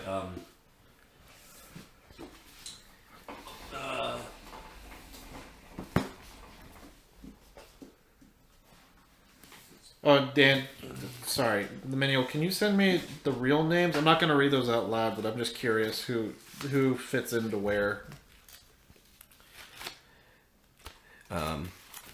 This is a really good book on how we're gonna have to. Well, I mean, it says it right there: rethinking a science in the Anthropocene or the human era because of what we're creating thanks to climate change. Is it you, Prawn? Is it you, Epic Prawn? Can you guess what the most epic prawn is? Uh, Because that's true. the ones that are as big as babies' arms. I was referencing this one earlier. The insect crisis. For if you don't know a lot about bugs, I would highly recommend doing it. Like, you think it'll be a chore when you first start doing it, but then once you really get into bugs, they are some of the coolest fucking things you've ever heard of, or things you've never heard of. I mean, they are truly amazing. I mean, they've had... People forget when it comes to the story of the history of life on Earth. And, you know, the first things to take to the sky in history were bugs. In things like dragonflies. When we think about efficient hunters, you know, we were talking earlier about how overhyped things like lions and tigers are in terms of their prowess. How they catch their prey 40% of the time, 50% of the time, 60% of the time. Even things like African dogs, which are really efficient, they catch their prey 85 to 90% of the time. Dragonflies are somewhere between 99 and 100% catch rate. They're dummy effective. And they catch things in a 3-dimensional medium as well. Oh, yeah. Like mid-flight interception. They can fly backwards, like they can fly in every direction. I mean, they're so good, damn good. There are bombardier beetles. There are fire ants. I mean, people don't also realize ants have been domesticating fungus, like cultivation and agriculture, for 66 million years. You know, like that's their culture, is to do that. So anyway, learn about bugs. I would highly, highly recommend it. And sorry, let me just catch up with chat. No, go ahead. So it's mantis shrimp is the most epic prawn based. It's a weird story, man. I was pretty disappointed in everyone. The most efficient is dragonflies. They're too good. Imagine if cuttlefish wanted to be top tier aquatic predators. Cuttlefish or vanilla pesto. One of the gems of South Park. Fungus have also been domesticating ants, though. Oh yeah, the fungus that infect. Oh ants, yeah. Oh man, The Last of Us. Right. Hey, you know, still more factually accurate than Jurassic Park. And keep doing your book thing. I'm yeah. gonna read this. Mantis shrimp, by the way, are pretty really incredible. This one is written by Bill McKibben. He is the one who started the Sierra Club as well. The End of Nature. This is one of the books that started the modern environmentalist movement. I mean, truly though, the one that did kickstart it was Rachel Carson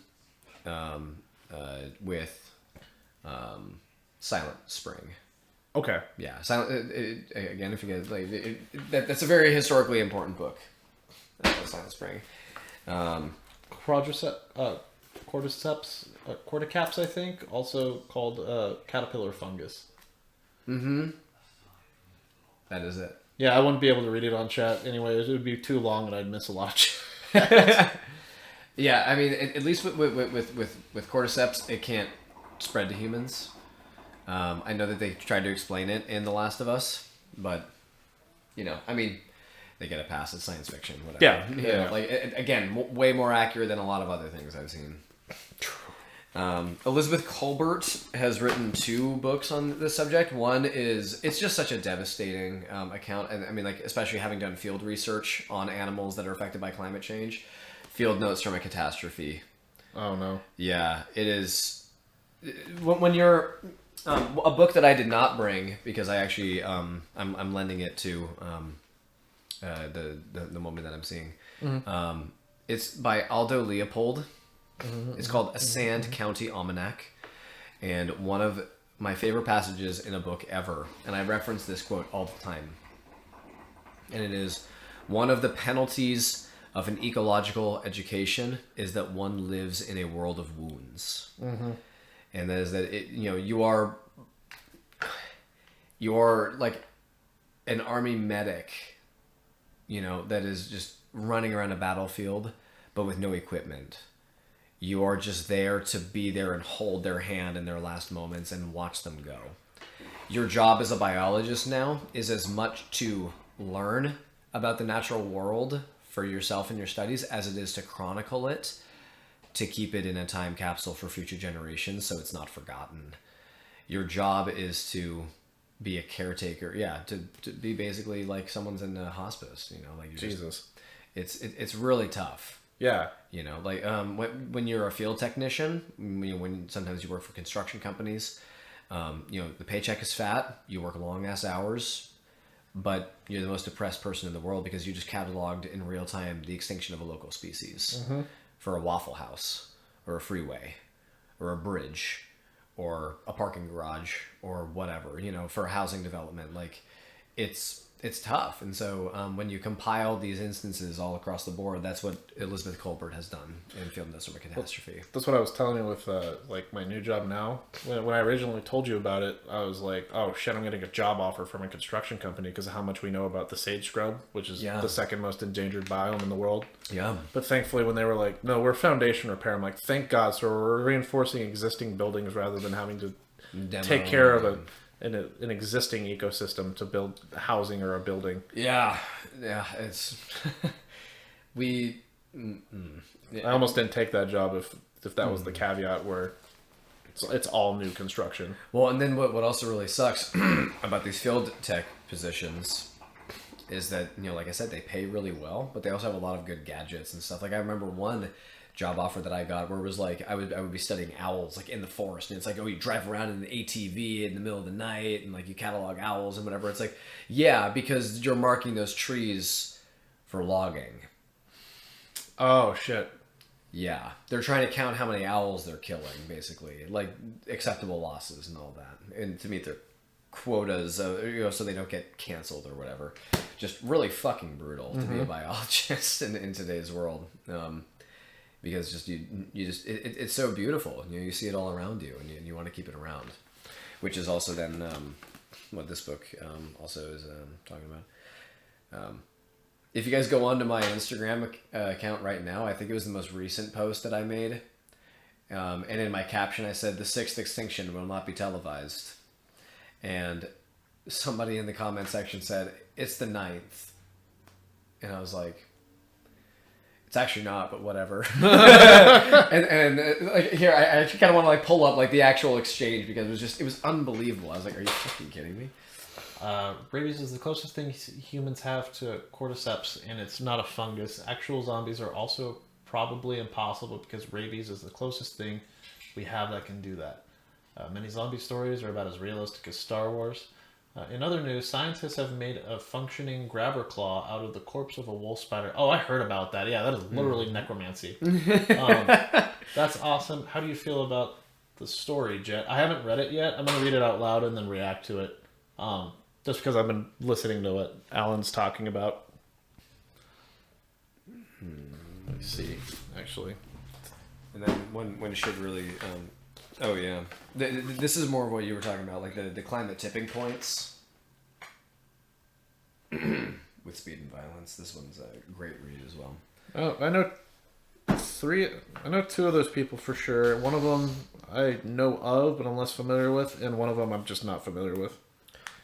Okay, yeah, this is the post right here. So it was from a study that found that 40% of animals and 34% of plants in North America face extinction within the next few decades. And I said, don't be a doomerist though, guys. Just manifest in thoughts and prayers the biosphere into a healthy state again. It's all good. The 6th extinction will not be televised. And then this person says, actually is the 9th. And I said, it really isn't, but whatever. And then they said, I suppose if you're only including mass extinctions, you're correct that this will be the 6th. But according to my research, there have been 10 altogether. And I said, well, considering that I use the word mass, then I would say that it'd be safe to assume that, yes, I'm only referring to mass extinctions. And then they said, that is a very subjective word. What the fuck?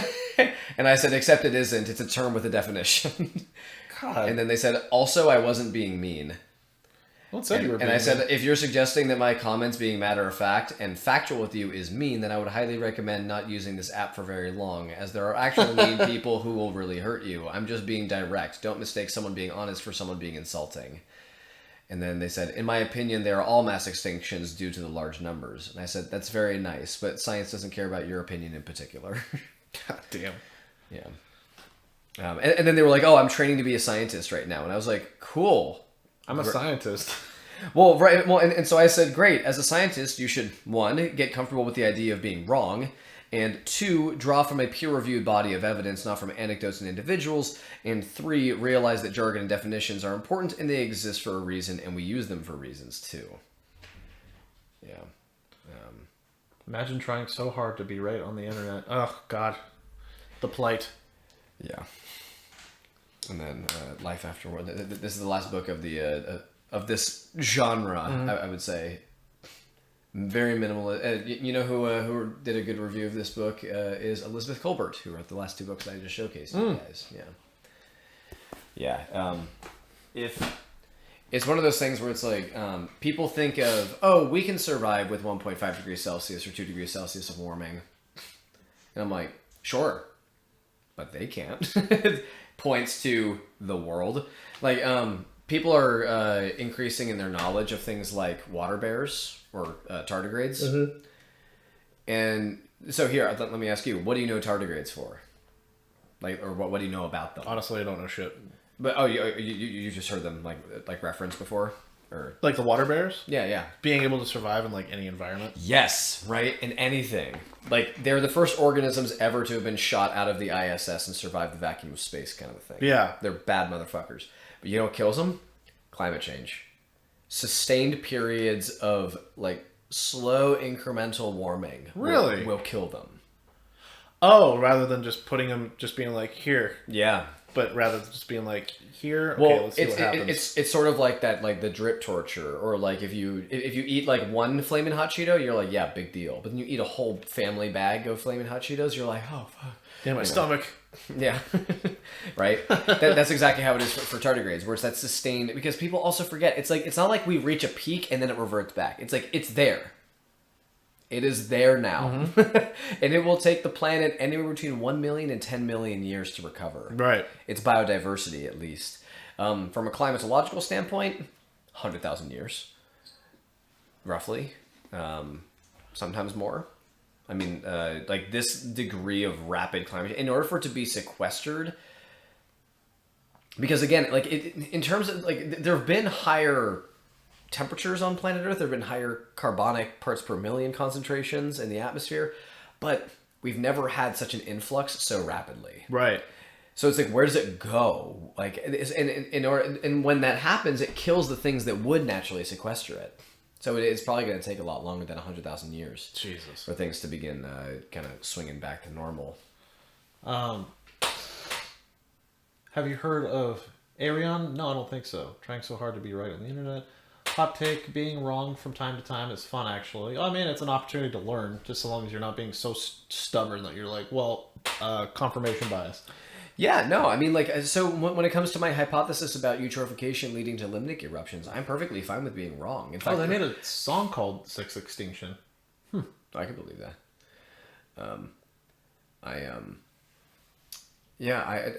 If anything, my catchphrase for the past few years was, I hope I'm wrong. I want to be wrong. Yeah. You know, but it's like, I'm not being, because when you read so much and you pay attention so much, you can infer outcomes. Yeah. And you know, when it comes to, like, you know, during the 2020 election, you know, Bernie Sanders was running again. I was pulling so hard. I was like, we can do this. But I was also like, they're not going to let him. Like, and wouldn't you know? Like, he wasn't put in office, like, because fucking, yeah. And I was like, I want to be wrong, and I still fought for it. That's the other thing. You can know that you're doomed to die, but still go down swinging, Right. and still fight. I think that's the attitude that people miss out on, and I think that's the attitude that I've gained as a martial artist and as a weightlifter, which is, this is going to be fucking hard, and there's every likelihood that I'm going to fail. But I'm going to try. I'm going to give it 100% of my effort right now. You know, it's sort of that thought experiment of, like, you're in a world championship, you know, fighting match. It's like, you know, your opponent is 1 point ahead. They just need one more point to win, and they're blitzing you, and they're going right for your head. And everyone's taking pictures, you know, like, it's on the front page of magazines and the news and the live streams and all that, blah, blah, blah. Do you want the still on your epitaph, on the front page of the news, on, you know, on the 5 o'clock news, whatever? Do you want it to be this person punching you in the face and you going, ugh, like cowering away, like getting ready to eat that punch? Or do you want it to be you going, like, you know, punching, you know, just like, you know, being intense right back until the bitter end. Right. That is exactly how it is. It's like, I think the world, honestly, I think the world is going to end bad. Like, it's going to end bloody and badly. But I'm still going to fight. Right. Because even if we have a snowball's chance in hell, we got to take it. Right. Yeah. And also, the other thing that I try to impart on it and impress on as many people as I can is shifting perspective. Not just in terms of what currently exists now, but what can exist. So that whole 100,000 year to rebound for the climate, and then 1 million to 10 million year rebound for biodiversity. That is where I'm optimistic. That's what I fight for. I advocate for the species that are alive now because I understand as a biologist that everything goes extinct eventually. Most things that have existed do and have, but they don't have to. Well, anything that happens now will affect the future. That too, but I mean, like, but we're subjecting them to needless suffering. Mm-hmm. Like, it doesn't have to be this way, and I don't want them to do that. But now everything that I do to keep carbon in the ground means that is, you know, 10 fewer years for species that will never know my name, never know I existed, to come back. Mm-hmm.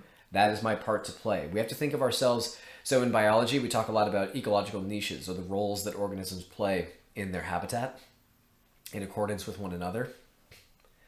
Those are usually spatial niches, if you want to think of it like that. You know, it's like, you know, these animals live in the rainforest, they live in the savanna, they live in the desert, and all that stuff. What I am doing, what we are doing as environmentalists and conservationists, we occupy a niche, not in space, but in time. This is our job right now. This is the role that we have to play to protect species that aren't even here yet. And that is a powerful motivating factor. When I am conducting what I do, like when I'm chaining myself to a bank, when I've got a gun pointed in my face, whatever, it's like, I am doing this for who knows what incredible species that I would want to discover now, but I know I shall never. Society, the Greek proverb, society grows great when men plant trees in whose shade they know they shall never sit. That is exactly what I'm doing. That is exactly what other conservationists are doing. And again, that's what I really want people to try to understand. It's like, I think it's too late for humans. I think it's too late for hummingbirds. I think it's too late for sharks. I think it's too late for 75% of bugs, potentially 100% of them, and 100% of fish. But it's not 100% over for everything. Mm-hmm. And that's important. That's what I cling to. Yeah. Well, it just, God, sorry to link Star Wars into this, but... No. So there's a game called Knights of the Old Republic. I'm sure you've heard of it. But there's a character named Jolie Bindo, where basically it's an exchange between him and Cartho Nassi. Don't worry about the character; it's not important. But he's just like, "What do you mean? This is the most important thing, like at this moment in time." And Jolie says, "Like, well, just because we're at war now doesn't mean it's the apex of all wars ever to happen." Like, we think because we live in this time that this is the most important thing ever to happen, but in reality, what we're doing is fighting a war so that people can survive in the future. Even if they have to endure worse, we do what we do now to make things better for them in the future. Yes. Like, it's not about us. Like, that sort of thing. Mm-hmm. Well, and so it's actually a philosophy that I've adopted from American Indians. Mm-hmm. They think of the 7 generations to come after them. That was actually what I said. One of the things that... It's my digital legacy. It's my footprint, because, you know, when news outlets were covering me screaming into a megaphone, one of the things I said was, I'm doing this for the 7 generations to come after me. So the fact that I, as a white man, had the opportunity to kind of like mainstream or like introduce people to this concept that American Indians have been championing for hundreds, if not thousands of years, that is very important to me. Mm-hmm. I was like, that's rad. That's cool. Yeah. Huge privilege, huge blessing. We're not just doing it for us. We're doing it for other people. Give me a second to grab those coals. But yeah, I mean, like everything you just said has made me think of that Star Wars thing. Be like, yeah, we think that everything we do now is important, and it is, but like, there's more important things to come that we need to be conscious of. Yeah. So, on the note of this sentiment of mine, this is by Deb Ozarko. I would recommend this book as well for you guys. I'm trying to do it so the light doesn't catch it. Pretty solid read. And objectively great title on this one. Race car. I gotta read that story too. I'm doing a lovely little book plug right now. Also, when it comes to perspective change, this is the book for you guys. Like, the great thing about this book is that not only does it change perspective, but also it's a book that you can gift to anybody. Like, it is not a political book at all. It is not a mathematical book. It is not a science book. It's not a sociology book. Like, it is just a thinking book. But it's not a psychology book either. It is just, like, wow. Like, glowing endorsement for this book. I recommend this one to so many people. Yeah. Don't think of things as being isolated. Think of them as part of this. Yeah, totally. I don't know how soon I could give it back. Can I borrow this? Yeah, do it. Yeah, absolutely. That would be... Thinking in systems, that'll be good. It'd be huge. It'd be huge. It'd be so big, so big. The album is binary for why, I believe. It's a sci-fi concept album, and it's very critical of current human endeavors. It's interesting, and the music is pretty... I'll have to check that out. Fuck, I have a lot to check out. Cast logic aside and do the impossible. That's how Team Gurren rolls. Yeah. Your drill is the drill that will pierce the heavens. It's not too late. It's never too late. I've been busy modding my Stellaris game into R34 Stellaris, so I can R34 you reverse. Do your thing, man. I'm not causing harm to anyone. All right. Let me get to this story. I know the real people in here, but I'm not going to read their names out loud. So disclaimer, the names that are being used are not the actual people. It's just, censoring who they actually are. Oh, yeah. So at the party, there was a ton of fun people. Ron was trying to get back with Lisa. At the time, I lived with Nick and my friend Graham. And Nick was back from college where he roomed with Alex. During the party, someone threw up in the bathroom and was really having a really rough time. So Ron, who's an incredibly good dude, decided to help them out and spent the rest of the party cleaning and helping the people who were throwing up and making a mess. While that was happening, Lisa was slamming drinks, so she was absolutely trashed. I was going shot for shot with her, and so were Nick and Alex. So as the night went on, Lisa decided she wanted to go grab food. So I was like, right on, I'll walk with you to the taco shop down the hill. As we were leaving, Alex immediately grabbed Lisa, and they started making out maybe like 2 steps out the door. 10 seconds later, Alex stumbles away for a sec and vomits in the grass. Then I'm like, this seems pretty dangerous. She's like a lamb right now, and some of these people are acting like fucking wolves. I told Nick to stay at home because we really needed to go grab food and come back. We make it halfway down the first street, Lisa and I, me holding her up and basically walking for her. Nick runs up to us and is like, I'll help too. I was like, I told you to stay home, what the fuck? And he was like, nah, I got this. We make it to the end of the street, and I'm literally holding her up, and Nick is holding her face and making out with her. Wow. I pull away, and I'm like, Nick, go home. He gives a sad look and then runs back to the house. I ask her if she's still hungry, and she's like, I think I just want to lay down. I'm like, good call. I'll start walking back with her, and she starts groping me and whispers, I know what you want. And I'm like, no, I don't think you do. We finally make it home, and for the next hour and a half, I have to play interference on Nick, who will not stop trying to get close to Lisa. I was livid. Finally, things settled down, and I let the alcohol hit me.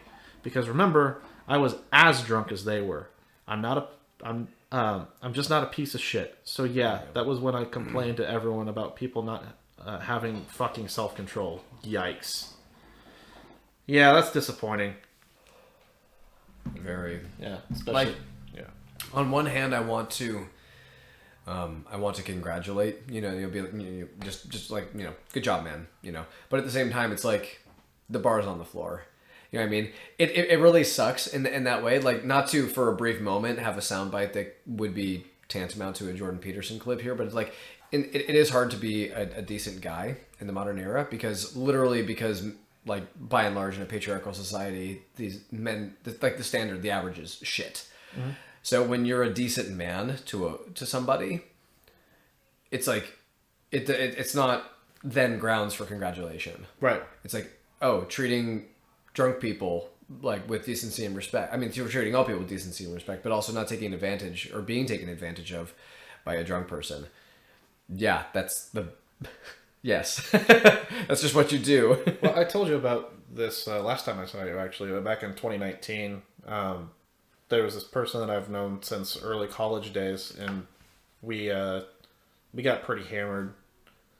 Went back to her place, doing our thing. Thankfully, even though it was consensual for the most part, but there was a point where she was like, "Do you want to go in the room?" And I said, "We cannot do this. Like, Yeah. this is very dangerous for the both of us. Like, this is a really bad idea. We can't do this." And That's low key proud of myself for that. Yeah, no, you should no, like you should be, and again, it's a weird thing because it's like, but then again, I think of things where it's like doing a good job in anything else. Like we do pat ourselves on the back. So I think in regards like that, it's like, yeah, like you maintained composure. Especially like because at that point it's a matter of not sobriety, it's a matter of temptation, and that's the part that is like nice, good move. Very good move. Yeah, because I woke up the next morning, I'm like, thank God that didn't happen. Just be a good person because it's the right thing to do, not for congratulations. Yeah, I've had plenty of calls where I've had to tell people to fuck right off because they were getting into other people's business when they were both not in the right state of mind. I read that as just be a food person. Oh, yeah, he corrected himself saying good. I pat myself on the back, but it's also a basis for helping me love myself, Yeah, I mean, the weird thing is, so I see where you're coming from, too, because the people that you referenced, the real names that you showed, like, I know that you're very close to them, so I'd imagine you'd be like, what the fuck, guys? Like, you're better than this. Yeah. Oh, man. I don't miss college days. No? Well, some parts of it. Yeah. For the most part. I miss the walkable community. But yeah, no, I'm actually very happy with where I am in my life right now. How the fuck are you doing that? It's the amount of smoke? Like, okay, so now, just really quick divergence. When it comes to smoking, I mean, like, so with like cigarettes or something, or cigars, like, you don't want to rip that shit too hard. You know what I mean? That'll, especially, so cigars, the difference between like, cigars versus like cigarettes and weed is that you inhale in your lungs for these other two, but then this one, you just keep in your mouth.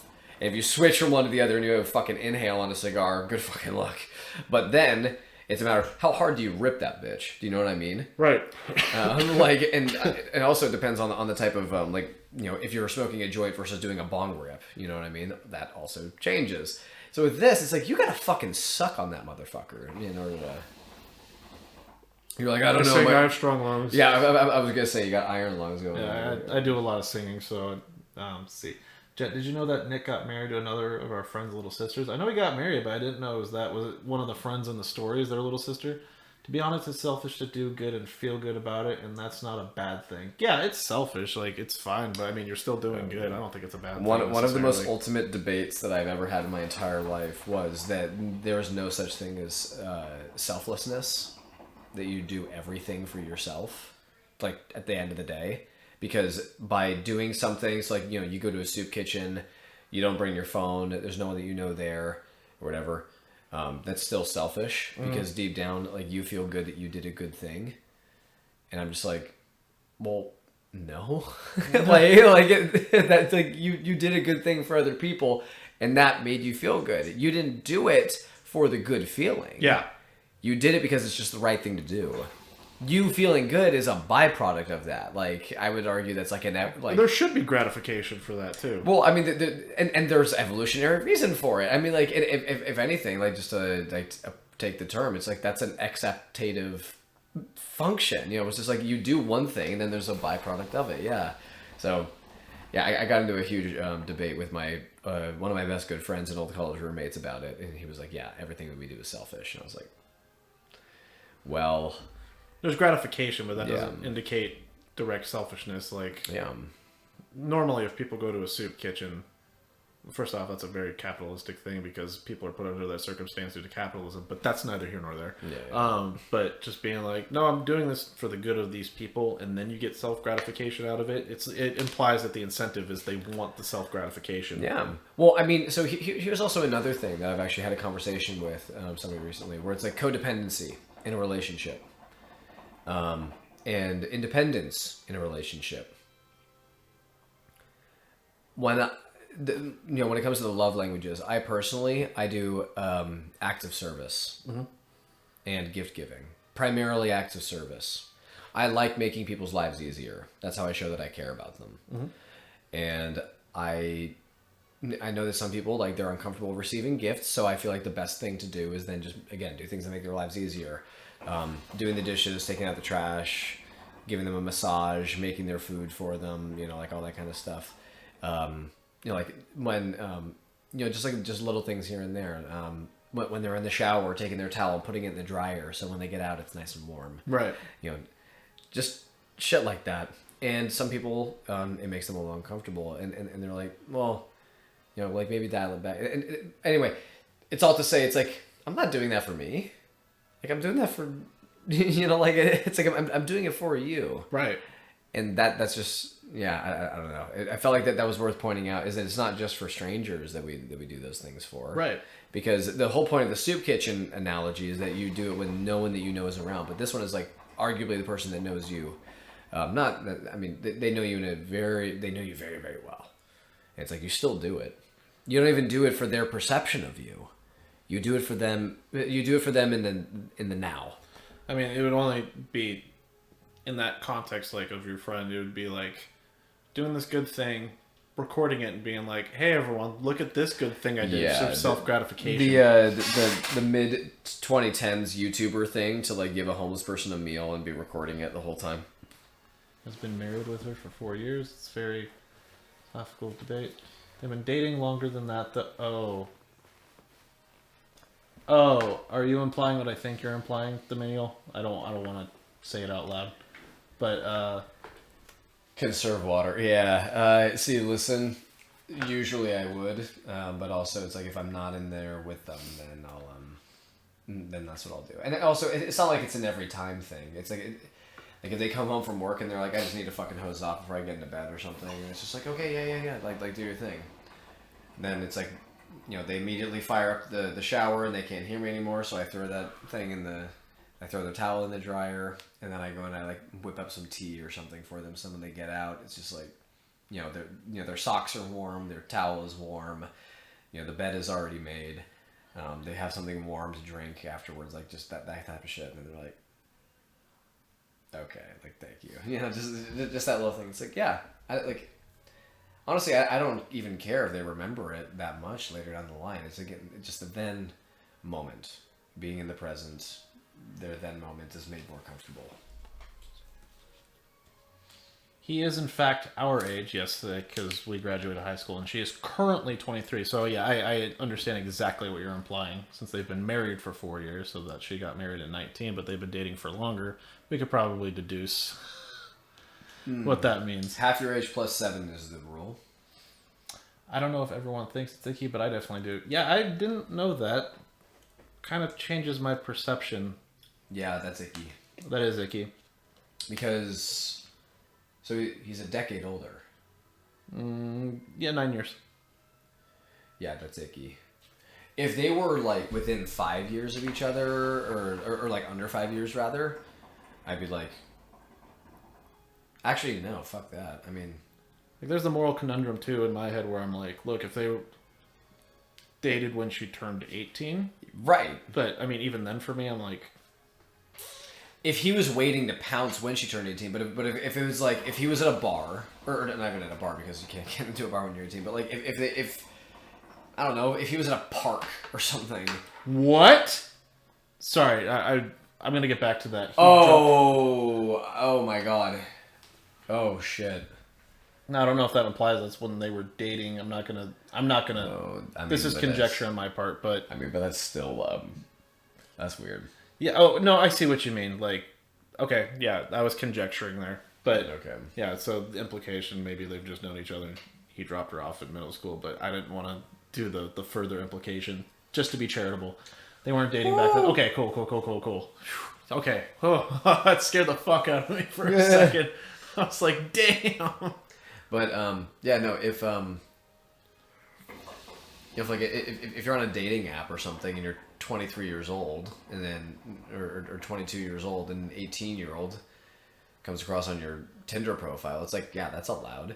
Even if if she downloaded Tinder for her 18th birthday because she fucking now can, it's like you weren't there waiting for her. Yeah. It was like that's just what happened. If you were walking your dog at a park and then she's walking, doing a little birthday jog or something, but she doesn't fucking tell you she's turning 18, and you start drumming up a conversation, and then she's like, hey, let's go out, let's go out sometime. It's like, again, you weren't waiting. But if she's 16, 17 years old and you're 20 something and you're like rubbing your fingers waiting, it's like, yeah, that's a do it. Yeah, do it. No, don't do it. Don't do it. Don't do it. Don't do it. Do Oh not. god.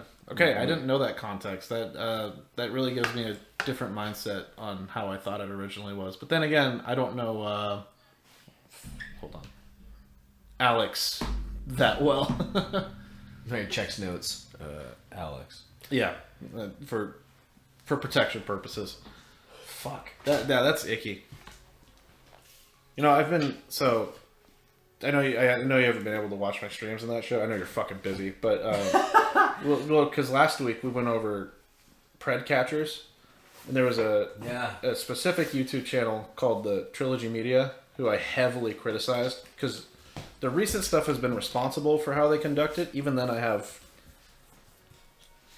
biases against the vigilantism about it. But don't get me wrong, people who act on that shit, big ick, disgusting. Yeah. Fucking disgusting. But these people were like, we know your wife, we know her occupation, saying her occupation while on the YouTube video, like disclosing where they were at, but also saying, I know your address, you're in this city. Like, I was like, dog, the fucking defense team is going to have a field day with this because... Yeah. And then they were like, you need to call your wife about this. Now, this is a huge problem I have when they put this on YouTube and they take the responsibility and saying, you need to call someone and let them know this information, which in principle is fine, but I'm like, you are not the authorities. You are not qualified to do this type of stuff. Mm-hmm. And not to mention, you just put the family in danger when they're victims. Yeah. So... just take it out on that one person. Like don't implicate other people in that shit. And then they said, you live in this city. I'm like, dude, people have been doxxed on less. Yeah. Yes, they have. Me. Well, I mean, not even docs, but it's just like right-wing threats. Just that was part of my whole thing again. So before we started up the live stream, I was asked, if using my name was okay, and it's like, yes, like at this point, at this point in my life, yeah, it's fine. Also, it's like I trust this chat. I mean, there's nothing that I would say that I've said on this chat that would garner implicate you in a certain way. Well, yeah, that would basically garner enough vitriol directed at me. Yeah. Let's see. Look, my partner and I are 3.5 years apart. She was still in high school, and I was graduating when we met. Even that felt weird. This, however, is just way weirder. Nick and I aren't friends anymore. Rightfully so. I think you made the best call for that because that's weird. I wouldn't condone that. That's disgusting. I used to work with someone. I won't give their name, but basically he put it out there when he was 24 was dating a 16-year-old, and I'm like, dude, you can't do that. Like, this is nopes. This is rights for grounds. Like, I think you should be fired. Yeah. Just for even telling me that. Yeah, no, that is a fucking no. No go on that one. Disgusting. Very. Ugh, Jesus. How? Like, bro, just go after someone your age? Yeah, go after Jesus a woman. Christ. Don't go date. I mean, When I went through this recent breakup within the past 6 months,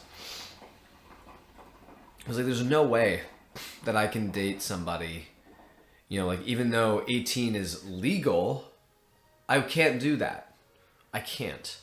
I am at such a different like I can't date like I need somebody that's a fucking that's an adult, you know, like same I know mindset. that, like I know that 18 is a legal adult, but it's like I need someone who is mentally an adult, Yeah. you know, behaviorally an adult, that is developmentally an adult in terms of like an not experimentally as in like they've dabbled in being an adult, but like in terms of their experiences, they're an adult. I need that, and so yeah, for a 24-year-old to date a 16-year-old, like bro, how? Well, it's just disgusting. And she was a senior, but like still, even then, like yeah, that's ew, that's icky.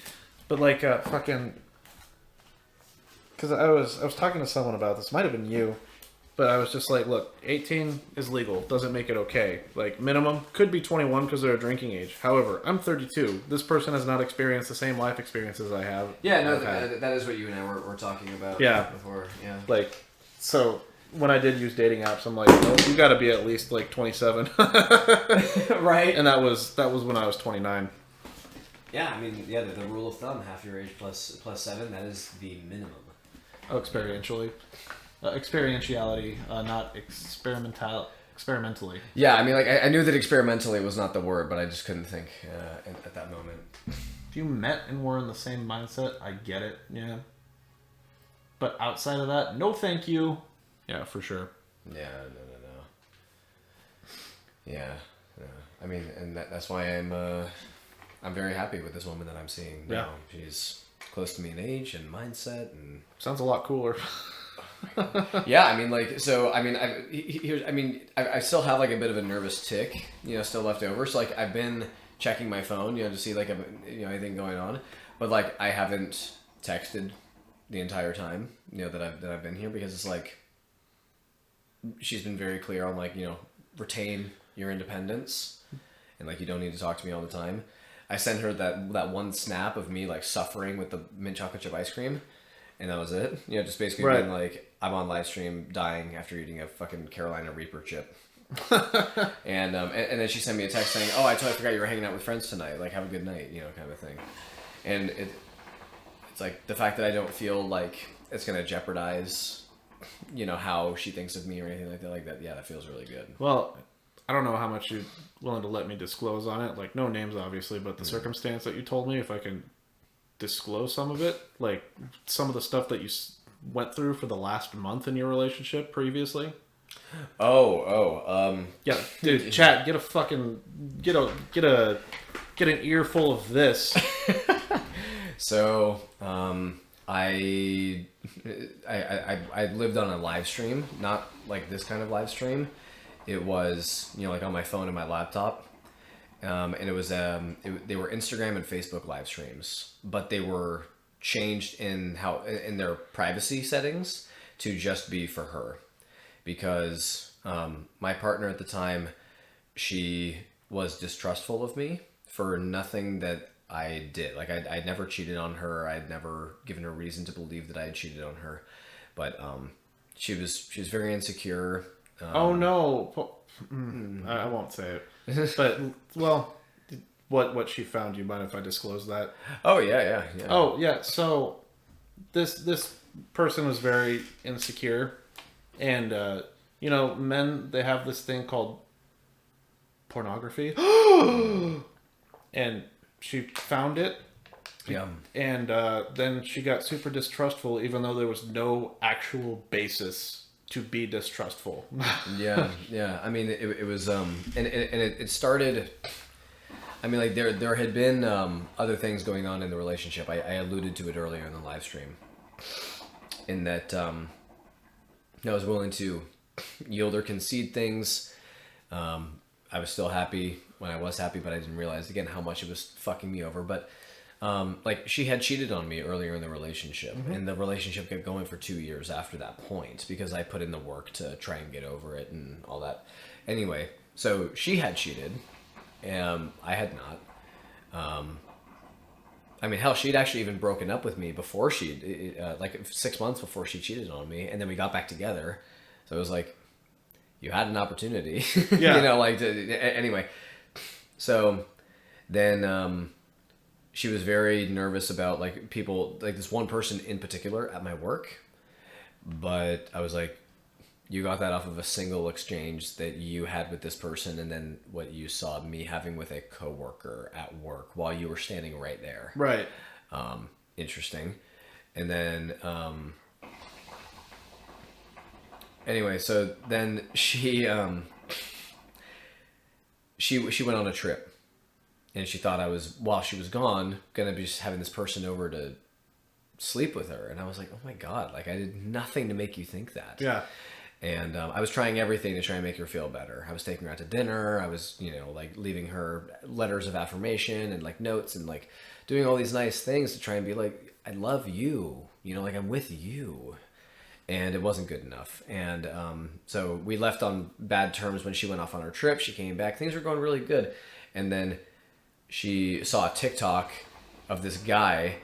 Also, like, I've never said this, but fuck this guy. For making this fucking TikTok.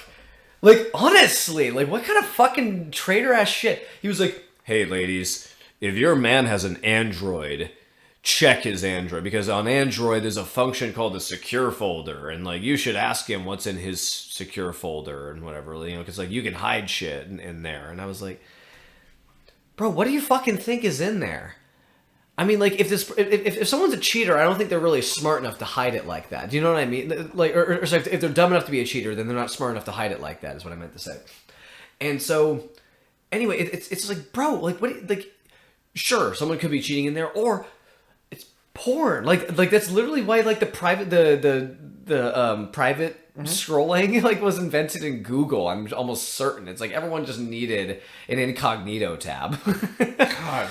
Like private. Anyway, so she sees this TikTok and she's like, can I see your phone? And I was like, I don't want you to. And she's like, why not? Are you cheating on me? And I was like, no. She was like, then prove it. Let me see it. And I was like, I really don't want you to. I really, really don't. Like, there's things in there that I haven't, that I don't want you to see, And also, to clarify, there were actually other things that were in there. Like I would journal in there and stuff like that. And it's like, I don't want you to read my thoughts like that. Like, I'll tell you the inner demons that I have when I tell you. I mean, we've been dating for almost 3 years at this point. And anyway, so then finally I gave her the phone, and then she saw the porn that was in the phone. And she was like, oh my God, this is so much worse than I thought. And I was like, wait, what? Like, you thought I was cheating and then there's porn and that's worse? Like, what? Yeah. So she considered porn cheating. And when she stormed upstairs and she was like, I need to get away from you, I deleted it all off my phone because it's like, it's not that important to me. It's just like, I just liked it. You know what I mean? But it's like, if it makes you uncomfortable, then I'll get rid of it. And then she was like, can I see it again? And I was like, what? I mean, like, Nani? like, no, like, what do you, why would you want to? Like, wouldn't that, first off, that would make you uncomfortable, but then also it's like, I mean, I got rid of it. And she's like, well, why'd you get rid of it? And I said, because it made you uncomfortable. And she's like, or are you trying to hide something? And I was like, what more would I hide? You already found the porn. And she was like, is it porn that you made with other people? Is it people that you know? And I'm like, no. What? Does this look like my dick? right. I was like, no. And then she was like, well, now I don't know because you deleted it.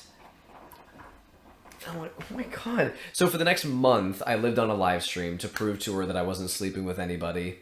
She went through my phone. I took the password off my phone. She would go through it while I was awake. She would go through it while I was asleep. Oh, that's red flag. Yeah. She would... I mean, mostly while I was asleep. And then also, here's just like the extra predatory aspect of that is that it's not like we had like similar sleep schedules and like I'm a heavy sleeper and she's a heavy sleeper. It's I fall asleep quickly and I'm a heavy sleeper. It takes her forever to fall asleep and she stays up hella late and she's a light sleeper. So she just waits for me to fall asleep and then she just reaches over and takes my phone and she can fucking scroll all night long and I would never know. Kind of a thing. She went through my emails. She went through all of my Instagram accounts. She went through my Facebook, my Twitter, my emails, my browser history, my laptop, like my entire software and hardware, like all the browser history, all the saved things. She went through my Reddit. She went through my bank balances and bank statements. Like she went through every digital thing that I had that she could. And... Your bank statements? Because she was like, I think you're paying for OnlyFans. I need to check. I need to make sure. Yeah. That's invasive as fuck. Yeah. And so it was just, yeah, it was really shit. It was really, really shit. Yeah. Let me see. Well, I remember when you had a group chat with a bunch of your friends and me, you put up the whole story. And I had already given you my opinion on the whole thing. And you know me, I'm not going to bullshit you when it comes to that shit. But I put in the chat there. You told everything. And I was like, look, I'm not going to give my opinion because I don't want to start anything. And immediately your friends were like, fucking bail. Get out of that shit. I'm like, this is what Allan needs. Yeah. And then I put, thank God. Yeah. She wanted to feel safe. You're both Yeah. leftist adults. Yeah. These are acceptable. She wanted to feel safe. Pornography? Hurt people. True. People think being friends Is only a few steps away from sleeping together. Yeah, people do Yeah. think that. Right. I mean, it's hard when you don't understand your partner wants to resign. Yeah. Dude, I can't imagine you going through... Can you imagine someone going through all your emails? Yeah, the fuck? What's in the trash? Yeah, no, like she would go through like deleted stuff as well. And it's just like it's just memes, bro. Like, yeah, huge breach of privacy, and then she also accused me of having a porn addiction. That was the other thing. She kept. Oh yeah, didn't you seek therapy just to make her feel better? Yeah, I mean, well, so yes, it was sort of like I got therapy under the guise of I'm doing it for porn addiction, but it was like I need it for me right now because I am fucking suffering right now. Right. Yeah, absolutely. And also just like, you know, having gone through shit in my life, and it's just like basically porn therapy would only benefit me. And porn. Yeah, therapy would only benefit me in this moment, but it was like she was making me feel like it was my fault that I was actually addicted to porn. I was like, I know I'm not, and then that's where we were talking. Unironically gaslighting. Right, right, and that's actually so funny that you said that, because then also she was appropriating language of addiction, where she was like, addiction is when it affects the people around you, and I was like, that's not what it is, like. Addiction has an outcome, but that's not what it is. Right. You know, and I was like, you're missing a really critical part. It's when you can't function without it, and then it affects the people around you. So it's like, I am able to wake up, eat breakfast, exercise, go to work, you know, do my chores, like whatever, like without porn. You know, like I'm able to have a healthy sex life with you, my partner. Right. Like every time. Yeah. I am then categorically not addicted to porn. Like, it's just, that's not a thing. And she was just not willing to accept that. And so it made me feel, and also like, so then eventually after a month of doing this, she said, I throw in the towel, I'm done. And I was like, wow, okay. The fuck, after all that work? After all that work. All that invasion of your privacy. And she said, I'm done, yeah. But It was out of nowhere, too. 1 month. She gave it 1 month. But you didn't even know that. She didn't disclose that information. Nope, she didn't tell me until the day of. You know, what was crazy is that I made her, like, I thought things were getting better. Like, I thought I was going to win her back. And I made her favorite dinner the night before. I made her favorite breakfast. And we were sitting at the table, like, smiling and laughing and talking. And everything was looking good. And then she just, like, went... So, anyway... I'm throwing in the towel. And I was like, wait, what? Like, Yeah. Like, what the fuck? But we still lived together. So it was very awkward. And a few days after she officially threw in the towel, some emergency situation happened with her. And I took care of her for literally the entire night. Like, I'm talking, I pulled an all-nighter. After I went to work and everything, like, I took care of her. And... The day before that, I had told her, like, I'm considering, or it was like, you know, she was like, maybe we can rekindle, you know, like maybe I take it back. And I was like, what would make you take me back? And she's like, if you kept the password off of your phone. And I was like,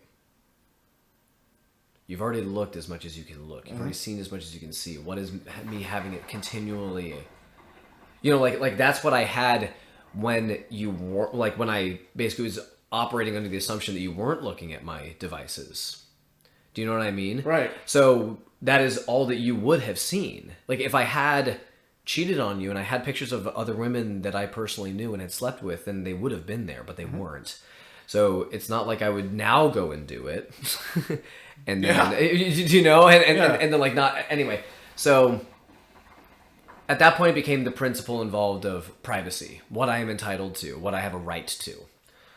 And so anyway, 24 hours later, we went through this whole episode, emergency situation. I took care of her. I was by her side for 24 hours straight. Even though I wasn't even her boyfriend anymore, I still was there for her, comforting her, fighting for her. Like with the people that, you know, because we weren't alone. It wasn't like it wasn't just a personal emergency. It was like we had to be in a certain building. I won't disclose what the situation was. Right. But then the night was over and I was basically tucking her into bed being like, hey, we'll wake up in a few hours and I'll go and get this thing that you need, you know, to help you feel better. Just get some rest. And right before, and I'm about to head upstairs and she's like, no, can you actually stay in bed with me? Like, I think that'd help me sleep. And I was like, okay. And I was like, I'll set an alarm so I can wake up. You know, I hope it's okay that I wake you up in like 2 hours so I can go and get the thing you need. She's like, yeah, that's fine. And then I pull out my phone and I, you know, type in the passcode to get in and I set an alarm. I put the phone down, let my head hit the pillow and she goes, you still have the password on your phone. Yeah, I remember you telling me this. Yeah. After everything that night. Domenial, thank you for the gifted sub to Epic Prawn. Fuck yeah, man. You the homie. Sorry. Wow. Nice. I have to go back and chat because we missed some things. But anyway. Yeah. Yeah, you still have the password on your phone. Huh? Oh yeah. And so she was like, oh, you still have the password on your phone. I was like, yes, I do. That was actually what I said. I was like, yeah. I guess I do. And then she was like, okay, you can sleep upstairs then. And so I did. But before I fell asleep, I closed the door leading up into the living room and I basically barricaded it. Because again, I'm a heavy sleeper. Mm-hmm. And the last thing I want is for her to keep snooping my phone. Well, actually, she didn't even know the passcode. That was the other thing. But it was still just like, I didn't know what she was up to. Right. I didn't, at that point, with someone so emotionally and mentally like fissile, that like you know, like unstable. I didn't know if she would do a crime of passion. Do you know what I mean? Just because at this point, it's like I'm in uncharted waters now. I did everything for this person, and this is what I got. Yeah, and under all these circumstances, there's no reason that you should feel secured or safe. Right, and because I never thought that she would ever look through everything in my phone, so like, oh, I didn't think that she would hurt me. It's like, bro, again, you're in uncharted territory now. Like, we don't, where we're going, we don't need roads. So anyway, that was the rub for that breakup. So for now, me to have this person in my life, this woman, this fucking phenomenal woman, who tells me, don't lose your sense of independence, don't change your behaviors for me. If you don't text me, you know, like, because you're busy, that's totally fine. Like, all that shit, that means the world to me. Well, it's funny too when I saw you a week and a half ago. Yeah. When you showed me who she was and like you told me everything about her, but like you showed me who she was, I'm like, damn, nice catch. Not my type, but nice catch. Really nice catch. Like, good for you, man. Thank you. I was over at her house a couple of nights ago, and I was connecting to her Bluetooth speaker, and she thought it was a Google Home kind of speaker situation. So I pulled out my Google Home, and the last time I used Google Home, like the connection was at my TV at my house, which I used to, where my ex used to live as well. And so her Google Home device is what I used to hook up to. And so that's our names that were on there. Mm-hmm. And it's still visible on my phone. But I haven't used it in months. I don't watch TV. Anyway, so I pulled out my thing as I'm like standing next to this woman now. And she sees the previous device match and it shows my ex's name on there. Mm-hmm. She didn't flinch. She didn't react. She didn't say anything. She didn't do anything. She just kept chopping garlic and onions and whatever because we were making dinner at the time as well.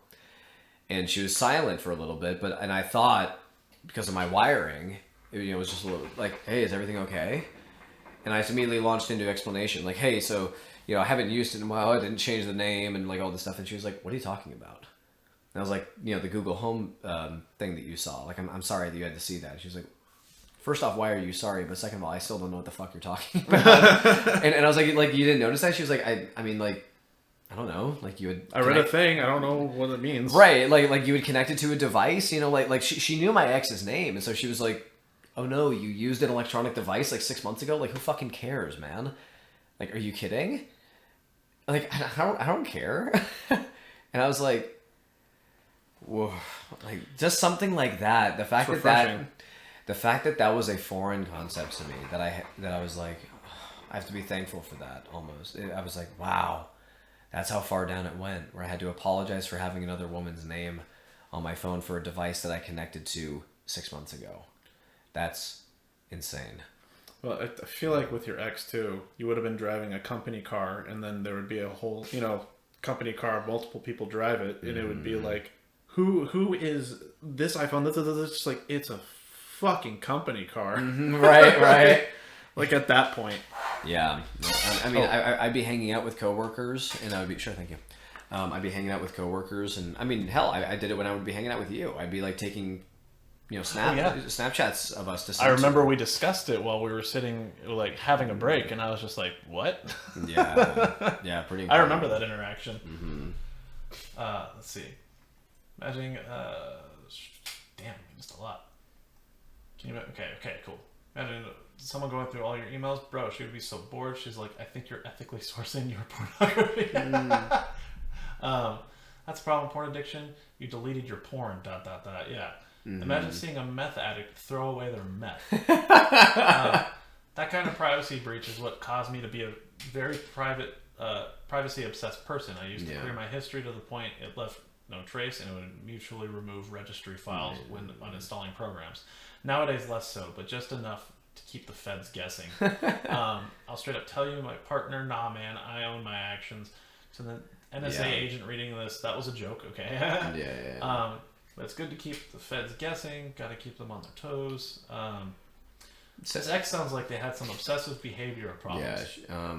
And like been there, but we all heard them eventually. Yeah, borderline personality disorder as well. Yeah, I mean, again, just insecurities. And so here's the other thing. I go through this story now, and it's still fucking terrible, and it will never not be terrible. But I know that when I was with her, she cared about me. Yeah. And I cared about her. I mean, you saw how hard I loved her. Oh yeah. How hard I fought for her. I mean, like everything that I was doing in my life to make sure she was happy and safe and comfortable, and her life made easier. Like it's just fuck. And so that I realized when I was still sad about the breakup in like December, I realized that I wasn't so much sad about having lost her. I was sad that I had lost part of myself. Like I was that connection that you mutually had. Yeah, it was sort of like that quote. The only thing we have to fear is fear itself. But it's like the only thing that I was feeling was feeling itself, or like the only loss I was experiencing was loss itself.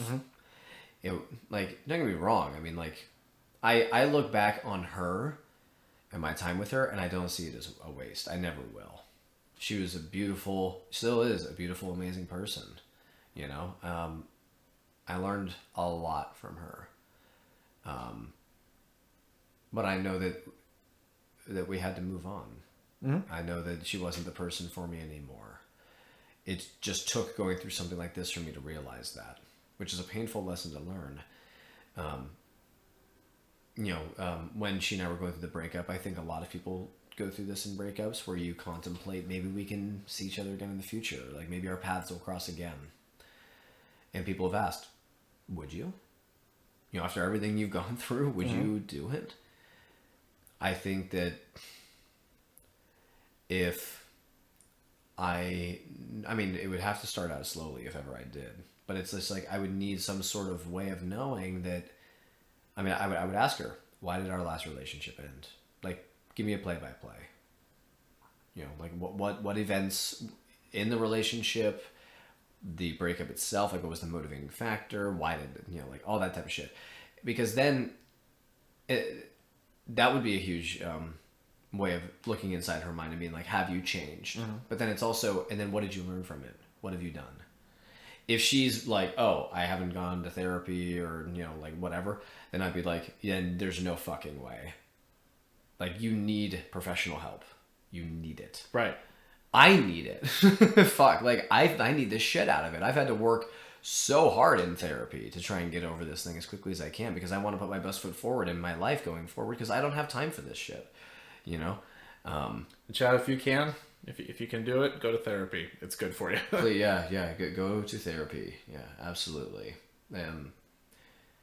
Like, nothing bad can come from therapy, I would say. It can only be good for you to talk about it. I mean, talking about it with your family and friends is important, but you want to be careful of trauma dumping.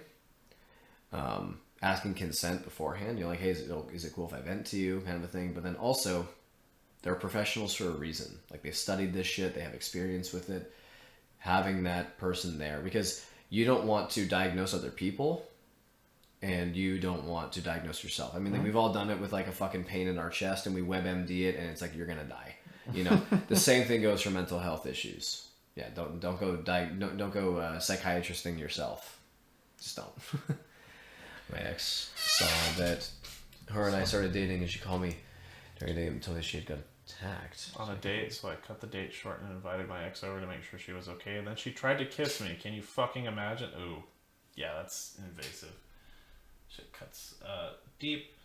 The catharsis of finally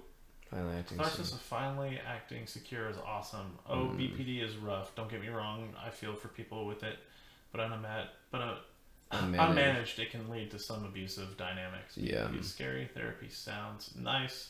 I'm not in therapy. I'm in Ohio. Ooh, yeah, that's right. Hypochondria goes. Mm-hmm. Yeah, because some of the things that she would also say during the breakup itself, and in the time before she moved out, it would be complete switch flipping. You know, like, I love you, I hate you. Mm-hmm. Like, get the fuck out. Your face is triggering me. Just hearing your voice, hearing your footsteps above me, like, you know, because we have a 2-story house. Just hearing you in the house is just making my skin crawl, and I want to scream and like, no, please don't leave. I don't want you to go. Mm-hmm. You know, like, I don't want to do this life without you. I literally can't think of you getting out of here fast enough. I mean, it would be that fast, like what she would say and do and whatever. And then it got to the point where I know that somebody in chat mentioned earlier the whole somebody threatening to redacted themselves. Mm-hmm. She basically would do that too if I didn't leave. Right. And I was like, do I need to call somebody? And she was like, no, you don't need to worry about it. And I'm like, see, you saying, like, that's like a cop saying, no, you don't need to get, you know, like, yeah, you know, like my badge number down or something. It's like, see, now I really want to actually call somebody about this. Yeah. And so that it was those types of warning signs. So anyway, in regards to getting back with her, I mean, this person that I am seeing now, I see her as a potential life partner already. I mean, mm-hmm, like, she's so based. She's so sounds cool. Like it. Yeah, she's based as fuck. She's so kind. She's so understanding. She's very communicative and transparent. She respects my privacy and individuality, my ambition. She herself is a very ambitious, forward-thinking person. She has a very big picture lens and perspective. She is great with animals. I mean, like, there's nothing about her that I dislike. You know what I mean? Like, and if ever there's a thing that we disagree on, you know, whether it's ghosts or guns, we talk through it. You know, like, I own guns. She's not a fan of guns at all. Mm-hmm. But it's something that we're working through because that's, I don't know, like, there's no such thing as a perfect relationship. There's compromise. Right. There's going to be. And if it's going to be on anything, honestly, guns and ghosts, I'll fucking take that every day of the week because those are easy. Well, look, I was going to say with my partner now, she was very insecure, like, about me potentially talking to people and all that stuff. Like, it was bad when we first started dating. But now she's based and she's worked the fuck out of it. And I'm just like, just the fact that you're working on this and you're a better person and you acknowledge that you're a better person as an outcome, like, I'm pretty sure this one's my life partner. After 2.5 years, I'd hope so. Yeah. Right. Yeah. But if for whatever reason, God forbid, if this doesn't work with this person, I mean, it depends on what the reason is that it doesn't work out. Because I've been cheated on now twice. She's been cheated on. So we know that we're not going to cheat on each other. That's just completely out of the picture. If ever we go our separate ways, it's going to be due to some type of like life direction, you know?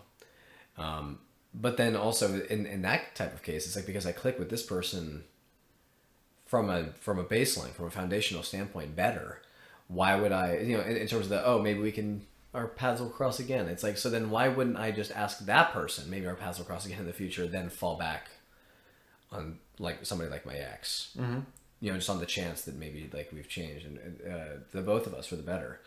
That would, I mean, again, there's potential if whatever I have going on with this person fails. It's not something I'm looking forward to. Right. But it's just one of those possibilities considered. Thought experiment. Somebody asks me, that's my answer. Is I don't know. We'll see. Well, how you feeling? Tired? Yeah, I was gonna ask you. Are you feeling pretty tired at the moment? I could keep going if I really wanted to. We've been almost streaming for 6 hours. Oh, me more than that. Oh, right. Yeah, you were doing this before I got here, weren't you? Jesus well, Christ. you know what? I have work. I have to get up at about 5:15. Oh shit. But that being said, I can keep going. I've learned recently the less sleep I get, the more I can handle at work.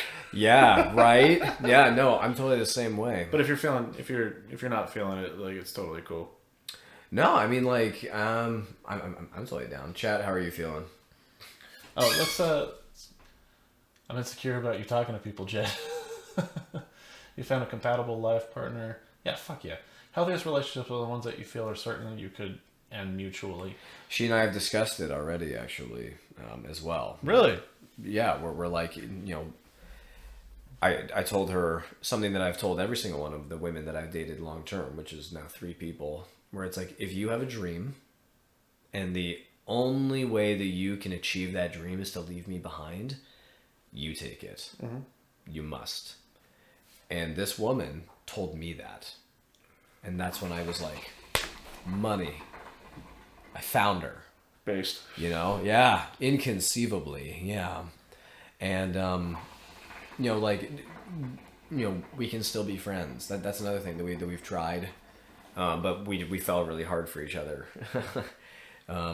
Against all of our best attempts to take things as slowly. I mean, like, we are still taking things slowly because we don't want to fall victim to the whole falling hot and heavy and then burning out. We don't want our relationship to be predicated on like lust and whatever and just like all that. Like, we're in no rush anyway. But yeah, like we talked about like breakups and everything. And it's just like, yeah, no. One of the things that we also said is if we break up, we'll be okay. It'll fucking hurt like a motherfucker. Yeah. But we will be okay. We do not stand the statement of, no, please, I can't live without you, or I need you. We don't believe in that. It's like, if anything, it's almost more powerful to say, no, I want you. I want you to be in my life. Well, before my dad passed away, he said there's no one worth hurting yourself over, ever. Like, even, I mean, I just kind of be analogous with that analogy, but just being like, you don't need this person. Yeah. Like, that's one thing I've learned from a stand-up comedy, actually. There was a comedian named Chris Porter talking about his parents and their relationship and how he was dating someone who was just like, I need you in my life. He's like, I've seen my parents date. And my dad acknowledges that my mom doesn't need him. And he just says, thank you for being here, honey. Yeah. Like, you shouldn't date people because you need them. You should want to date people because you enjoy having them in your lives. Yeah. No, exactly. And, it's all about being comfortable with who you are as an individual and as a person. I haven't been this liberated since I was in high school. I mean, like, I'm able to sit alone in my house, not on the phone, like, just myself. Which is, like, I've always been comfortable with thinking to myself, but also, I mean, like, you know me, you know I'm a busy guy. Like, I'm literally going from one thing to another. But when I have the still moments, like, prolonged still moments, rather than just driving from one gig to the next or whatever, that's powerful. And it's something that I've had to get used to, especially when somebody that was so, clinging, Suffocating. yeah, I mean, but again, I entertained it. Codependency goes both ways. True. I will continue to give her the benefit of the doubt. Two people could choke each other, though. Right. That's true. But in any case, I was, especially with all of my depression and my anxiety regarding climate change. Like my fun fact, the official term is solastalgia. A lot of people call it climate anxiety, and we can talk about this maybe later in the stream. The whole utilization, like just throwing climate or eco into everything. It's basically what, it's like what green capitalism does to their marketing teams, but instead people do it for jargon. Where they're, I know that you mentioned like climate crisis or climate catastrophe or something. And I'm just like, we have climate chaos and climate change, climate catastrophe, climate apocalypse, climate, climate breakdown or whatever. And I'm like, just call it climate change, like all that kind of stuff. But anyway, so people call it eco-anxiety or climate anxiety. And I'm like, it's solastalgia. The term's been around since the 1990s, actually. And that's why I started this account. This is why I started this alter ego persona, is I created a Finsta because people kept asking me in passing, hey, Allan, how are you doing? And I'd be like shit. Like a paper just came out that, the Arctic ice sheet has never been thinner, and all that stuff. And so instead of just telling everybody individually when I would see them in passing, I was like, just follow my Finsta. And I would just post close-up pictures of my face, and then the caption would be as big as Instagram would allow for it to be. Oh, yeah. Just explaining my thoughts. It would be like me journaling, essentially. And then eventually I started to, kind of take funnier and funnier pictures. And then eventually I started to make like memes as well. Because I mean, in the 2016 to 2018 era, who fucking wasn't into memes, honestly? I mean, like that was the golden era of memeing, was 2016 to 2018. And so then I would start to make memes a little bit. And people were like, these are fucking funny, man. You should make this account public. And I was like, I don't know. But anyway, so that's how I got it started. That was my catharsis. That and lifting, those are my vents, because it's just so much. It's so much pain, and so now for me to be comfortable with being alone in my house at night, writing my books about climate change, and not feel like I need to call somebody or hug somebody to get over that. I'm like, damn, I haven't been this strong ever at any point in my life. Because even when I was in high school, there's also just that whole, I don't need somebody to be around me. I'm equally comfortable with being introverted as I am extroverted, but this is different. It's very different. And it feels awesome. It feels really awesome. What we got? Oh, shit. Not a Mario Pro. Oh, crikey. Oh, we're good. Yeah, my partner and I broke up once over the idea of not being able to deal with our relationship dynamic well enough, but then we got back together and worked it through. Good. I made Jeff play Elden Ring. Oh, God. No, not right now. Oh, God. I almost took down a boss, and then I barely lost to him. Deprivation trance state to get through work. Yeah, you know what? I shouldn't have even said that, because I'm like, fuck, I'm a writer. Feeling good. Cheers. Bro, I'll drink to that. Burn bright forever, never slow down, it'll hurt, always does, and that's okay. All things end, but that's okay. Also just beat a game I grew up with, but never beat. May have used save states, but I'll do it. Also do it legit soon. Hey, fuck, you beat it. That's what matters. Sometimes you have to go past what the game offers you. That's hella satisfying. Game, Super Mario. And, oh shit, heck yeah. Kaizo Mario, oh god. Ecotastrophe. Catastrophe. I'm not a Mario Pro LMO, but since your sub Thursdays are currently dedicated to a 30 before 30 challenge, so beating 30 video games before turning 30. Believe in you, Prawn. Yeah, you got this, Prawn. Oh, you're talking about eco-journalism. This makes 16, so I'm feeling good about it. I was talking about eco-memes. Eco-lift. Eco-lifting. Enviro-lift. Yeah, yeah, that term, just throwing climate, whatever in there. I mean, I'm trying to think of all the ones that I've heard. So, total off subject. Yeah. Because we used to work together at undisclosed location. Yeah. And you told me about this earlier. I don't know if we wanted to rehash it or whatever, but you're looking to move away Yes. from that place. Yes. Yeah, what was the story again? I know it involved HR and classic capitalism bullshit. Yes. So I received an injury. That's why I have this rogue wrist strap. I have one that the hospital gave me when I sprained my wrist, but Imagine if they gave you E213 too. we don't have any of those anymore. Really?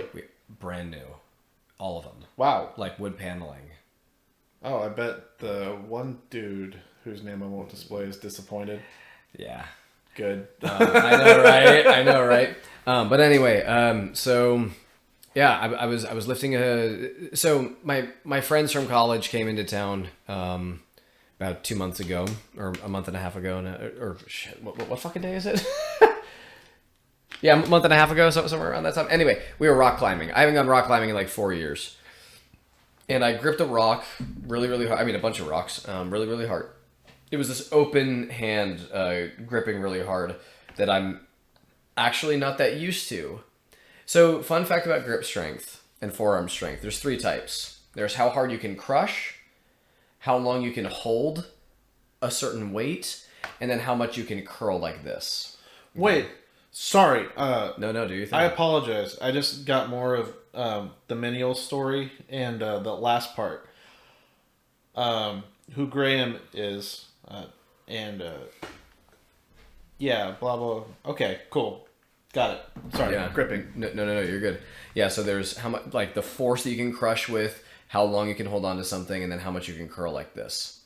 So doing rock climbing is a different type of forearm strength that I'm used to, in my hands and stuff like that as well. Anyway, so I fucked up this hand. I was like, whatever, I'll just work through it. You know, it'll figure itself out. But a month later, it was still hurting. I'm lifting this 200-pound sandbag. I'm just loading it onto barrels. This thing is flying up. I'm loving it. I'm like 5 reps in, and I go for the next one, and then all of a sudden I hear this crack, and I feel this pop in my hand, and then just shooting agonizing pain in my hand, and I'm like, son of a bitch. I need to go to the hospital. So I go to the ER. They tell me there's some fuck shit with your tendons and your ligaments. You need to go to an orthopedic surgeon, get an MRI kind of a thing. Here's a brace in the meantime. The reason I'm not wearing the brace is because I wore it last night while I was sleeping, and it was like cutting off blood circulation in my hand, even though it wasn't all that tight. So I'm like, ugh. So this feels just as good in terms of like wrist support, but way better for blood flow. Right. Like my hand was like fucking like purple, and like my knuckles were swollen. I mean, like it was bad. Jesus. Yeah. So anyway,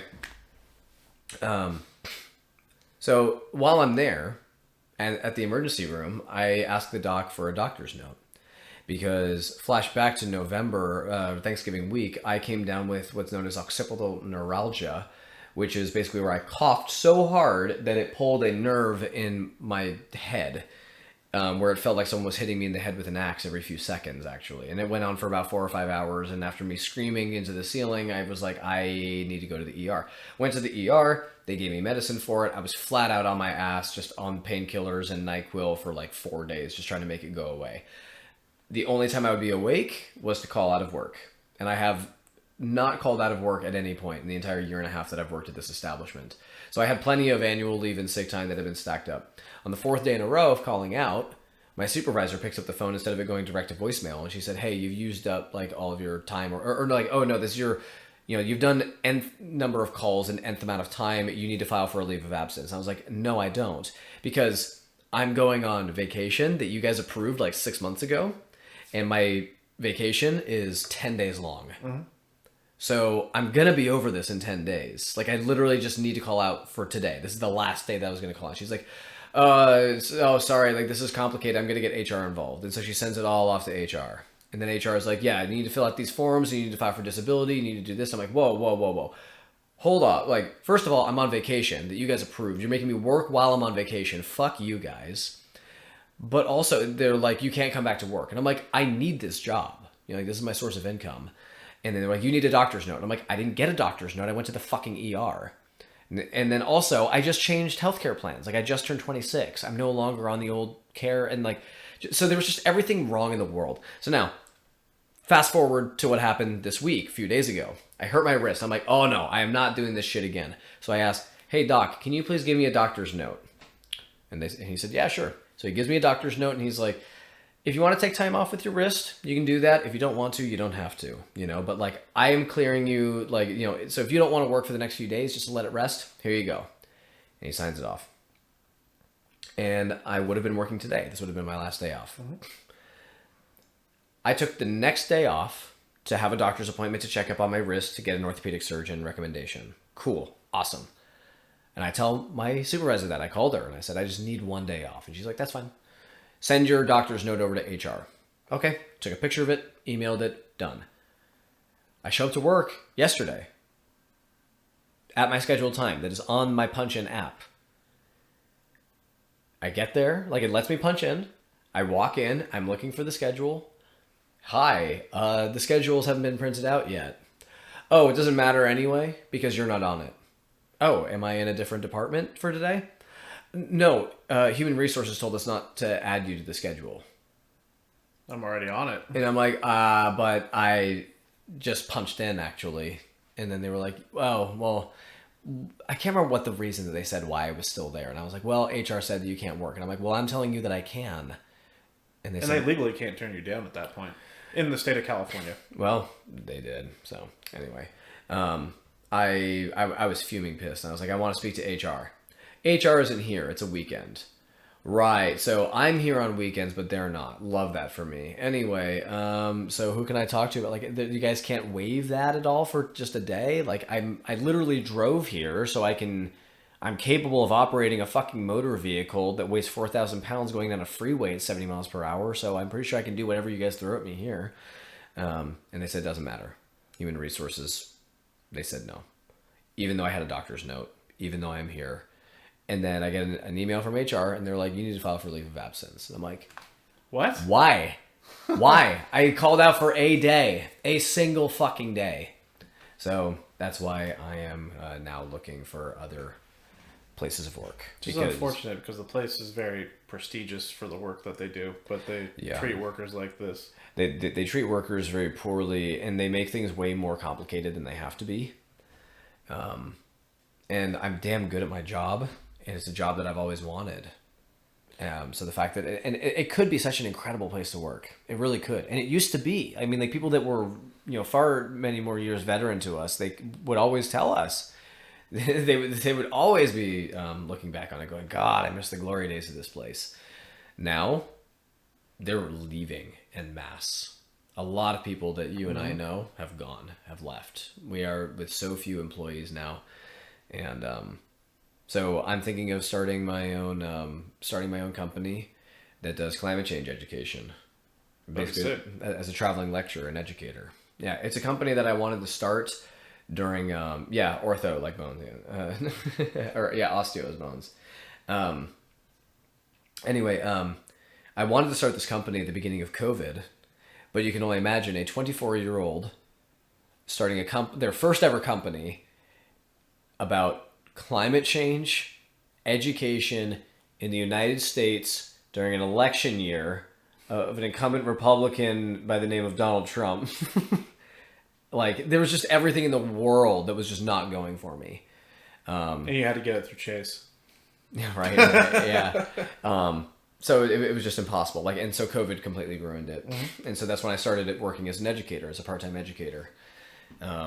Was because originally I got the position thinking, oh, this is just going to be a little part-time gig just to get my business off the ground. And then COVID happened and then I was like, oh, this is my only source of income. And I'm making $20,000 a year. Fucking kill me. Yeah. And in the state of California, nonetheless. Right. Yeah. In California. And I am not able to find other work because no other place is really hiring right now. So $20,000 was my income. And I was like, fucking kill me. Yeah. And yeah. So now I have the opportunity to start my own business again. I worked there for 5 years and they didn't give me full time or anything. Yeah. maybe 30 a year, and I'm like, fuck me, I still can't live off of this. Yeah, no, fuck that. Like, especially, we've talked about this story where they're like, oh, this thing, it was building a sign for one of the departments, and our boss at the time was like, oh, we don't have the budget to build a sign. You were like, yeah, we do. We're like, where? It's just like, it's a fucking sign. Yeah, like you just need... you get some wood and some paint and you stick it in the ground. Like, what do you mean? Like, what do you mean? We already have the paint. We have the wood. Yeah, right, like all around us, you fuck. Yeah. No, Like, devastating. Yeah, because I'm so glad I left there. Like, I really am. But Yeah. I mean, every time I talk to you about it, I'm like, dude, I'm fucking miserable here. Yeah. Like, I worked on a zip line, and I was like, dude, I gotta get the fuck out of here. Like, that's when you know it's bad. Yeah, yeah. When you're flying for work and it's too much. But I mean, flying was honestly like such a small fraction of that job. I mean, like literally the smallest fraction. It was maybe, in terms of like an 8-hour workday, I mean, that total was 4.5 minutes, maybe 3 to 4.5 minutes, depending on how many tours you got to do. Yeah. So everything else was, driving, parking, hauling heavy shit, testing things, checking shit, making radio calls, checking spreadsheets, and Well, I was also going to say in your circumstance, because I know you got the doctor's approval, and it was HR's position where they're like, well, they didn't approve it. So I know that's a legal thing, but if you're on the job and you're scheduled and you weren't notified, they're legally obligated to have you do something. it'll get figured out. Yeah. Whatever it is. Fucking A. I'm going to go to the bathroom really quick. Yeah. Sweat pest. So it doesn't push me to home. Oh, he's in the bedroom right now, so you're good. Oh, word. Damn, must be nice not working in a right to work state. Even those barriers and recourse options wouldn't have been there. Still sucks you got sacked the long way. Ronald Slomp. You want to be part of a mutual aid group? We're just in the planning stages at the moment, but Easy, Perpetual Dad, and some of us are trying to get an actual org. Yeah, let me know. Freddie got in on it as well. I don't know how much I could contribute to it, but I would like to try and be part of it. That'd be fucking awesome. Oh my god, I can't believe we've been going for almost 6 hours on this interview alone. It's going to be a lot to edit, but I'm also going to clip a lot of the video too. How's everybody doing so far? Oh, fucking dude, Allan is fucking sick, man. He's awesome. Good dude, good fucking dude. But then again, he's one of my closest friends, so it's a no obligation thing at the moment. I'd like to be updated. How about that? What about compromise? Ronald Slump, dude. Just made me think of Ronald Reagan when he was governor of California before being the president. So, of course, screwed over a lot of things in the state of California, but he's the reason why. So as libertarian as he was, he also decided to make it so that as a server, you were obligated to have the government claim tips. So fun fact about that. But also, when you get tipped in a restaurant, so you're losing money when you're claiming it toward the California state government. Ronald Reagan, thank you. But already with banks, no matter where you live in the United States, is already considered not a reliable source of income. It's everything on the paycheck. And in some states, because you make money in tips, they lower below minimum wage. Yes. So it's considered not a reliable source of income. And because of that, if a server needs to pull out a loan for whatever reason, they can't fucking do it. Yep. And I'm like, thank you, Reagan, for all the bullshit that you put us through. This is why, whenever the discussion of worst presidents ever come up, everyone just because of recency bias, they pull up Donald Trump, and I'm like, Reagan still takes the cake. That dude, You can go back to Nixon. What was that? You can go back to Nixon if you wanted to. Yeah, I mean, Nixon still pales in comparison to Reagan. True. Yeah, I mean, because Nixon at least created the fucking EPA. Yeah, I mean, but there wasn't. Correct me if I'm wrong about this. Wasn't Nixon for universal healthcare? Probably. I think he was. For as not good as he was, I was just at least that's more base than everyone that came after him. Yeah, I mean, if I remember hearing or reading that where it was if Nixon came back today, the modern right would fucking decry him as a liberal. Well, that too, but just thinking about it, like Watergate and how big of a deal that was, and what's being committed nowadays in comparison.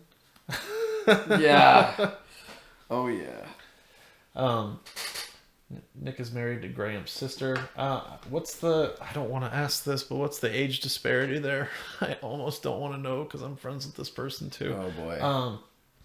Feeling good to be honest. Allan seems based. Also, let me know if I'm spelling the name wrong. He doesn't seem based. He's fucking based. No, I got you, Prawn. Thank you. I appreciate Reagan wanted to ruin everything. Yeah, pretty much. Jackson was racist as fuck. I mean, yeah. well, there was a You know what? Fucking top 10 worst presidents. Go. in no particular order. Okay. Jackson, Okay. Reagan, Trump. Or just fuck. I would even say Bush. Yeah, let's go with Bush. Which one? Yes. No, I'm just kidding. W. W. HW, not as bad, but still sucked. Mm-hmm. Fuck, man, I have to think about this. Who came? Was it Truman that came after FDR? Yeah. Yeah. Fuck it. Let's say Truman. Now, I will admit I'm not totally politically educated on all the presidents. Man, just actually dropping that nuke, even if it wasn't necessary, I'm like, dude, this caused a lot of turmoil. Well, I got 5 so far. I have to think about it a little bit more. I mean, honestly, the top 5 list is pretty fucking solid. Like that, I would have picked those 5 as well. Let's see who. Carter was fine. Yeah, he was fine for a 1 term. It's just he wasn't charismatic at all. No, he's about as charismatic as a plank of wood. Well, But I would say W. Great environmentalist, though. I would say W is worse just because of the repercussions of the war on terror and what it's led to now, especially with the military funding and how it's escalated. HW is pretty bad too, though. Don't get me wrong. Yeah, like I feel like if I were to make a top 10, HW would feature in there for sure. But but W, I mean, he killed 1 million Iraqis because of the war on terror. He created more terrorists. Ushered in the surveillance state, and ushered in the new police state. Like the new method of like warfare that is conducted between the United States secondary military force, aka its policing to its citizens, entirely based off of George W. Bush. Regardless of what you think of 9/11 in terms of like if George W. actually like orchestrated it / the government orchestrated it, or if it like was as it is said to have happened in media. In media, that means that he still failed because they knew about it ahead of time. Like again, regardless of what you think in terms of like conspiracy theories, that dude is fucking responsible for 9/11. Like they should have known better about that. He fucking crushed the economy. Here's the funny thing. I can't remember if I've had this conversation with you. When you look at American... Hold on 1 second. I want to make sure that's not your car. Sorry, keep going. I'll come back to it. Yeah, no, you're good. In terms of American politics, when we look at the 2000 to 2008 George W. Bush presidency, and then the election that led to Obama in 2012. I'm sorry, in 2008. No, dude, don't worry about it. Obama was the only person that could have been elected in 2008. There's no fucking way it could have been anybody else, because for the past 20 years, the country had only had either a Clinton or a Bush running the country. So when we look, and then also Bush just got done with 2 terms, and he got us into 2 wars and ruined the economy. So it's not going to be a Republican, it just would never be. So when you look at the Democratic frontrunners, you have a Clinton and someone else. So it's going to be that someone else. It's just going to be. It didn't help as well that he was black. And we were like, how much better can you get in terms of like a dichotomy to go from a white, like, hick dude like George W. Bush to a sophisticated black gentleman like Barack Obama. Mm-hmm. Like, are you kidding? And so then that gave rise to the alt-right. Their spite, their hatred for Obama. I mean, there's a video that you guys can find. It's still on YouTube to this day. I think Vox actually posted it, where you can watch the Republican Party flip on climate change like in real time. Mm-hmm. Like George W. Bush, he talked about climate change in his State of the Union address, 2005. Like, even though Dick Cheney was his literal fucking vice president and they started oil wars in the Middle East, they still like acknowledged it. And also, Dick Cheney was a bad president. Wink, wink. Right. And so we were talking. It couldn't have happened any other way. So due to the fact that George W. Bush led to all of those things in his presidency, and then led to Obama, which led to the alt-right, which led to Donald Trump, it's like, I know that some people would be like, yeah, but that's like consequentialism and like all that stuff, blah, blah, blah. Like, because then you could argue that Donald Trump wouldn't have been possible without Reagan, so that like that makes Reagan the worst. And it's like, well, I mean, I already would. But that's beside the point. I think that George W. Bush is... I think if we had somebody else... Like, I feel like if... if Al Gore won, we would not have seen Barack Obama get elected. We would not have seen Donald Trump getting elected. You know, like he completely altered that trajectory of American electoral politics. So that's why W earns a spot in my top 5. And a lot of people also forget that with the Al Gore election, that was only based on the Electoral College because he won the popular vote. Yeah, absolutely. And fucking telling me that the Electoral College works my ass. Where there's only 13 states that you have to campaign in. Yeah. No, yeah. No, it's John McCain was It's better than who did Obama go against the second time? Mitt Romney. Mitt Romney, for what it's worth in the establishment, less bad. Well, still pretty now bad. By comparison, like it's so funny when Trump was president and then Mitt Romney would say some shit. And it's like, in other news, a Japanese soldier took a shot at Godzilla today. Yeah. Okay. Fair. Who are you top 10? Worst presidents? Mm-hmm. So the same 5 that you picked. HW for 6th place.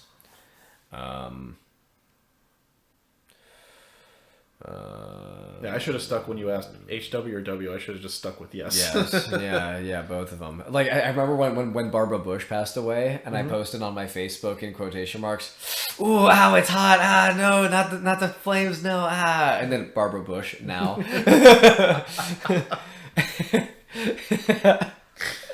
And then I posted like an under caption being like, "Rest in piss, you fucking heathenist cunt." Like your son and your husband have murdered over like 2 million people in the Middle East, like because of you feckless hemorrhoid. Like, and then you had your other son who gave a speech and then said, please clap, and then that was embarrassing. That shit kills me. That the Bush dynasty, arguably one of the most powerful political forces in American history, ended with Jeb. Please clap. It ended with Jeb.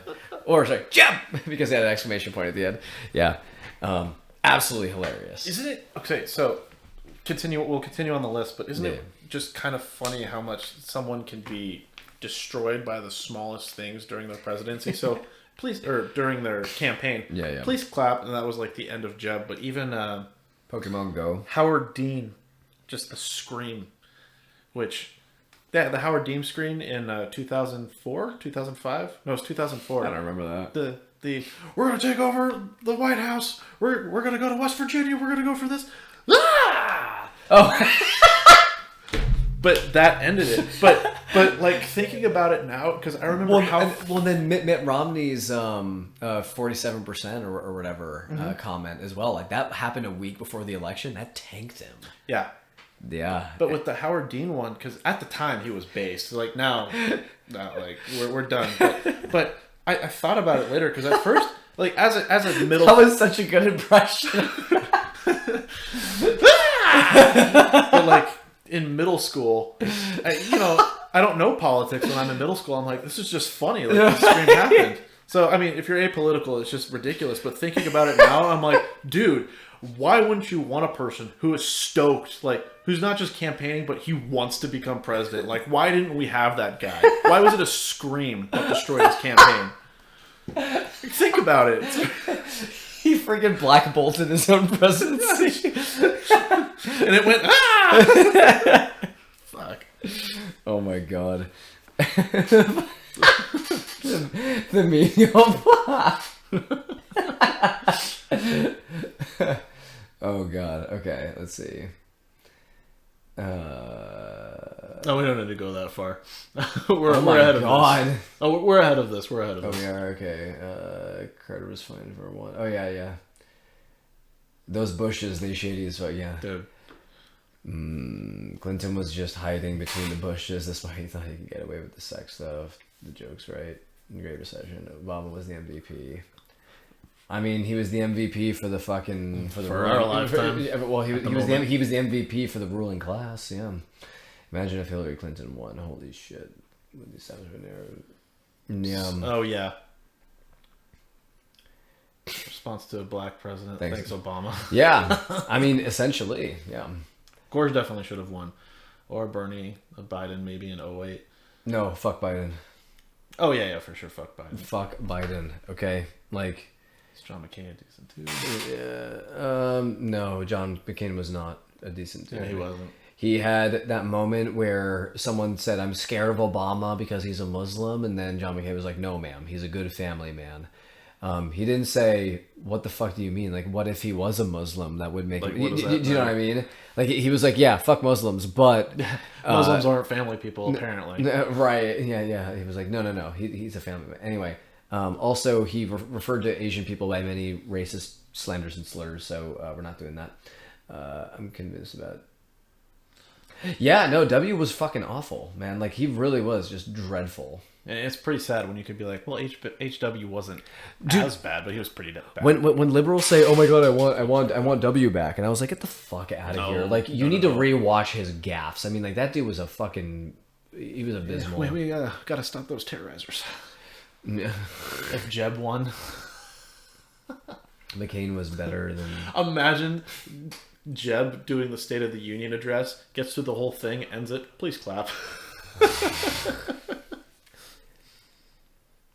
Oh man, to be I loved the Jeb Bush memes where it's like, "Hey guys, the electoral college results are in." It just showed the whole country in yellow, and it had that shot of Jeb doing that. Like but won't do as well in the algorithm. Coincidence? Yeah, fucking emails. This Who are your other five? Four. Oh god. I was gonna say, when I was in middle school, I did huge research on Andrew Jackson. Fuck that guy. Yeah. But I also made a really dark joke when my uncle, I don't remember what age he turned, but I was just like, yeah, I remember he got into a fight with Andrew Jackson back in 1838, and he walked all the way from Virginia to this place, and you know what that's called, because he left crying. It was a bad joke, but Wow. This was also 2016, where everyone wanted to be edgy. Anyway, top four. I need to get a list, honestly, like of just U.S. presidents, because I'm terrible. But who? Because the guy before FDR was pretty based, other than the Treaty of Versailles.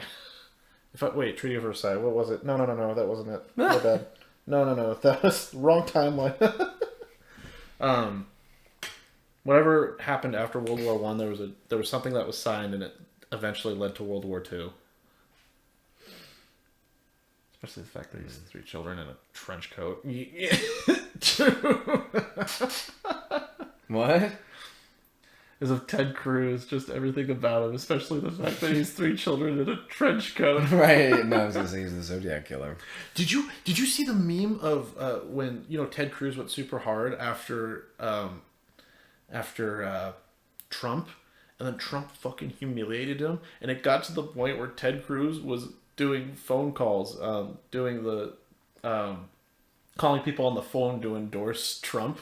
And he's just like, I totally got cooked. One of those AI generated like voice things. Yeah. Like, I got cucked. But no, like there's an actual meme. It's freaking hilarious because he totally got cucked and started phone banking for Trump. Okay. I mean, I think William Henry. Yes, that was it, Red Joker. I just don't remember what it was called. Oh. I think William Henry Harrison just has to get a spot on the list just because he died 41 days into his presidency. Based. Well, actually, he's probably one of the best for that. Never mind, because at least he didn't commit genocide. True. Yeah, Zachary. It is the Treaty of Versailles. Okay, cool. Yeah. I was gonna say so Zachary Taylor and James Buchanan. They were fucks.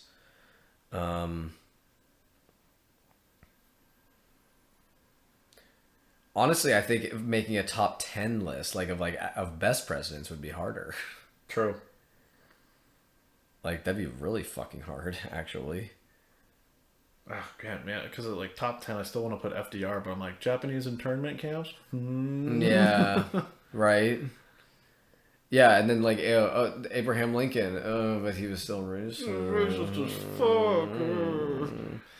Yeah, Theodore Roosevelt was a fucking no-fly zone, even though he established the national park system. God, like there's no good ones. Well, when anyone says you need control by beating like with a bigger stick, it's just like, yikes. Yeah. I mean, I feel like if I were to make a top 10 list... Gotta be, if it's top 10 presidents, it's gotta be Donald Trump 10 times, right? It's gotta be exceptional. Exceptionalist. It's all me. Nobody knows this. Nobody knows this as well as me. Hillary has me on her top 10 too. Ew. Fucking... so Jimmy... In no particular order, Jimmy Carter would be on there. Oh, God. I feel like I would still have to put FDR, but I see that reluctantly just because of some of the social stuff he introduced, but now it's being fucked over because of people like Reagan. Yeah, I think I'd have to agree with you. I mean, like, again, there's only been 46 presidents, so, and we've already done, We ruled out 10. rolled out 10 of them, so you only got 36 more to work with. So, yeah, we're really omitting a lot. Maybe George Washington. Maybe. Thomas Jefferson and James Madison. Thomas Jefferson, James Madison. What about Kennedy? JFK, yeah, we'll put him in there. He got the CIA's award for excellence in journalism. So, yeah, true. Yeah. That's right. Excellency in journalism. That one had travel time on it. Yeah. Wow. No, I've heard that before, but I just forgot what that meant. What it meant. Yeah, getting fucking dumb. Did you hear about the Australian journalist? He does YouTube, but he got his place fucking firebombed. Thankfully, he wasn't home, but he does actually good journalism that's entertaining on YouTube. But anyway, that's neither here nor there. Oh, what about LBJ? Oh, Lyndon B. Johnson for sure. Mm-hmm. Yeah. What are we at, 5 or 6 now? Fuck, who do we say? I mean, okay, so we said Jefferson, Madison, JFK, JFK, William Henry Harrison, FDR, Jimmy Carter. Would we put Obama? Yeah, I know. I'm very reluctant. I don't know. See, like, here's the thing about someone like Jefferson, is I'm like,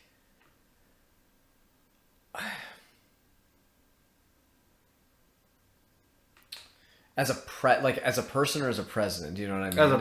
Yeah. You know, and like from a presidential standpoint, he avoided war pretty fucking well. As a person. Yeah. Oh yeah. Trash. No, like he ain't it for sure. That damn list. No, I don't want to put Jefferson on the list, honestly. No? If I do, it would be very reluctant just because of some of his anti-war like stances. But reading up on him, so I had to read up on him during college. No, I just can't do it. Yeah, one of my biggest idols is Christopher Hitchens, and there are two things about him that I fucking hate. that he stand for the Iraq and Afghanistan war, and that he loved Thomas Jefferson. And I'm like, bro, what? How? The dude, he had slaves. How do you, what? Get the fuck out of here. Like, how do you like someone who has slaves? I don't know. Like how Washington enslaved Washington, Adams, Jefferson. Right. I mean, like, so it's like, we can't have any of those ones. What about the guy who was only 41 days? We'll put him there. Oh, I already put him in there. William Henry Harrison, yeah. So we're at 6 now or something. I will say, though, Jefferson did have a complicated life, but for all the wrong reasons, where it's just like, oh, okay. Well, it wasn't okay, but I was just like, maybe a product of the time, but also nope. Andrew Johnson deserves a spot in the top 10 worst presidents. Yeah, like, fuck that guy. Fuck that guy. Who was it? Who came before FDR? Because other than the Treaty of Versailles, he was pretty based. Herbert Hoover? Yeah. In some ways, if I remember right. Was it Hoover? Yeah. Because was he the one that basically said, like, look, clearly our system doesn't work. Like, if we went to the direction of a parliamentary system, and everyone was like, nope. Oh, really? Yeah. I did not know that. Let's see. Oh, the Great Depression. True. Yeah. That's a big one. Yeah, that'll do it. Just slightly. Just slightly. Do we put Grover Cleveland in the top 10 list just for being the first and only president to have lost, or to have won, lost, and then won? Yeah, let's do it. So technically there was only 45 presidents. Yeah, to sandwich Benjamin Harrison, yeah. Had a Birth of a Nation screened at the White House. Oh, that might have been Hoover. Oh, no. Never mind. Let's take him off. Fuck, who was it? I think that might have been Hoover. Shit. McKinley was assassinated, so I guess, does that make him a good president? I don't know. Birth of a Nation, premiere. Who is the president that played Birth of a Nation? Fuck, I'm starting to think that was Hoover. Oh, it was Woodrow Wilson. Okay. Okay. Well, he also catches our ire as being in the top 10. Yeah, so he's worst presidents, so we're at like 8 there. Ugh, there's so many of these names, right? Fucking, I'm like, fucking James Polk, put him in the worst 10 as well. Because James K. Polk. Yeah, he was a huge fan of Jackson. So, I never hear much about fucking James Monroe. Let's see what's going on with James Monroe. Alexander Grant. Almost said Hugh Grant, but I'm like, nope, that's not a he probably played a president.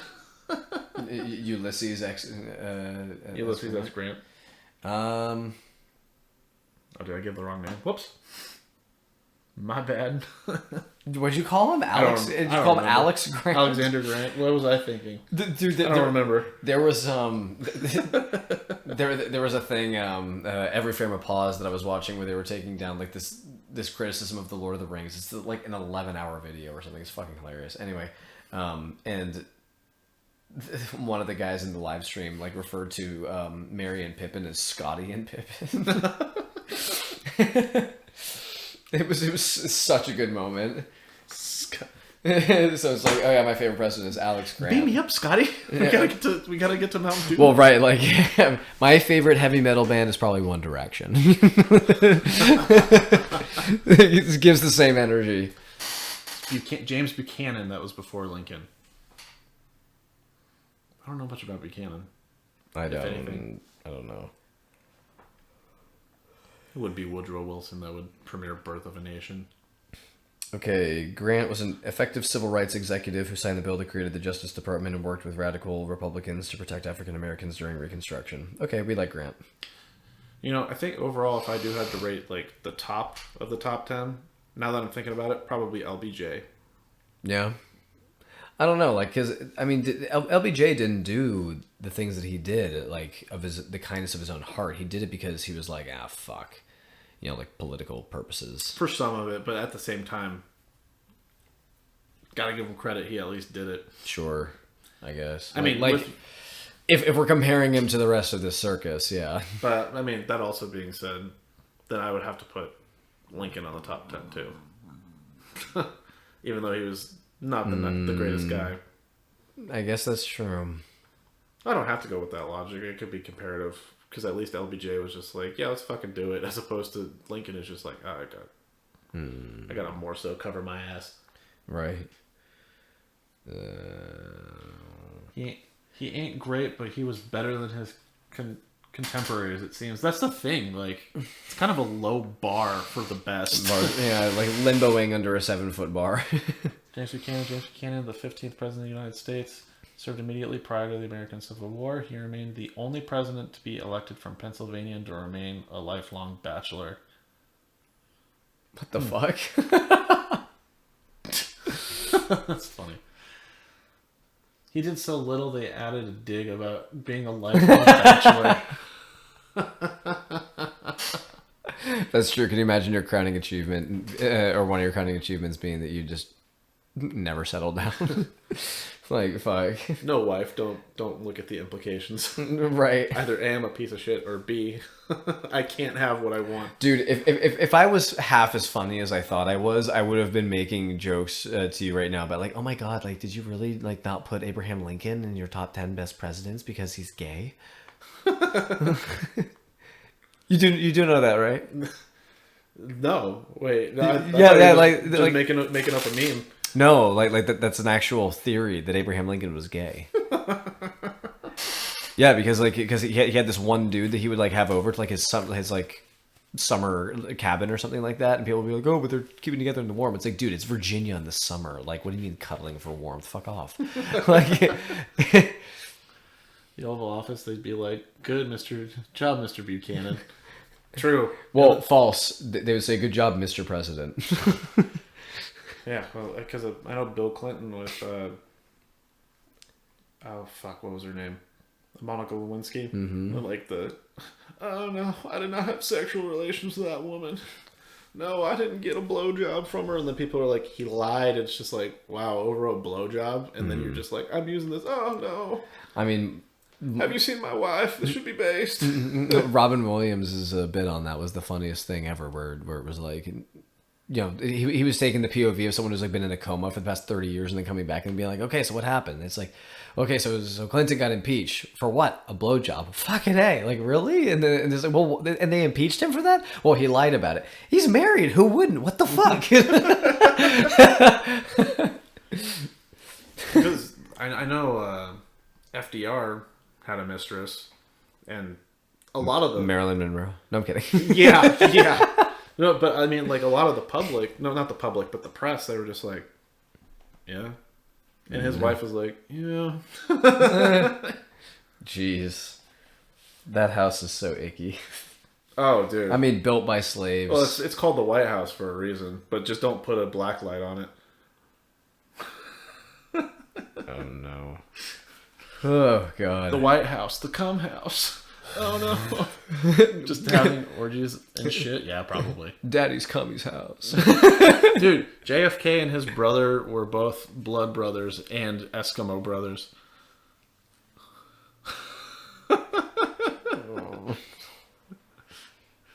JFK fucks.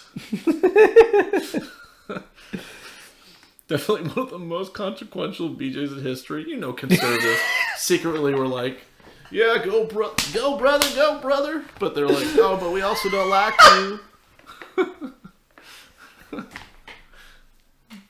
The one time people complained over a blowjob.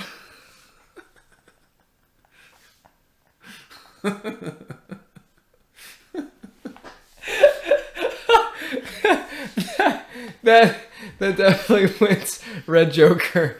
That fucking comment killed me. One of, like, what do you mean? Like, what else would be on the list?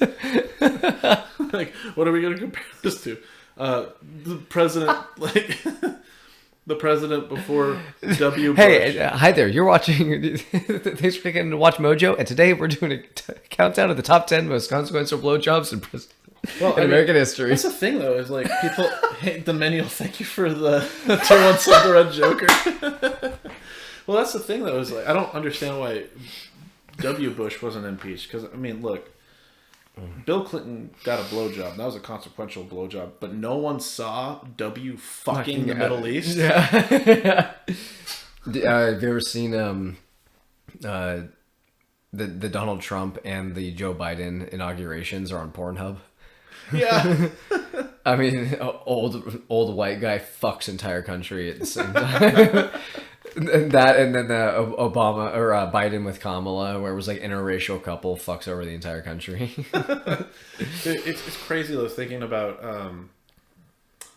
because where Bernie Sanders stands, I hope, which we already established, but thinking about like Joe Biden passing the 1994 crime bill and Bernie going on stage being like, look, this is gonna fuck over a lot of minorities big time. It's gonna escalate the prison industrial complex, but the only reason I'm voting for this is because legislation is fucky because of the Protect Women Act. And I was just like, dude, fucking, he's just been based all these years. He's been in the know. I mean, I know that people made this meme before, but it's like, Mom, can we have the, and then it shows Bernie and Nina Turner, and it's like, we have, it shows picture again at home, at home, and then it shows Biden and Harris. So, like, yeah, they oh man, like we really could have had. We don't deserve Bernie, but we should work to be able to eventually deserve it. Yeah, no, he I know that you and I have talked about this. It doesn't matter what he does in the rest of his career. I mean, he's only getting more ardent in what he does. He just goes further left, which is awesome. But I mean, like, he's just been so consistent for 50 years. I mean, AOC didn't even last 4 before she got fucking corrupted by Nancy Pelosi. Do you know what I mean? Like, I mean, he's done it all on his own, you know? He has my undying respect. I think that's the one part where we might disagree a little bit is on the AOC thing, because I understand where you're coming from and being like, man, this is very liberal-esque, but I also, recently she's been fairly based, but she hasn't been attacking the Democratic Party because unfortunately the way that the system operates and keeping committee seats, like, that's just how it is. But I think she's playing the game, but I understand the point of view of being like, man, she's fucking corrupted. Yeah, I mean, Bernie doesn't shy away from dicking on Democrats. That's the thing. Like, that's the thing where I was just like, no, you can still dick on them. I mean, like, I think AOC would garner a lot more support from people, I think, if she declared independent and then ran and slandered both parties. You know what I mean? Because then I think people would be like, hell yeah, like, that's cool. Are you saying AOC is sus? The millennial? Back here for swinging around that massive cock. Oh, dude. Fucking Bernie. And yet he'll still make it the proper size to pleasure his wife. Like, dude, that's how based he is. He's a trailblazer. to bring back, like, the beginning of this 6-hour stream is he's got a shapeshifter dick. He is the Wendussie.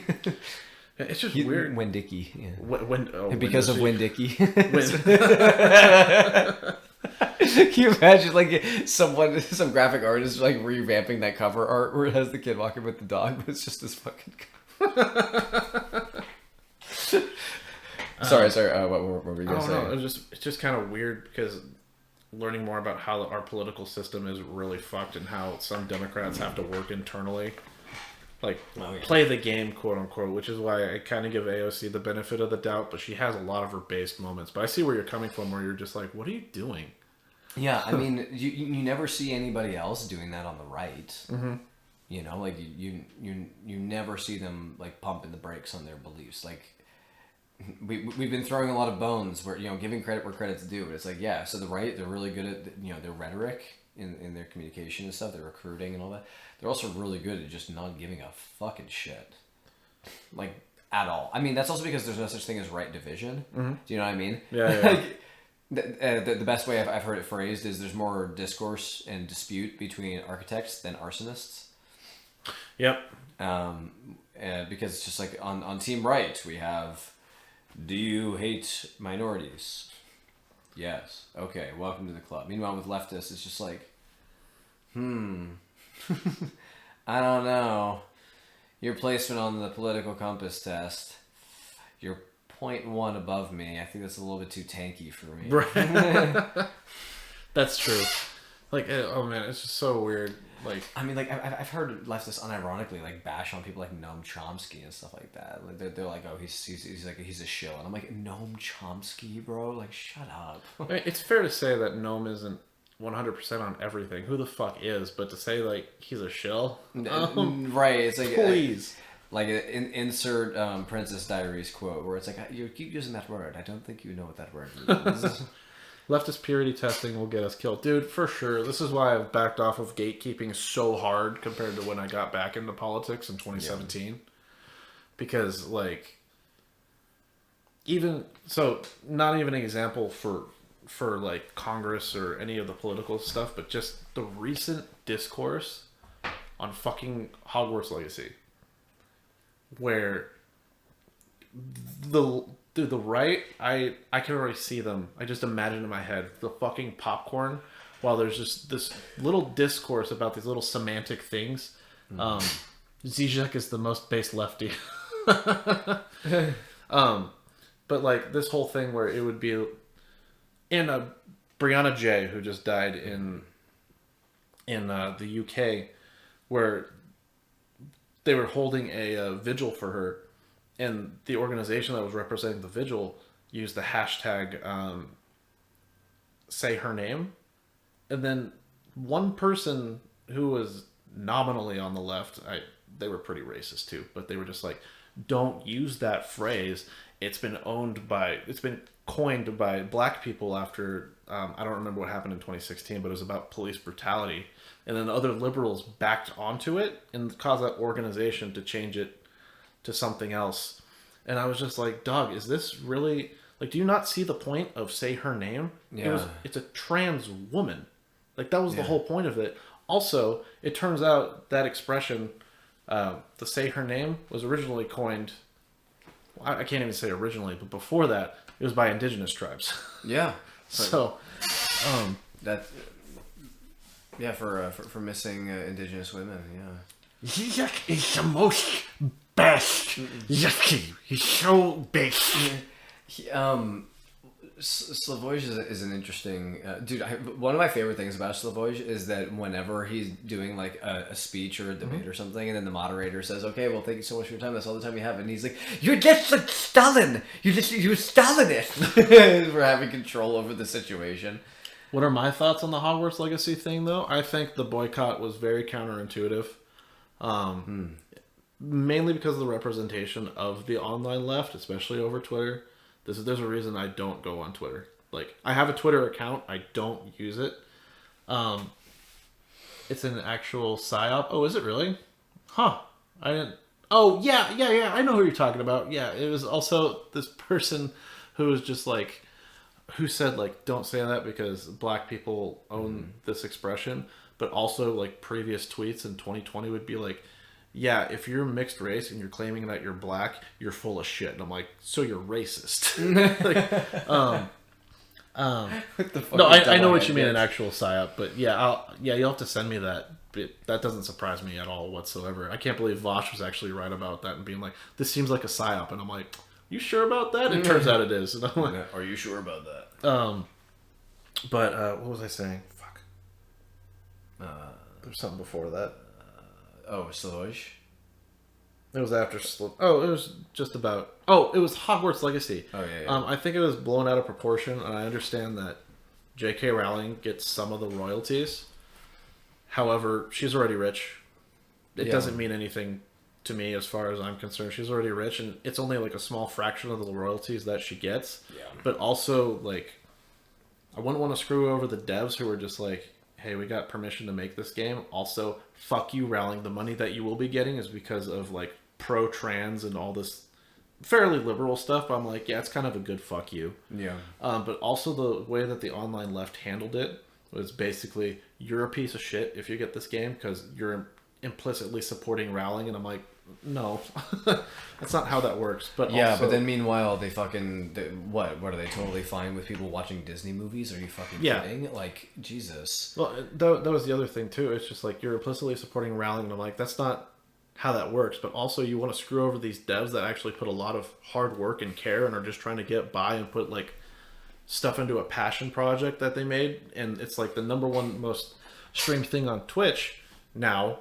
It broke the record on Twitch, and at first That's a huge accomplishment too. well, at first, because there was an argument that I heard, and I hadn't researched it, but Epic Prawn on his stream put a light on it, because there was a YouTuber who's just like, look, if we want to do this, it's a trans YouTuber. She was like, I want to do this on our own terms, advocating for trans rights. So why not have these people play The Last of Us Part 2 because of the representation? I'm like, okay, I can see that. But he looked it up on stream, and it wasn't even a comparison. And the online left essentially bullied other big streamers. So Hassan Piker, who's like one of the top 10 streamers, he was like, look, I want to play this game to support trans groups and charities. And his entire chat was like, don't fucking do it. Don't fucking do it. And the only reason he didn't is because he's just like, this is too much of a headache. Like, Yeah. I know what's going to happen, what I'll have to deal with, so I'm just dodging it. It's not because of like this ethical quandary. Mm-hmm. And when that happened, I'm like, yo, the left lost out big time. Yeah. And calling it a big W. And also the argument of like, I want to win on my own terms. I'm like, dude, what if you can win and it's still on their terms? Do you know how much of a victory that's going to feel like? Yeah, I like, so another one of my huge idols is Steve Irwin. Mm-hmm. And one of his things was, like, I'm here to save wildlife, and, money's great. I want all the money I can get so I can buy lots of land with it and protect it. And you know what else, mate? I don't give a rip whose money it is. I'm going to take it all and I'm going to save wildlife. And I'm like, that's the attitude that the left needs to have. Mm-hmm. By any means necessary. That's a term that we use a lot of the times, and people interpret it as being like, oh, whether it's rioting or graffiti or fucking monkey wrenching or whatever, but it's like, no, it also means doing whatever the fuck Steve was talking about, which is use the money, like, if there's going to be money in circulation, at least use it for a good cause. And in the case of like, yeah, the devs putting money into just like pro-trans things, it's like, that makes sense, mm-hmm. like why the fuck wouldn't you? It is very, like, it shows maturity, it mm-hmm. shows foresight, it shows so much in being able to be like, no, just get the fucking game, it's just a game, right? And also the fact that the Twitter left, the online Twitter left, that they liked something like The Last Jedi. But again, like, really, you stand a Disney Star Wars? Like, are you shitting my dick right now? Like, let's see. What was I gonna say? Oh yeah, my thing about the Hogwarts Legacy discourse. This is my only complaint about it on my terms. So I was talking to my girlfriend, her cousin, and her cousin's wife. I was like, look, I have a big problem with Hogwarts Legacy. She's like, oh, is it because J.K. Rowling gets some of the royalties? I'm like, no. I couldn't care less about that. She's already rich. It only has 26 spells, while Elden Ring has only over 100. Like, what the fuck is that in a game about magic? It's bullshit. Right. Because they knew who would be playing the game. Yeah. So, and what Epic Prawn said in his YouTube video that he also recorded on stream, he's just like, look, when you buy this game, you aren't anti-trans. However, in this very particular circumstance, you're also not pro-trans, and you have to accept that. And I'm like, yeah, fucking based. Yeah. Like, sometimes, what's an example with that? When you go to Chick-fil-A to buy a lemonade, you're not being anti-gay, but you're also not being... I would say that one's actually a little bit harder to, because... That's fair. Because, like, it's not just the guy... like the CEO of Chick-fil-A is just a homophobe. It's like they actively fund, like, oppression of gay people, like, abroad. You know what I mean? So like, I don't. So for instance, I don't shop at Home Depot because the guy, like the CEO of Home Depot, is one of the biggest funders of the border wall. You know what I mean? Like, Okay, fair enough. Well, I guess what I was trying to get at is because like J.K. Rowling isn't pumping her money into like anti-trans groups or anything like that. Or at least she, as far as I know, she has into some organizations.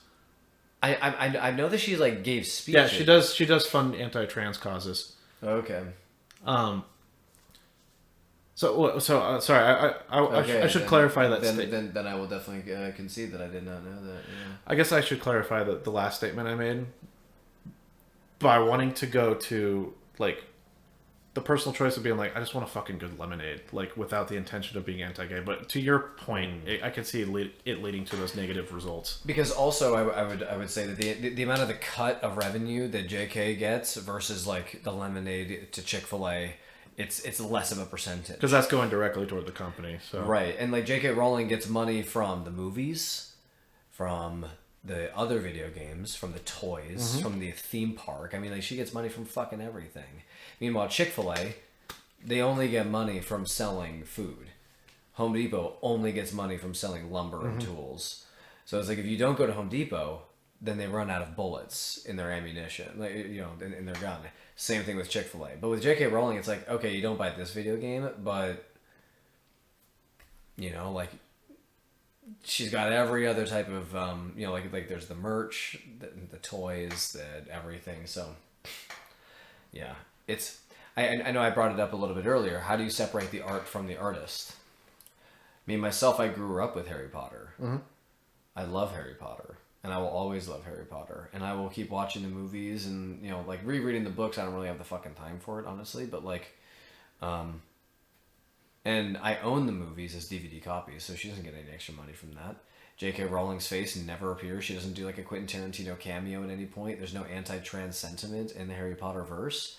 So I'm going to keep fucking watching it. I don't care about J.K. Rowling when it comes to Harry Potter and that kind of stuff. Like, fuck J.K. Rowling as a person. right. But also, it's kind of one of those broken clock spotting moments where a shitty person can say a good thing. And when it comes to the sentiment of the Harry Potter universe, the Harry Potter universe was a revolution. Like, it was about children rising up and taking on a fucking fascist. You know what I mean? Like, that's powerful. Mm-hmm. And I love that shit. Were there other unsavory things that were going on in the books? Yeah. There were. You know, but I would say ultimately the overall moral guideline of the book series was to do what's right and rise above and like all that shit. So, and for that it has my love. With Chick-fil-A, wouldn't buying a drink only be cutting into their bottom line? Yeah, that's fair. They only make money off the food. Yeah. They lose on drinks, right? Yeah. Check out Sean's videos on Harry Potter. I think very much agree with him. Oh yeah, a YouTuber named Sean. Which, separating the art from the artist, that guy's a dick apparently, but he makes good content. Well, yeah. Mm-hmm. Yeah. Now, it does... So here's another really good example of the separating the art from the artist. Kevin Spacey. Mm-hmm. Loved House of Cards. But the reason why I will never again watch House of Cards, even though I love it, is because fucking Kevin Spacey invoked the character of Frank Underwood in his whole essay shit. He made a video, said, "Let me be frank with you." And he did this weird thing. Like, did you see this? Mm-mm. Yeah. Kevin Spacey, like, went into studio, got into character, got into costume, like, did the whole wardrobe and makeup and everything. And he was Frank Underwood. But then he was, like, doing one of his classic, iconic fourth wall breaks. And he was just talking vaguely about, like, doing what he must. And, like, I've been accused and, like, all this stuff. So he used the character for his own personal gain in regards to this horrible act that he committed. And I'm going, well, like, great, now I can't enjoy that character anymore. Like, you've ruined it. Right. If J.K. Rowling was parading around, you know, like saying, you know, like, oh, Harry wouldn't have liked trans people or whatever, that'd be like, ugh, that's, like, still fucking gross, you know what I mean? But, like, Daniel Radcliffe has told her to go fuck herself. Yeah. You know, so even still, even if J.K. Rowling was like, oh, did you know that you know, in the books I meant for Harry to be anti-trans? It's just like, first off, no, you didn't. You're just saying that to spite people. But second of all, you never explicitly say that. It's just like the whole Dumbledore being gay thing. It's like, You could read the entire books and never give a shit because guess what? Gay people are just people. Do they like? It doesn't matter. That's anyway. So you know, no, similar to that is you know Joss Whedon. Yeah. Yeah, director for he did Buffy the Vampire Slayer, Angel, Avengers. Doctor Horrible Sing Along Blog, The Avengers, Firefly. It's one of my favorite. Yeah, I was sci-fi. gonna say Joss Whedon's one of the greatest writer-directors of our time. The problem is he's a piece of shit. He's a huge piece of shit. I think he had sexual assault. I think he had sexual assault allegations, if not at least harassment. That went a little bit too far. A lot too far. And I'm just like, dude, I can't watch Firefly again. Like as much. That's a hard one too. Yeah, because Firefly's good. It's good, and people like as far as what's his name, Nathan Fillion. I don't think he was aware of that shit going on behind the scenes for the amount of stuff that he did. Oh, I'll tell you what one I can't separate from is Matthew Broderick with Ferris Bueller's Day Off. Okay. I can't stand Matthew Broderick. That smug fucking... How do you feel about James Woods? Fuck James Woods. Fuck James Woods. Clint Eastwood. Fuck Clint Eastwood. Oh, dude, Clint Eastwood's a bastard. Yeah. Thankfully, there aren't a lot of righties in entertainment. Well, I remember... I don't know if you remember this, but it was a Family Guy episode. I don't watch Family Guy anymore. I just have no interest because... I can't believe they're still making episodes for that goddamn show. Well, in Family Guy, it was the episode about reaching across the aisle. So Brian, ultra-liberal, talking with Rush Limbaugh. Yeah. And basically they come to an understanding in the end. I'm like, this is stupid. Yeah, Seth really stooped on that episode. Well, and the thing, too, the reason I don't watch Family Guy or any of that stuff anymore is because, dude, look, it's fine being a theater kid. You're a theater kid. Fine. You watch his episodes and it breaks out into musical, you're like, too much, man. Like, yeah, no, like you didn't have to do that actually. Like there's no mandate or quota that you had to have a musical number in this. Like, why are you the fuck? Like, why get your singing and dancing out of my adult cartoon? Yeah. So the Manual asks, what are your guys' favorite films? Arrival is my number one movie of all time. I mentioned Snowpiercer earlier. Hell or High Water. Whiplash. La La Land. I'll fucking put a fifth one over here because I'm not weird.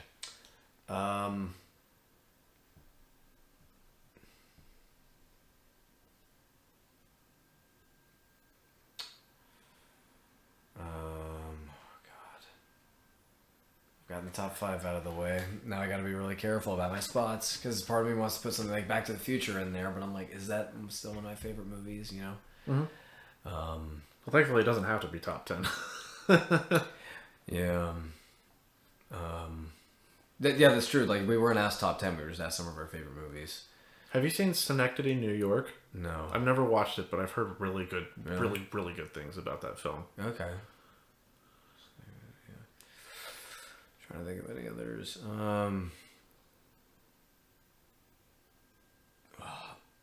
Yeah, La La Land is still to this day one of the only movies that has made me cry.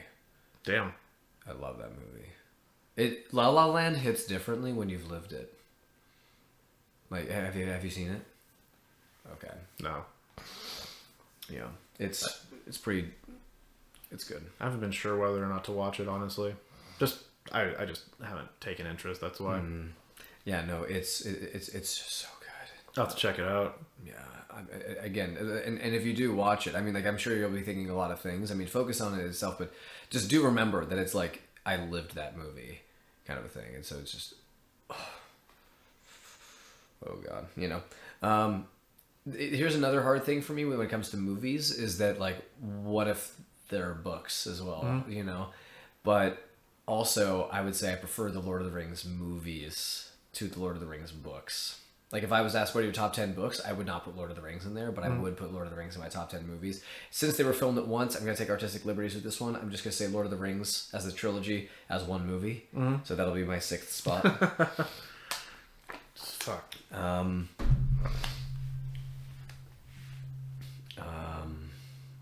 excluding documentaries as well.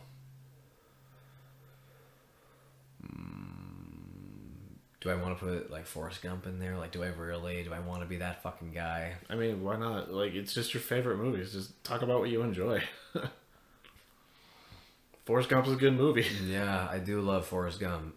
So I think I'll put Forrest Gump in there, spot number 7.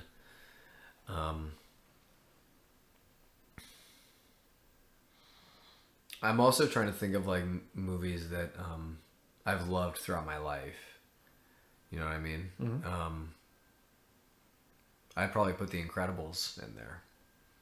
The Incredibles is such a phenomenal, like literally the more like the older you get, the better that movie gets. As Right. Well. Part of me almost wants to put Tarzan in there, but I'm like, I don't know about that one. It's good, really core to who I am. First ever eco-terrorist movie that I watched. All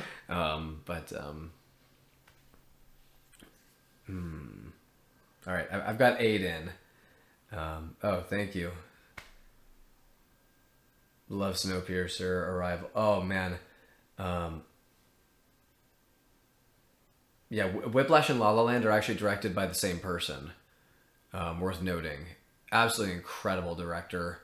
Yeah, La La Land. I mean, like, maybe Whiplash is one of those, like, I remember it more fondly than I lived it. I mean, it's still a fucking phenomenal movie, but La La Land, for sure, gets a spot in that top list. It's such a gorgeous movie. But yeah, Arrival being my number 1. Also, like, when I went to go see Harry Potter and the Deathly Hallows Part 2 in theaters, I waited in line for 9.5 hours. I was the first person in line.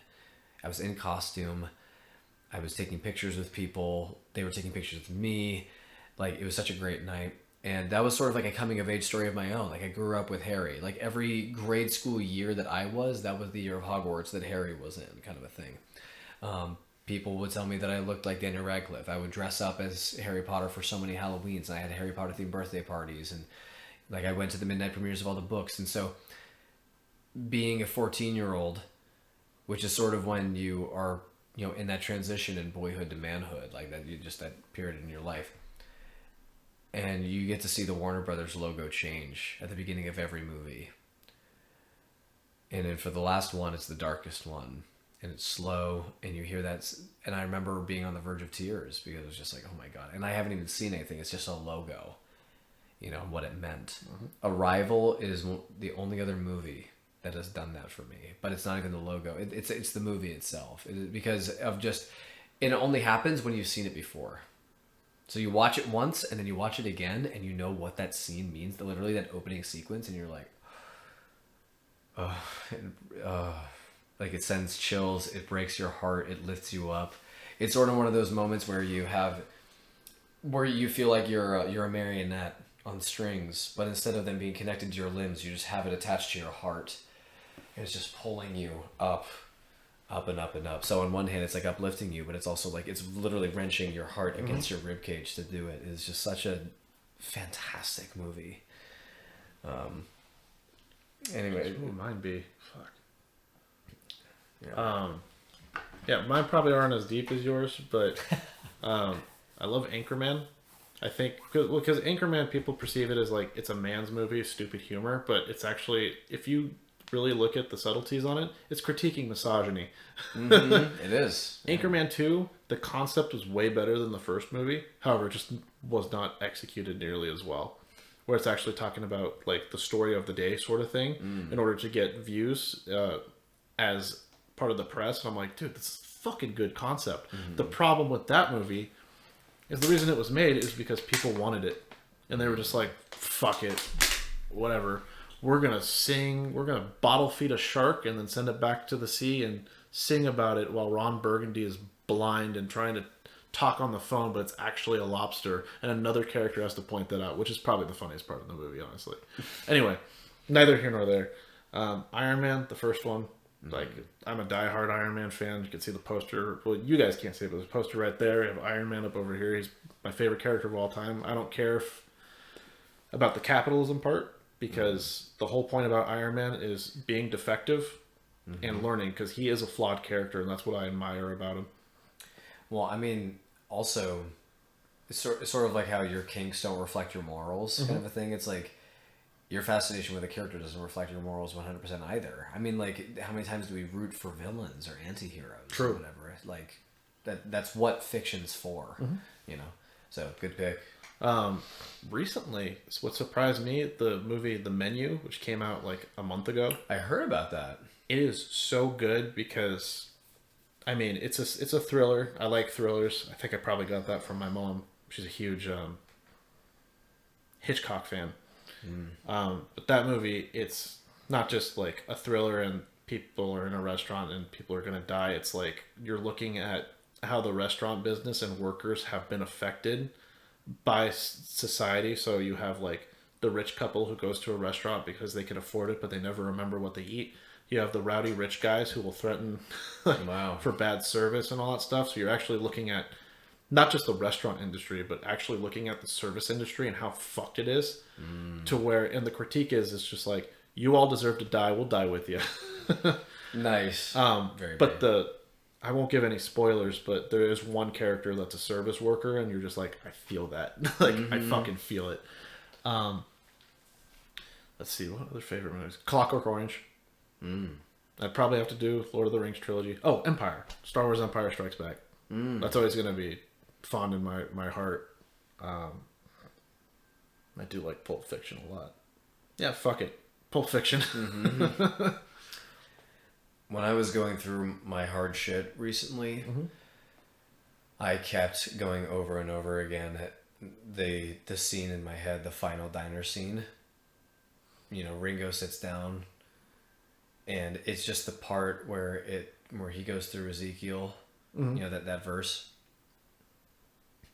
and just the line of you know, or could be, you're the weak and I'm the tyranny of evil men, but I'm trying, Ringo. I'm trying real hard to be the shepherd. Oh, yep. Prawn just put it up too, just before you. Yeah, I'm trying real hard to be the shepherd. That shit kept me going because I was hurting so much. I was punishing myself so much. I felt like I was being such a bad friend because I wasn't having anyone tell me about their life. I felt like I was being a fucking emotional burden on everybody. I was just trying to be better for myself. I wish I was better to other people. I'm trying so hard to be the shepherd. And I was like, fuck. Like, Pulp Fiction, not one of my top 10 movies. Hell, not even in my top 20. But that is one of my favorite scenes of all time. It is so good. It's so good. See, I'd have an easier time narrowing down my favorite video games than movies because there's so many. Yeah, like favorite books as well. I mean, like I would do, you know, like if we're talking fiction and nonfiction books, you know, at the same time, like shit. Because favorite fiction book, I feel like I just have to say, like if I can combine the Lord of the Rings trilogy into one, then I'll combine the Harry Potter books into one because I loved them so much. But like single books, just barring like getting series out, The Perks of Being a Wallflower. Okay. I love that book. That you know, I lived La La Land. I lived The Perks of Being a Wallflower. From being a wallflower in high school, like the sexual assault, or sorry, the essay. My bad. Yeah, you're good. You're good. Don't worry about it. Like it was just to read that book and to see that movie in a theater and to felt seen in that way, that hits so different. I remember going to see that movie with my girlfriend at the time, and you know, we were 15, 16 years old. When you go to the movies with your 15 or 16-year-old girlfriend, you're just there to sit in the far back and make out. Like, you know, you shell out $10 so that you have a space in the dark away from your parents so you can mac on each other and maybe, you know, like get some hand action, you know, like whatever. And she kept trying to get, like, you know, she was like, oh, just pick a movie, whatever. And I was like, ooh, The Perks of Being a Wallflower, let's do that. And I was just glued to the screen, and she kept, like, you know, leaning in, like, trying to get shit started. And I remember, like, stiff-arming her at one point because I was just leaned in, and I was like, oh, my God. And so, seeing that adaptation. But anyway, the book takes the cake. When it comes to things that are nonfiction, I actually brought my favorite book with me.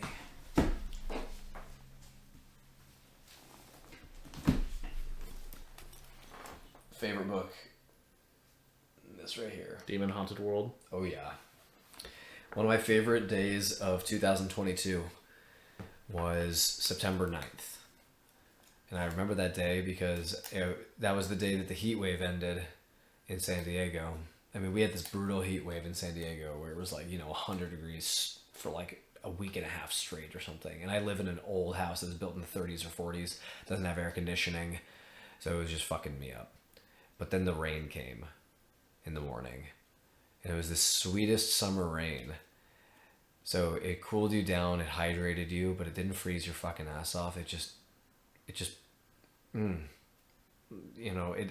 sizzled on your parched tongue, kind of a thing, and on your puckering skin, and it felt so sweet.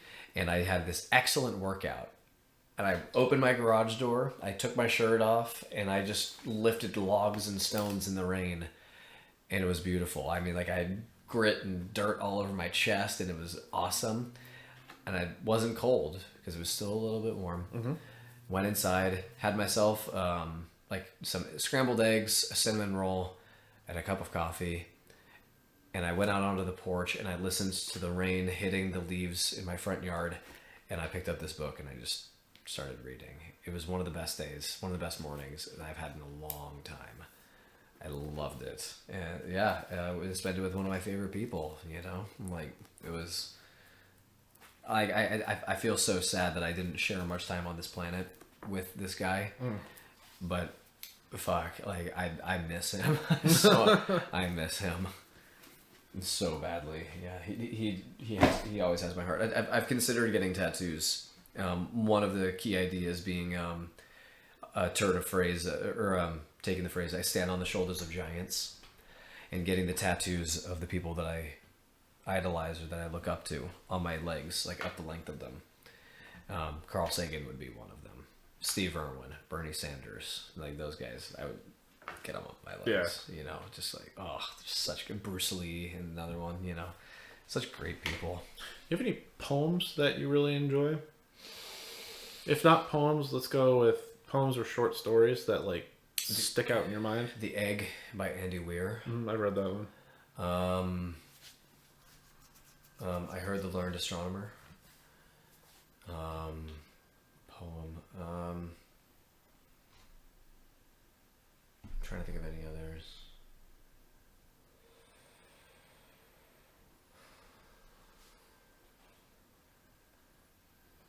That's a really good question. But I'm glad I was at least able to come up with one each of short stories and poems. Yeah, because one of my favorite short stories to this day, like it's the short story that was like, I've always wanted to write because of comics, but the short story, it really, so going through high school and our education system, how fucked it is, it's like writing an essay, you have to do it this way, this way, this way, this way, next paragraph, this way, this way, this way, this way. And when I took a creative writing course in 12th grade, my teacher was like, all right, just write. I'm like, what? Like, yeah. Just write. And I'm like, oh, sick. But then learning the different creative techniques, and the one that stands out to me the most, Hills Like White Elephants by Ernest Hemingway. Oh. Where, because, well, I don't think this way anymore, but a lot of people think like, oh, well, when you make a story, you have to have like the setting, you have to have the visual, you have to have like the characters perfect in this way. Basic setting, and it's all dialogue based to make the implication about abortion and the right of choice. But also someone inhibiting that choice. I'm like, dude, fucking Hemingway wasn't perfect. He was definitely like the man's man, but dude, he was based. Yeah, he was. But poem wise, you referenced it earlier. Do Not Go Gentle Into That Good Night by Dylan Thomas. Mm-hmm. That one's always going to be my favorite. It sticks close to me because that was when my dad was passing away. Dude, he fought like tooth and nail to live. And I was just like, yep, this resonates like a motherfucker. Mm-hmm. Yeah. Well, I'm even more glad that I referenced it then. Mm-hmm. That was also one of the last things that I said while I breathed free air before they threw me in the van when I was getting arrested. To the congregated people that were there. Mm-hmm. I screamed at them, "Do not go gentle." Yeah. Yeah. The Ones Who Walk Away from Melius is my favorite poem / short story. Fuck yeah. That's how I want to go, fighting tooth and nail. Yeah, like being able to fight to live, but also like fight to continue. I want to go like a supernova. If it came to like, because I brought up video games earlier, I'm a huge Half-Life 2 fan just because it was really revolutionary in how it brought in physics. But the one quote from that game is at the very beginning. So it's just transitioning from Gordon Freeman in Half-Life 1 into the setting of Half-Life 2. So it's 7 years later or something like that. Doesn't matter. But the quote from G-Man that always stands out to me, it's the right man in the wrong place makes all the difference in the world. And I'm like, fuck. Isn't there more of a truer statement to that? What was the video game where it was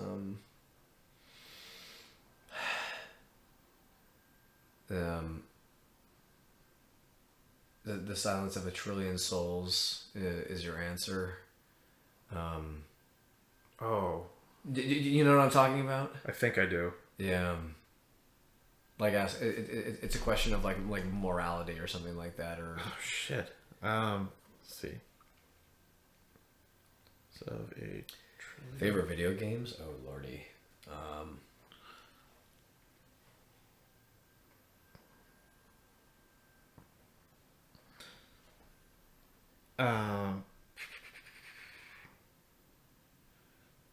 Stand the ashes of a trillion dead souls and ask the ghosts if honor matters. Yes, that's it. Oh, it's from Mass Effect. Mass Effect. Yeah. Okay, I just played through that series. That's why it sounded so familiar. Yeah. But yeah, that's from Mass Effect 3 because that's the character Javik who experienced his entire race get wiped out. But there's also The Legend of Zelda Majora's Mask. Did you ever get into the Legend of Zelda series? No.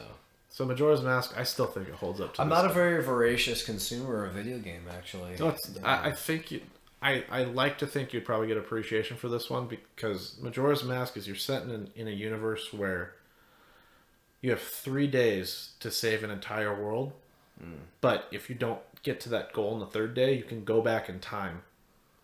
So, a lot of the premise of the game. So when you play a game like Ocarina of Time, you're playing the main story and you do side stories because, well, you can, but you don't have to. And the same with Majora's Mask, but it's very side story focused because when you reset time, you learn everyone's day by day and what they're experiencing.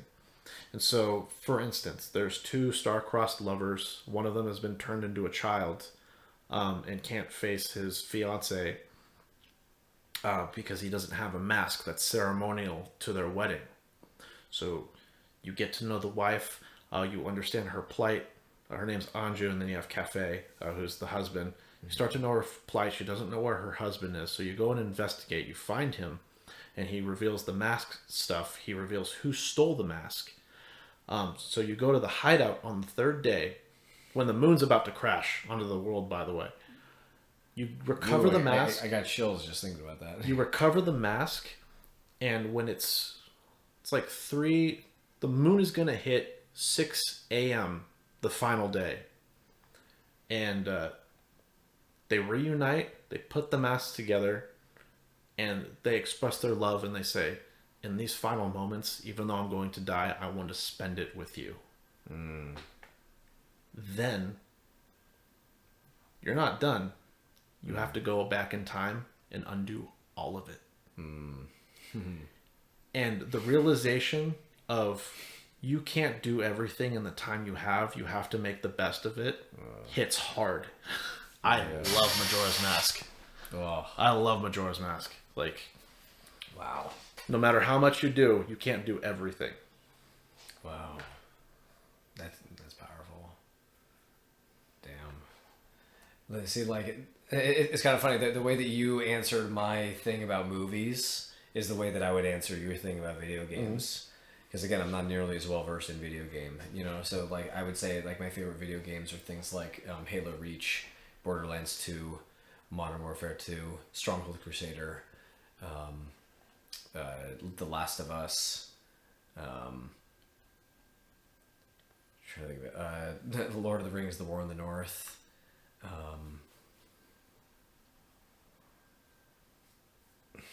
I mean, like I guess just all the other Halos like in there, like that. That was mostly what I played. Right. if I played at all growing up. So, to have that kind of deep message, you know, in a video game like that, I love that. Oh yeah, that Majora's Mask has always resonated with me. And also, it's more of a theory that goes on, but each area that you're in goes through the 5 stages of grief. So the last place you go is always going to be acceptance. Oh, jeez. Holy shit. Oh, yeah, it's actually really funny. Two of the books that I brought are about death, and I totally, like, one of the other books that I have in my collection is written by the woman who came up with the 5 stages of Well, I can't believe I'm spacing on her name right now, but anyway, that's really funny because I was like, do I bring this book? And I was like, nah, I'm bringing like 49 other books. Like, it doesn't matter.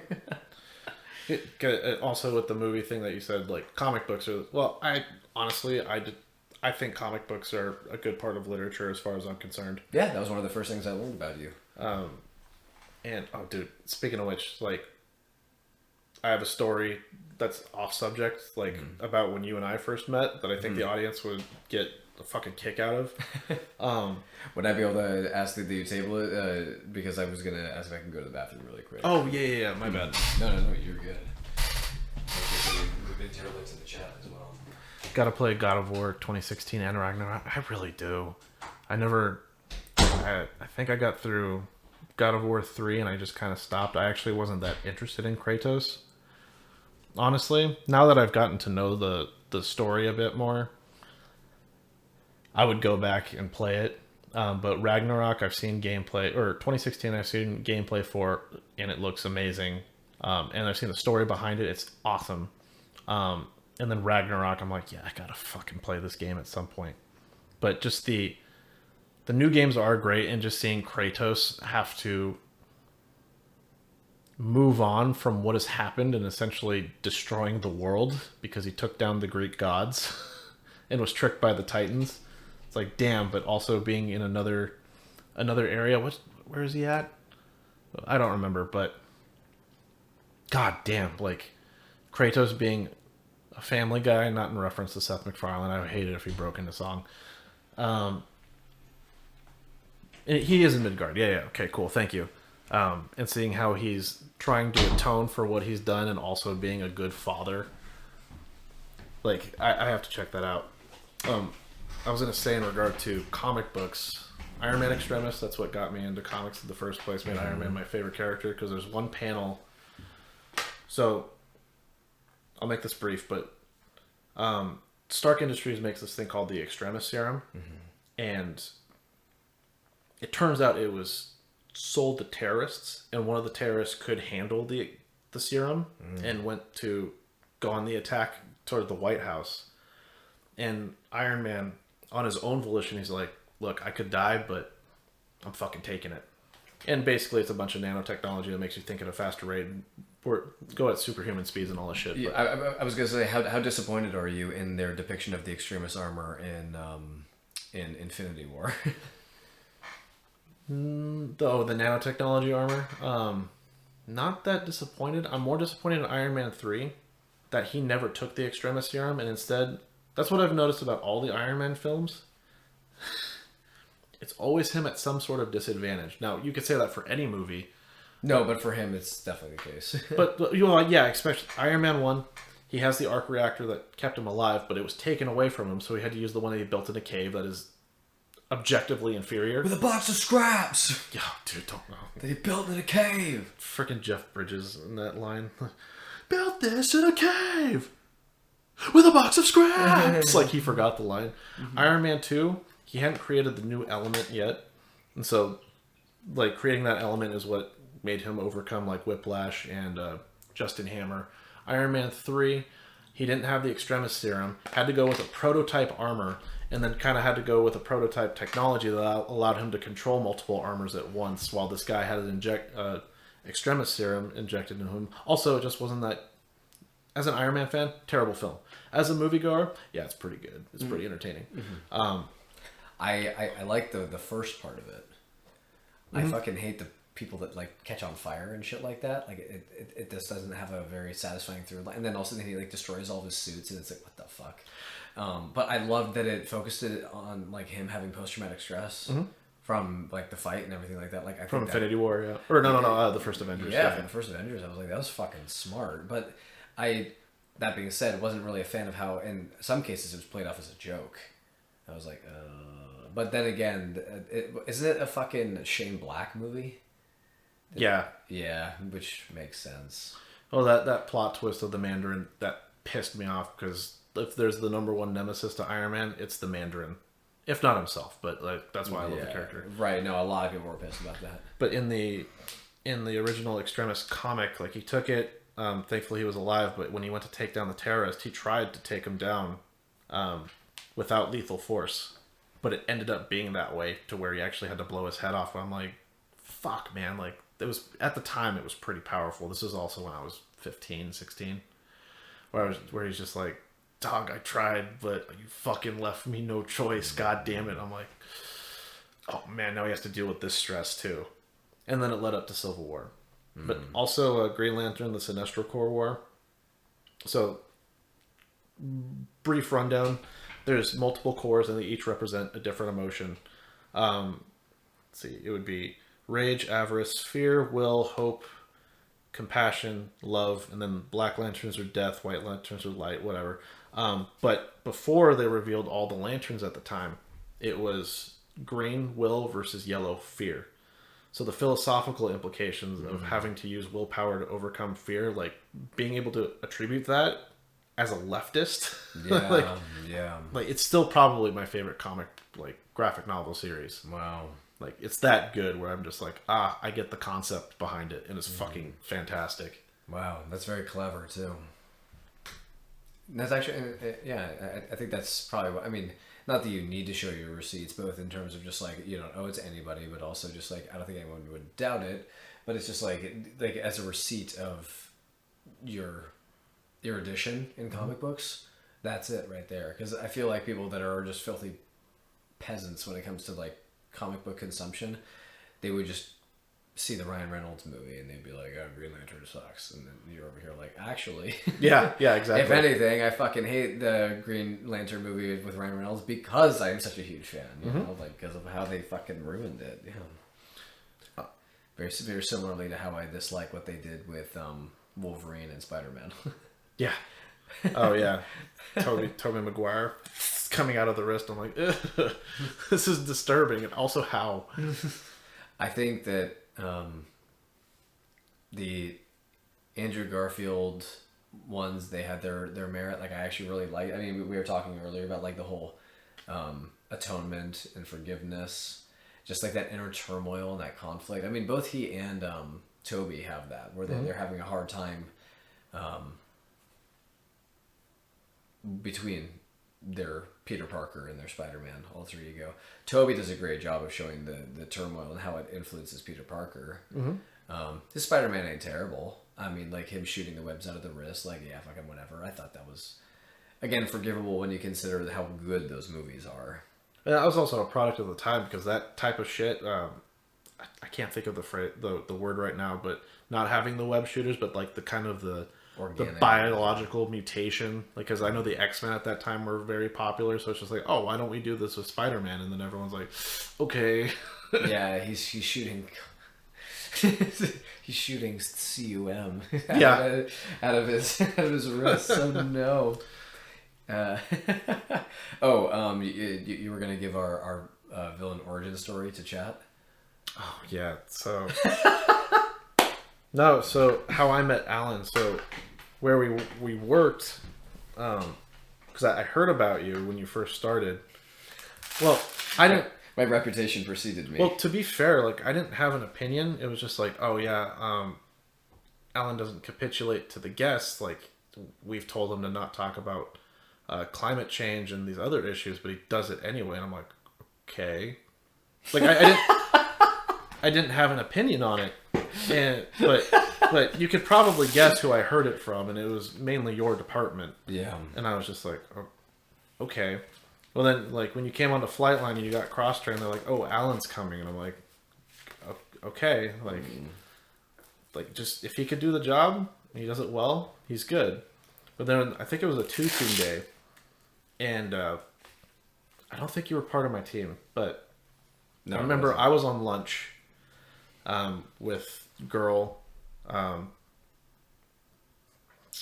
call her Matzi, and I was on lunch with Matzi, and you came outside. We clicked like right off the bat, and I remember because I asked you about political leanings. You're like, I am furthest to the left I could be at. I am the furthest to the left you can think of, and my response immediately was, "Oh, thank God!" out loud. But I remember you were talking about Przewalski's wild horses, Przewalski's, whatever, however it's pronounced. But Przewalski if you're Ukrainian, Przewalski if you're Russian. and I think you gave the Chinese name for them. Oh, no, that was for the Père David's deer. That was the pair of deer. Sebastian. And the Matzi texted me. He's just like, she said, yeah, this guy's full of shit because I looked this up and that's not accurate. It's actually this. And I looked it up myself and I'm like, yo, I don't even think you know what the fuck you're talking about. But like immediately, they're like, I think this guy's full of shit. I'm like, what the fuck do you mean? Like, this guy's the most based one here. And I just met him. I did not know that part of the story. Oh yeah, I never told you about that. I thought I did, but that was my bad. But yeah, she texted me saying that. And I'm like, what are you talking about? Are we talking about the same raven-haired individual?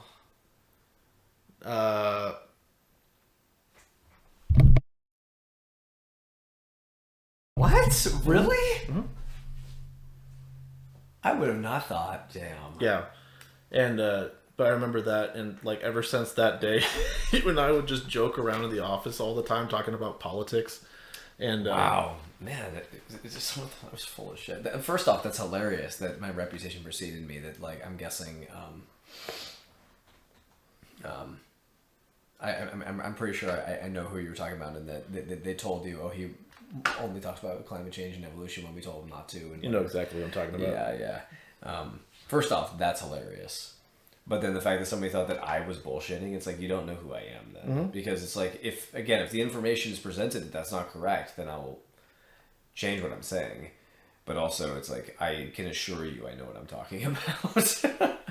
Been coming here my entire life, studied biology, did research. I think I'm, like, not to be the Vine of, I think I know a lot more about American girls than you do, genius. But, like, I feel like I do.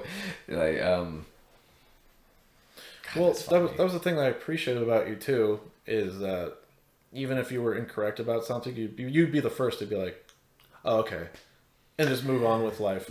Right. But, I mean, like, that's what you're supposed to do. But also, when in the job that we did, and I'm going to be very arrogant here, I was very good at my job. You were I was very good. You were insanely good at your job. And what I appreciate about you, because there were people that I worked with that thought that they knew everything, and those people pissed me the fuck off. You were one of the few that came to me and you were like, yo, if we fell behind, I'm really sorry. And I'm like, dude, don't fucking worry about it. All that I care about is that you're trying. If you just sucked and you're like, damn guys, I'd be like, fuck you, dude. But I still remember, because when it came to that job, I was always the one to be like, oh, okay, I don't know this person. I don't know anything about them other than the basis you give me. There's one dude that you're very familiar with who had a bad reputation. I'm like, I'll give him a try. And then he started giving me unwarranted advice. Like, he was super nice to me, and then just the unwarranted advice after unwarranted advice after unwarranted advice. Was that Baldy? No, 214. Oh, yeah. And, dude, I was just like, man, I didn't have a bias about you, and you just fucked it up entirely. Well, especially because I remember he didn't have... I don't know what's with people. You've been fucking based this entire time. He's just like, oh, that Allan guy. And I'm like, careful, man. That's my friend. like, you better be careful. Yeah. It's kind of funny how, like, I don't have many enemies there, but I do have them. You know? And the people that are they really lean into it. And it's, I mean, I said earlier, one man's confidence is another man's cockiness, sort of a thing. And it's like, well, when you have opinions as strong as mine, you're bound to upset people with them. And I'm no stranger to that. But that's sort of the other funny thing is that people think they're such big fish. First off, they think they're a big deal. But then also, like, they think that they're a big deal to me. You know what I mean? Yeah. And it's like, buddy, I've gone past bigger people than you looking for a good fight, okay? Like, don't even try me.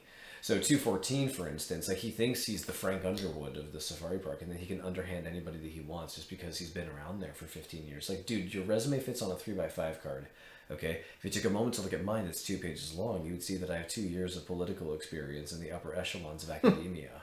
Okay, I've dealt with way bigger fish than you, and you are a fucking kindergartner in a fucking sandbox that is actually a beach, and there's a tsunami coming right your way, and its name is Allan. So you better fucking move. Okay. It was one of those guys of I'm the senior most member, and I've also seen the most members. I'm like, I don't think you know what that means. I wouldn't flaunt that out. Yeah, no, like definitely shut up. And then, I mean, there are very. Here's the other thing: is that the people that do choose to be my enemies, and I do say that knowing how loaded and like rhetorical that is to say that they choose to be my enemies, because there's nothing that I'm saying that is controversial. I'm saying that evolution is a fact and climate change is a fact. If they have a problem with that, that's theirs, not mine. And you know, being as science based and what like anyway, most of the time the people that are my enemies, they are not people like you, in that they are not of the, in terms of like the workers at the place that we worked, they're not the working class, they're the ruling class. Do you know what I mean? It's like, so it should come as a surprise to nobody when most of the time the people that dislike me there are the people that are in charge. Because respect is, there's two different flavors of respect. There's lowercase r respect, and then there's uppercase r respect. Lowercase r respect is what everybody gets from me, always. The guests, always. New employees that I meet, people that, you know, are scanning my groceries, people that are sweeping at the gas station, like my sister, you know, like they all get that. Baseline R respect. Everybody deserves it. I'm like that teacher in school where it's like, everybody starts my class at 100%, you can only go down from there. If you do nothing to fuck with it, you get 100%, you know. Uppercase R respect, that's shit you have to earn. Like, you have earned my respect. You know what I mean? It's like it's sort of like, it's respect plus. Right.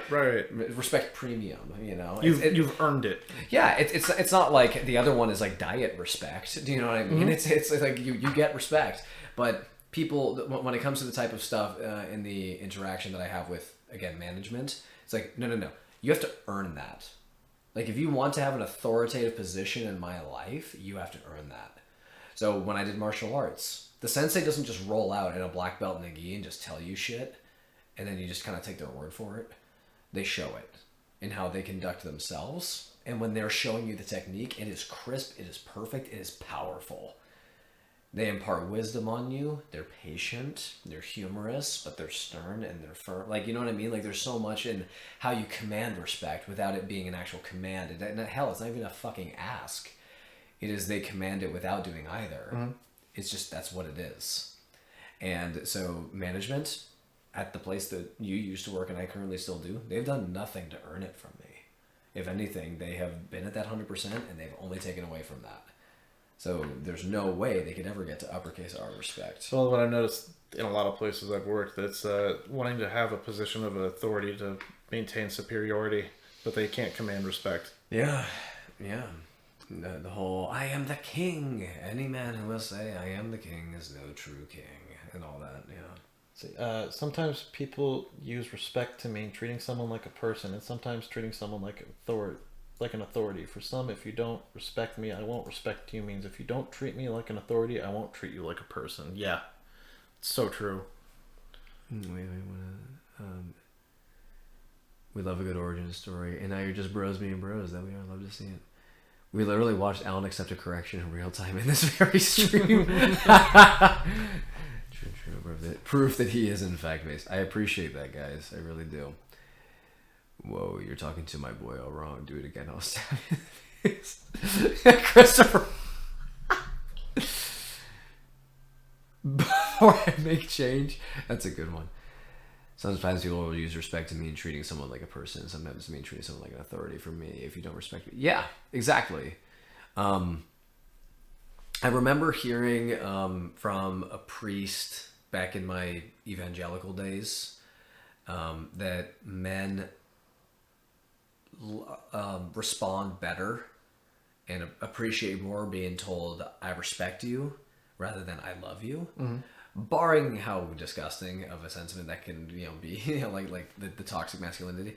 I think that it's speaking to that point of like that whole. Yeah. There's two flavors of respect.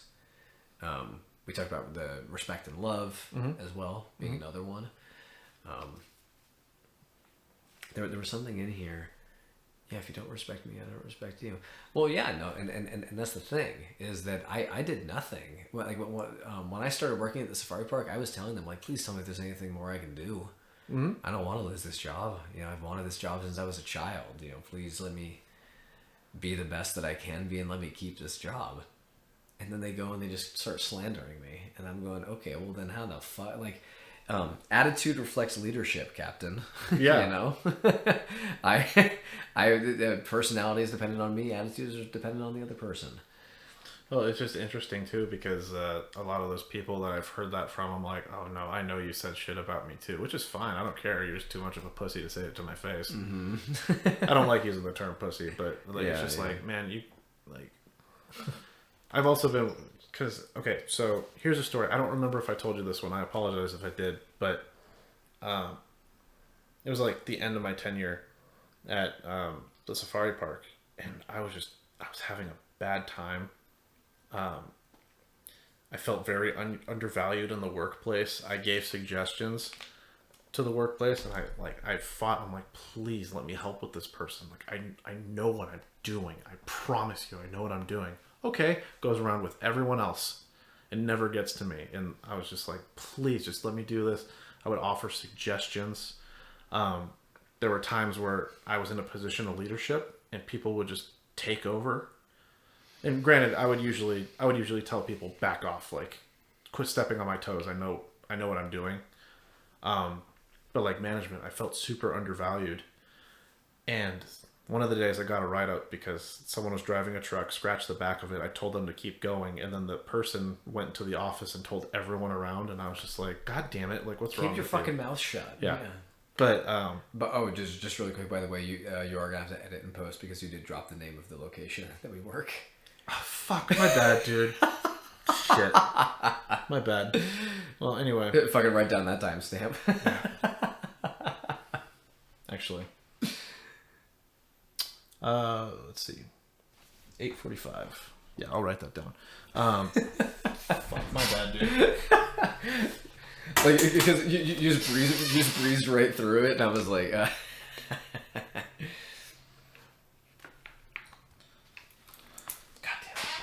Also, should have told you to write down the timestamp of when I said SA. Yeah, it's fine. I'm gonna go over the whole everything. I'm gonna try to separate it and like try to put it as content on YouTube. Oh, okay. Well, anyway, you were talking about all the recommendations. Oh, well, I got that write up and that was fine, but it was just like the write up wasn't a big deal. I don't give a shit. They weren't gonna fire me. But the supervisor that came at the time, the new supervisor, you could probably, yeah. I was like, look, can I sit down and talk to you? Because this is a lot. She's like, sure, go for it. So I started expressing everything, like how I wasn't getting along with upper management, how there was a lot of protocols where I'm like, we should do this. She said, have you thought about writing them yourself? I'm like, no, I don't get paid to do that. And she's like, and I quote you, like, I kid you not. Her response was, see, you need to rethink your thinking. And at that point, I stopped. I was just like, wow, you actually don't give a flying fuck. Because she just immediately played defense for management, which I get it. Like, that's your job. It was like, you don't know what goes on behind the scenes. You're like, you're right. You don't either as the employees. You seem to forgot your position. But when she said you need to rethink your thinking, dude, I fucking lost it. I lost all respect for that person. Yeah. When I left, I'm definitely let HR know, like, What that person said. yeah, and they're like, "Do you mind if we use your name?" At first, I was like, "Yeah, I'd rather you didn't." And then after that, I was just like, "Nah, fuck it. I want them to know." Yeah, right. Tell Cersei I wanted to know it was me. Well, and the thing was, it's like at that point, I'd been there for 5 years, and to be told to rethink my thinking, and I'm like, "You guys never gave me anything, but you want me to go out of my way to be able to write paperwork for you and legalities? Are you fucking shitting my nuts right now?" Dude, I made them $250,000 in a year based off of my idea. Deluxe. That was my idea. No kidding. Yeah, no, that was my idea. I'm not kidding you. Jesus. Yeah, I didn't know if you knew that, but yeah. I did not know that. Now I do. And I got a shout out. Ooh. That makes up for my bills. Yeah. I mean, fun fact, or two little fun facts. One was they didn't give me even a shout out. They brought in a new method of well, since you used the T word, I guess I'll use it as well. Tour. They brought out a new tour in 2022, and I was the first guide ever to do one of them. Mm-hmm. And then there was a Q4 meeting when they said, okay, like, can anyone guess how many new tours we unveiled in the year 2022? Like, as a recap or whatever. And I'm thinking, because I'm trained in more tours than anybody at the safari park aside from Austin. Right. And so I was like, okay, let's see how many training things I do. And so I was like 11. And they're like, okay, like, let's move on to the slide. And then, show the answer, and it was 10. And I was like, oh. I guess I counted one more or something like that. And then they went to the next slide and it showed all of them, and I was reading them and I was like, oh, you guys forgot one. You guys forgot this one tour. And they were like, oh, we don't count that. And I was like, see, I didn't take it personally if you had forgotten to put it up there or anything like that. But now, wait, what do you mean it didn't count? Wait. Like, of course it was. And I was like, what do you mean it doesn't count? Like, I literally did it. Like, I worked it, and it was great. It was a smashing success. And now one of the people that I gave a tour to is now employed here at the park doing the same job as me. Like, what do you fucking mean? Like, what? So it was just little things like that where I was like, oh, for fuck's sake. Yeah, it's Also, fun fact, we have a baby, one of those horses that you mentioned. Przewalski's horse? It was born Christmas morning. Guess who called it in? Was that you? It was me. Of course. First one at the there, born since 2014. Female, like the mare, the mother's name is Gal. I called it in. Guess what the baby's name is? It's not Allan, is it? It's Gallon. It's Gallon? It's Gallon. I'm not kidding. Fuck yeah, dude.